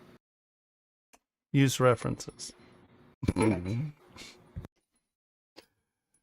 Using references is a big deal, especially if you're dealing with people who care about insects, because a lot of people don't use references and they do silly things.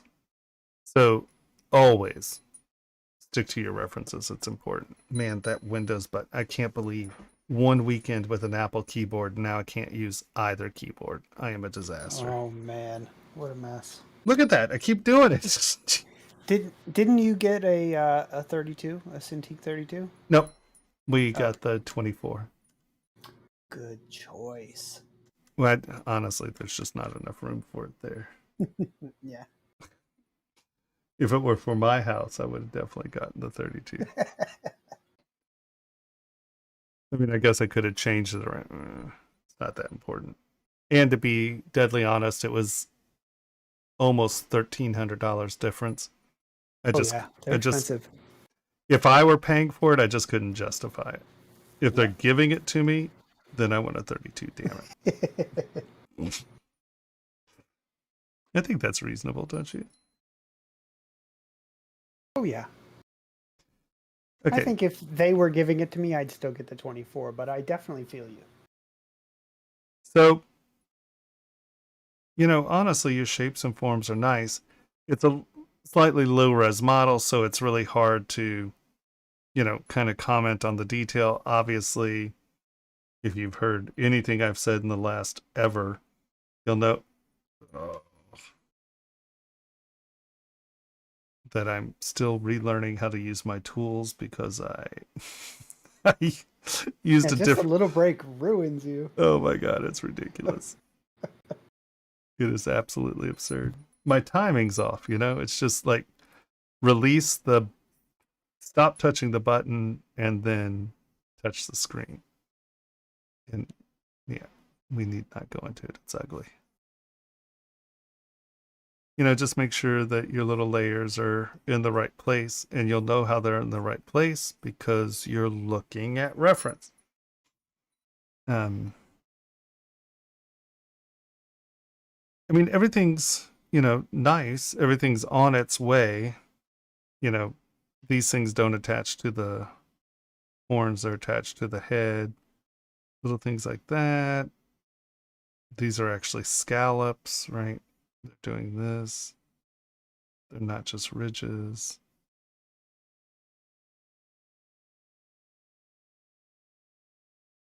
I'm going to have to like practice with my everything now.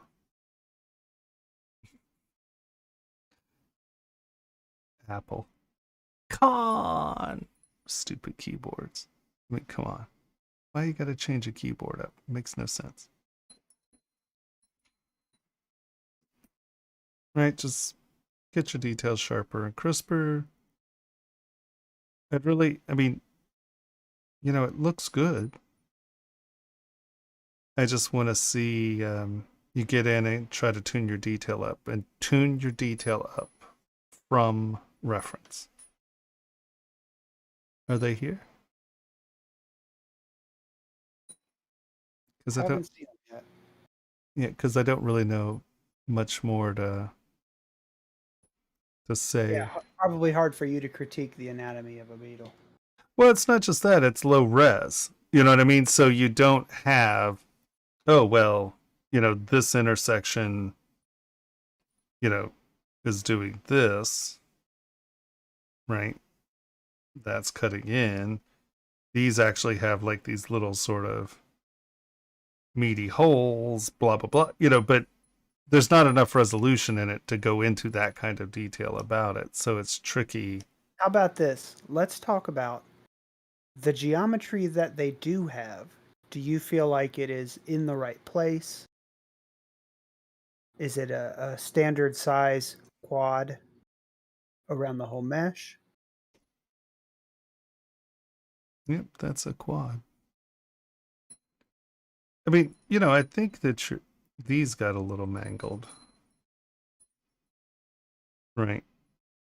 So I would definitely remesh that before I went on, or Dynamesh it and then Z-remesh it, just so you have a clean, because you're not going to be able to sculpt on this stuff because your mesh is so distorted. There's a lot more mesh up at that area that's going to be hidden than there is at the end of the legs. Yeah.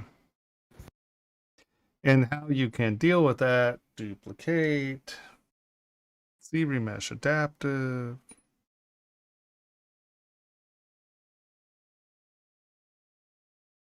Let's hide this so I can see what's going on. Go to half. Boom. Z-remesh. Z-remesh.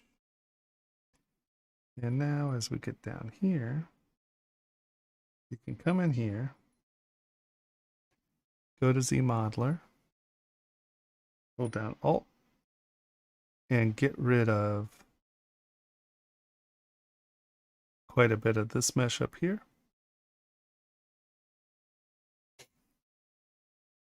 We'll get to it in a second. Now we're going to divide. Gonna come up here and we can rebuild this up using build up.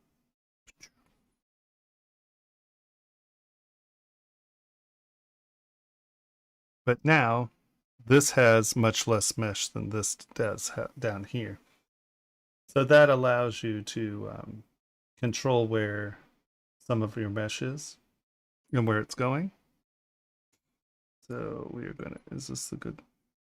No, this is what we're sculpting to. We are going to hold down control. We are going to tap that. That is now our history state. We're going to come back over here. We're going to divide and divide. We are now going to hide this for a second so I can see what's going on. Hit project history. And you can see that this has now, this is trying to replicate that sort of mangly pattern. I'm going to smooth that out because I don't want that in my divisions just yet. But we know that we're close. We're going to go divide again. We're going to look at this guy. We're going to project history.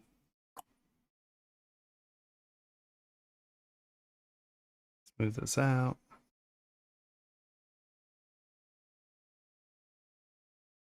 And now you have, we're going to divide again. And now you have enough geometry where you can come in here and go, okay, what's going on? We're going to take this. Well, come over here. And now you can do this stuff.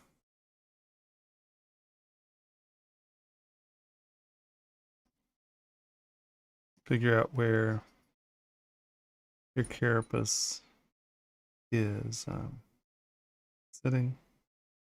Alt. Alt.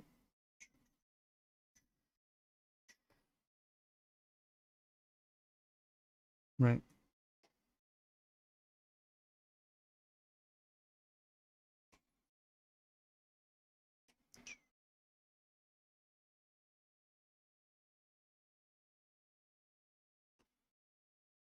And come in and get your layers correct. And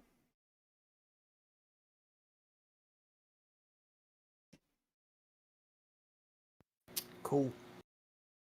okay. There we go. If that makes any sense.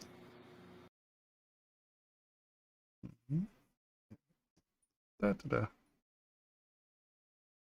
Yeah, I would just say you just need to, I mean, it's a good like sculptural block out. Now you just need to get it sort of in place, go back to your reference and tune it up, and let's bring those details out. I'd like to see it as it progresses. All right. Any questions?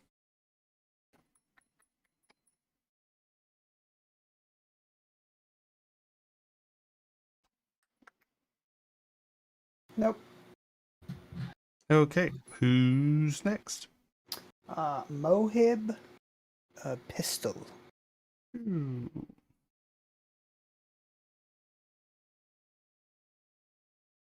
I like sort of the hammered bolts.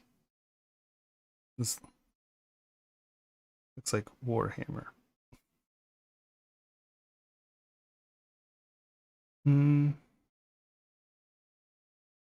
I like where you're going with it.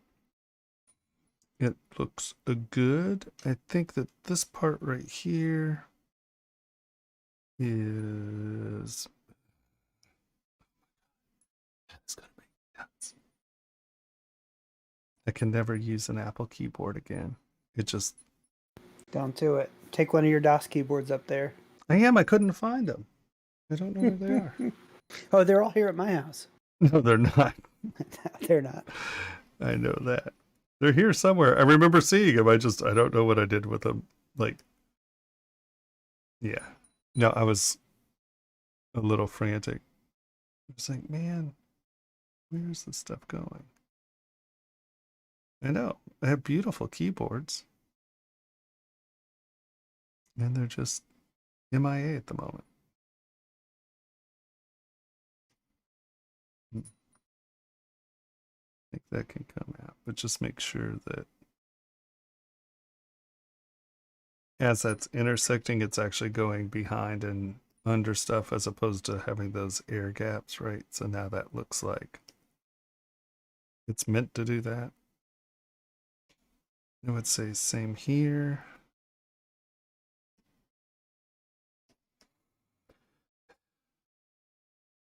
Man, breathing is hard. It's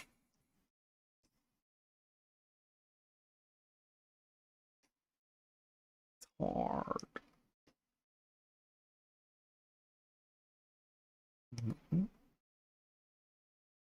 Oh.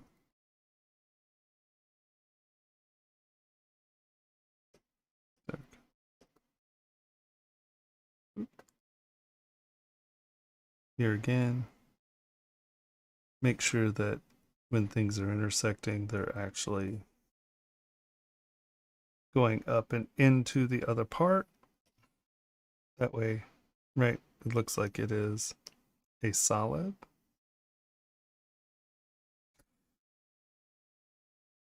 You might want to think about how these are intersecting, because you have the plates. This is holding the knuckles on. So you may want to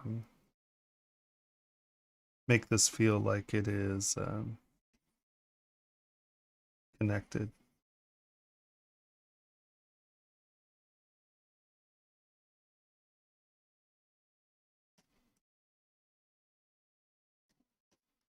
Obviously, you need to Dynamesh that or something so it's tying together. I'm pulling all that other stuff under it, and that's why we can't get that clean. But I would say the same thing here. Just make sure that, yeah, here, I'm just going to Dynamesh this. You can remesh by union too, but I just want, let's undo that. Let's go back to,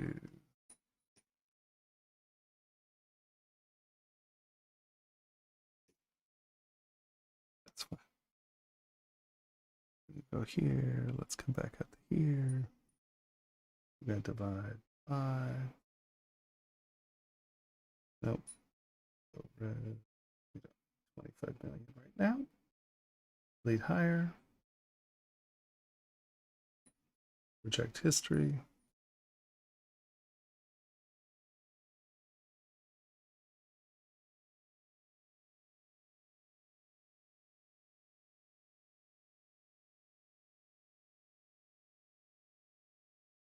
I like it's what 12:30 in the morning and Amazon is telling me that my packages have shipped.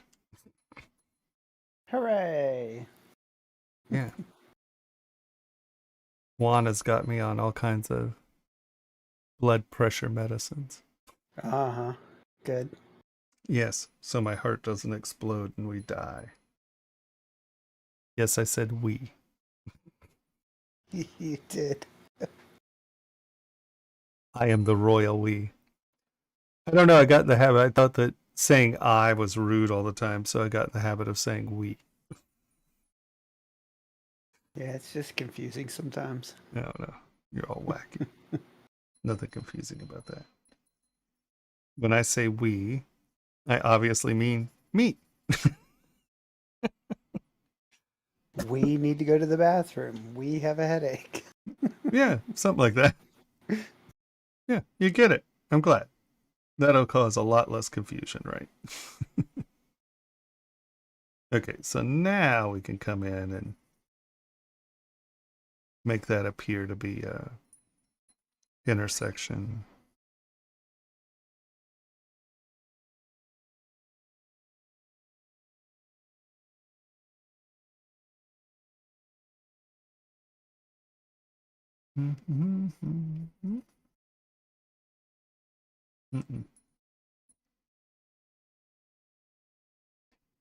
Pinch.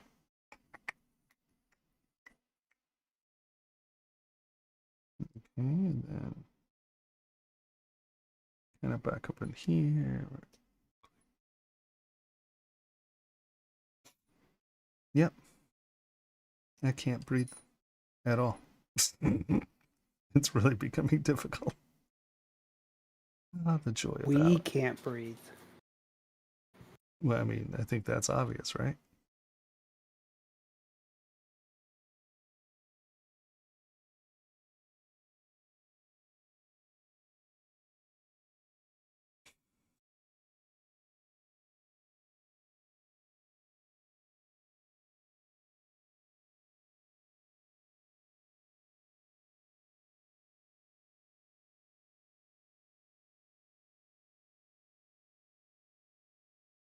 Right. So now it's attaching.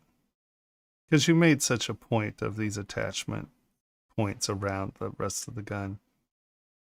I would say make sure that these things aren't just, you know, digging into the surface. It's actually has a mechanical function that makes sense. Right? Okay. Honestly, I'd say that's about it. Make sure your surfaces are actually penetrating, right? This one needed to penetrate, and this one right here needed to penetrate. And then make sure that when there's a story, such as this is being bolted onto this, it is brass knuckles, make sure that that story makes sense. And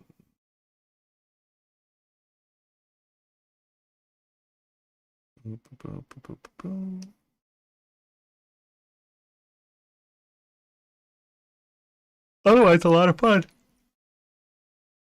All right. Next.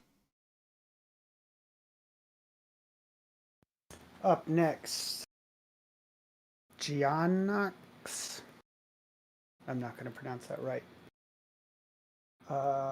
Baphomet. Hey. Yay, Baphomet. So you were right. It was the character's name is Arms, not Six Arms. No. The character used to have 6 arms. Now it only has 4, but they didn't rename the file. Oh, okay. Funny. Okay. Now this is really helpful. I like that the big leaf is transparent. Let's put that back on. That's hysterical. Here again, make sure that things that are going under are going under. Don't just cut things in. You lose surface continuity, so let us do this. We'll just use this area as an example.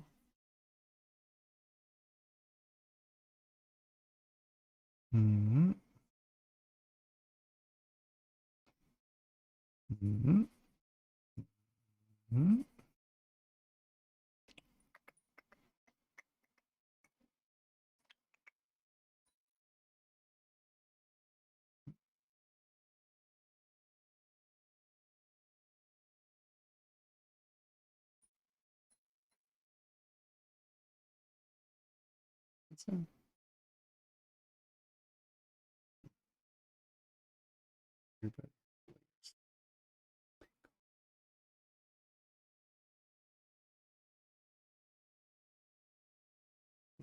I just do there.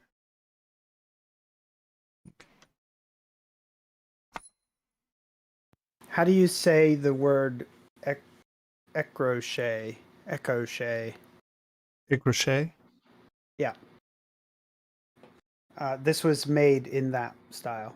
Nice. Yep. Just once again, you know, muscles don't sit next to each other for the most part. They're either crossing over or under each other. And so just make sure that you're giving that sense, especially in a crochet. Here, let's go to our little anatomy book. Actually, let's go back to bodybuilder since I have that open.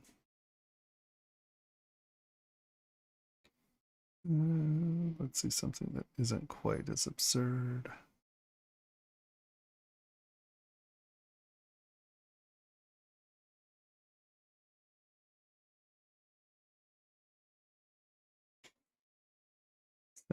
Natural. Come on, you can do it. That's not natural. Good old Arnold.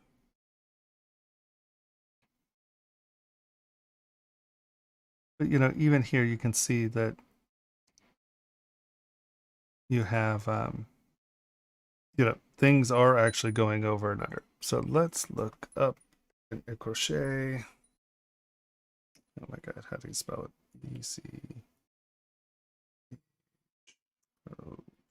ECO Yeah. RCHE. That was close. Sure. What was it again? ECO RCHE. Yeah, see, my dyslexia just told me to put it all on both sides. And It's in there somewhere. You figure it out, Google. right? Exactly. So let's look here. This is pretty good. No, I don't want Pinterest giving me anything. Okay. So if we look here, well, I guess you're right. There's just airspace there. Oh, you know what? But see, airspace still isn't just pillows. You know, Ryan's ricochet is here. Lightbox. Tools.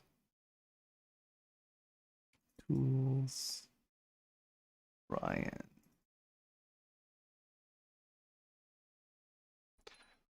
So you can see that the ricochet, even here, what you have is, come on.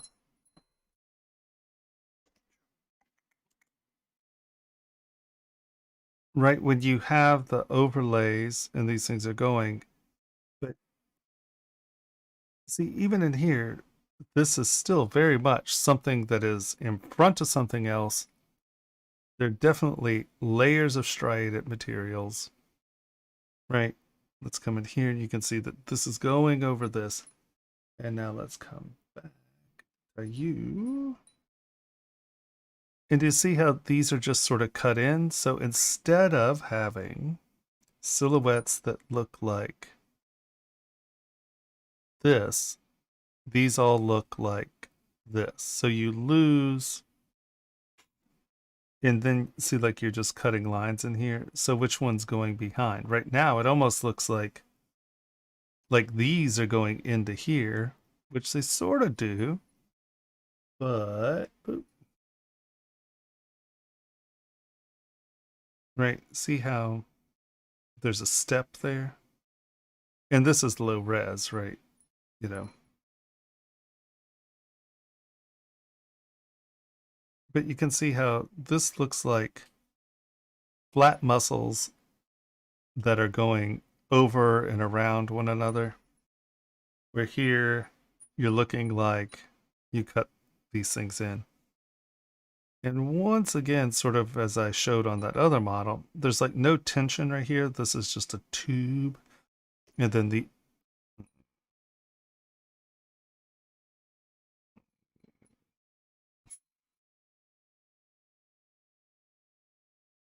right, you're not really getting that the stuff is going under and there's no tension on this thing. So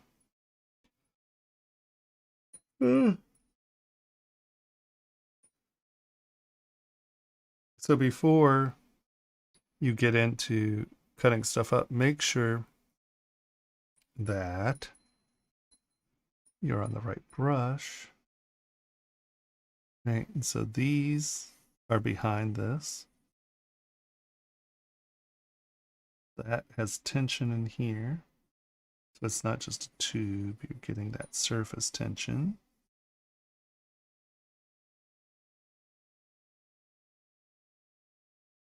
And then these,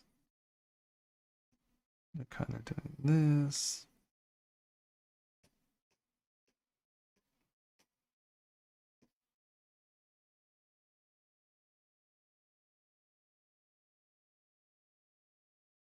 So like that could be going behind that.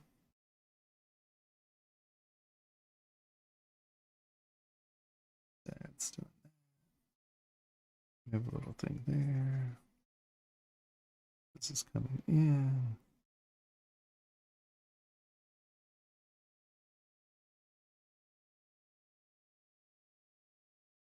Um,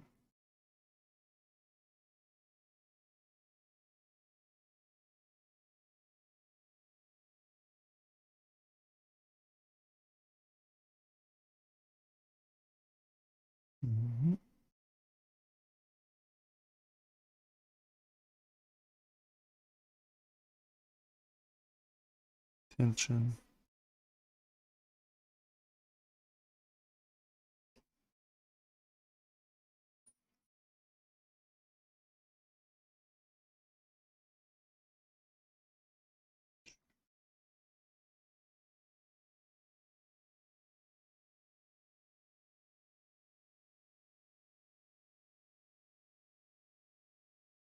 Mm-hmm.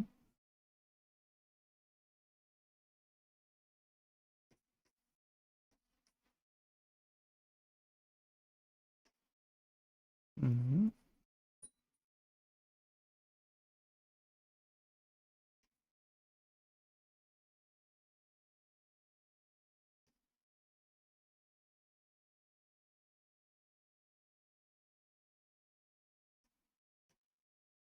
Does that make any sense?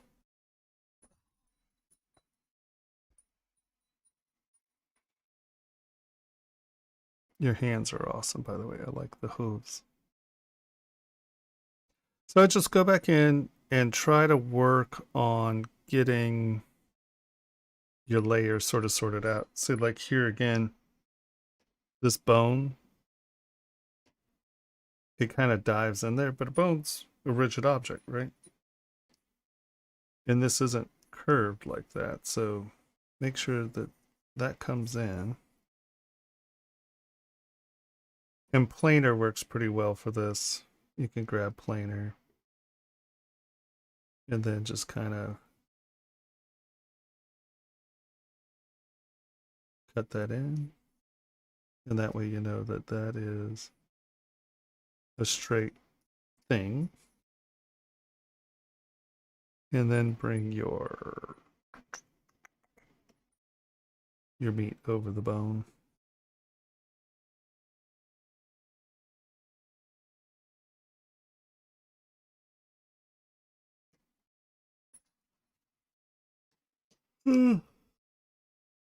With dyslexia?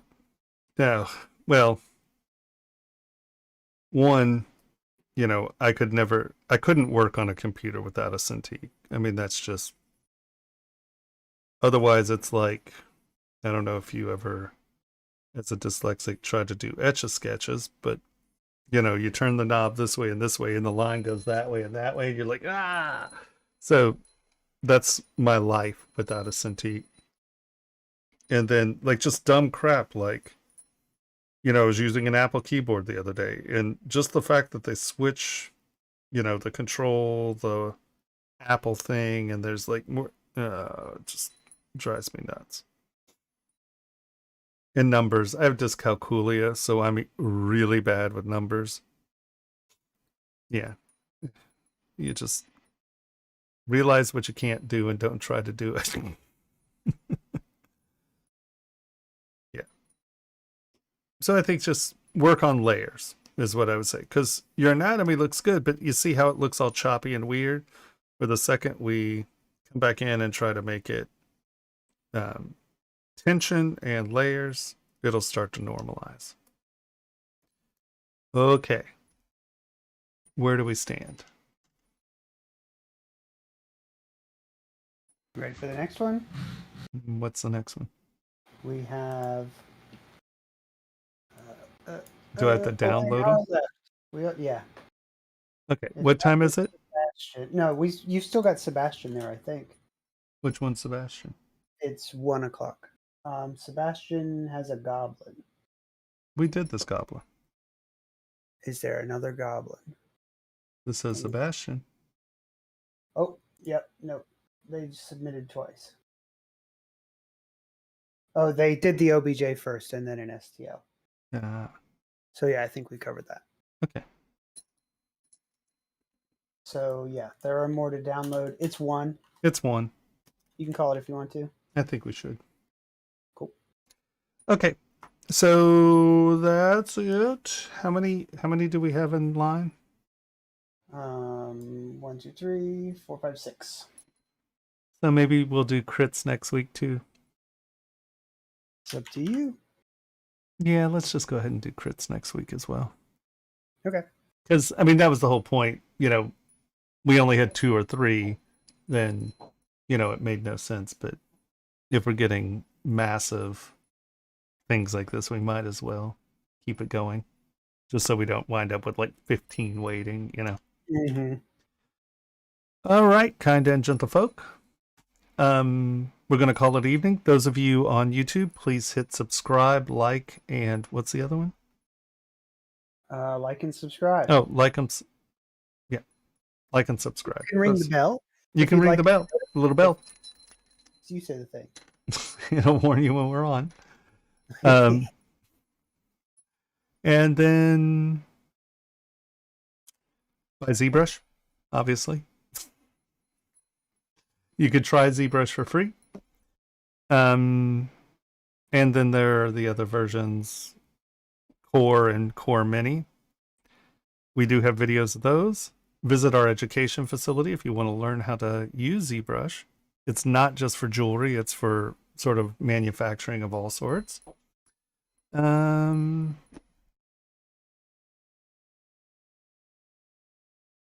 I forgetting anything? Thanks for hanging out. We love you. See you next week. Same time, same place. Boop, boop, boop, boop, boop. Eat your vegetables. Lower your blood pressure so you don't have a heart attack. Is that projection? I think that might be projection. Might be projection. All right, kind and gentle folk. It was a pleasure. Always a joy. And I will see you next week. I need to reboot my computer because it is acting weirdo. Okie dokie. Hold on. I can't find OBS now. There you are. See you next week.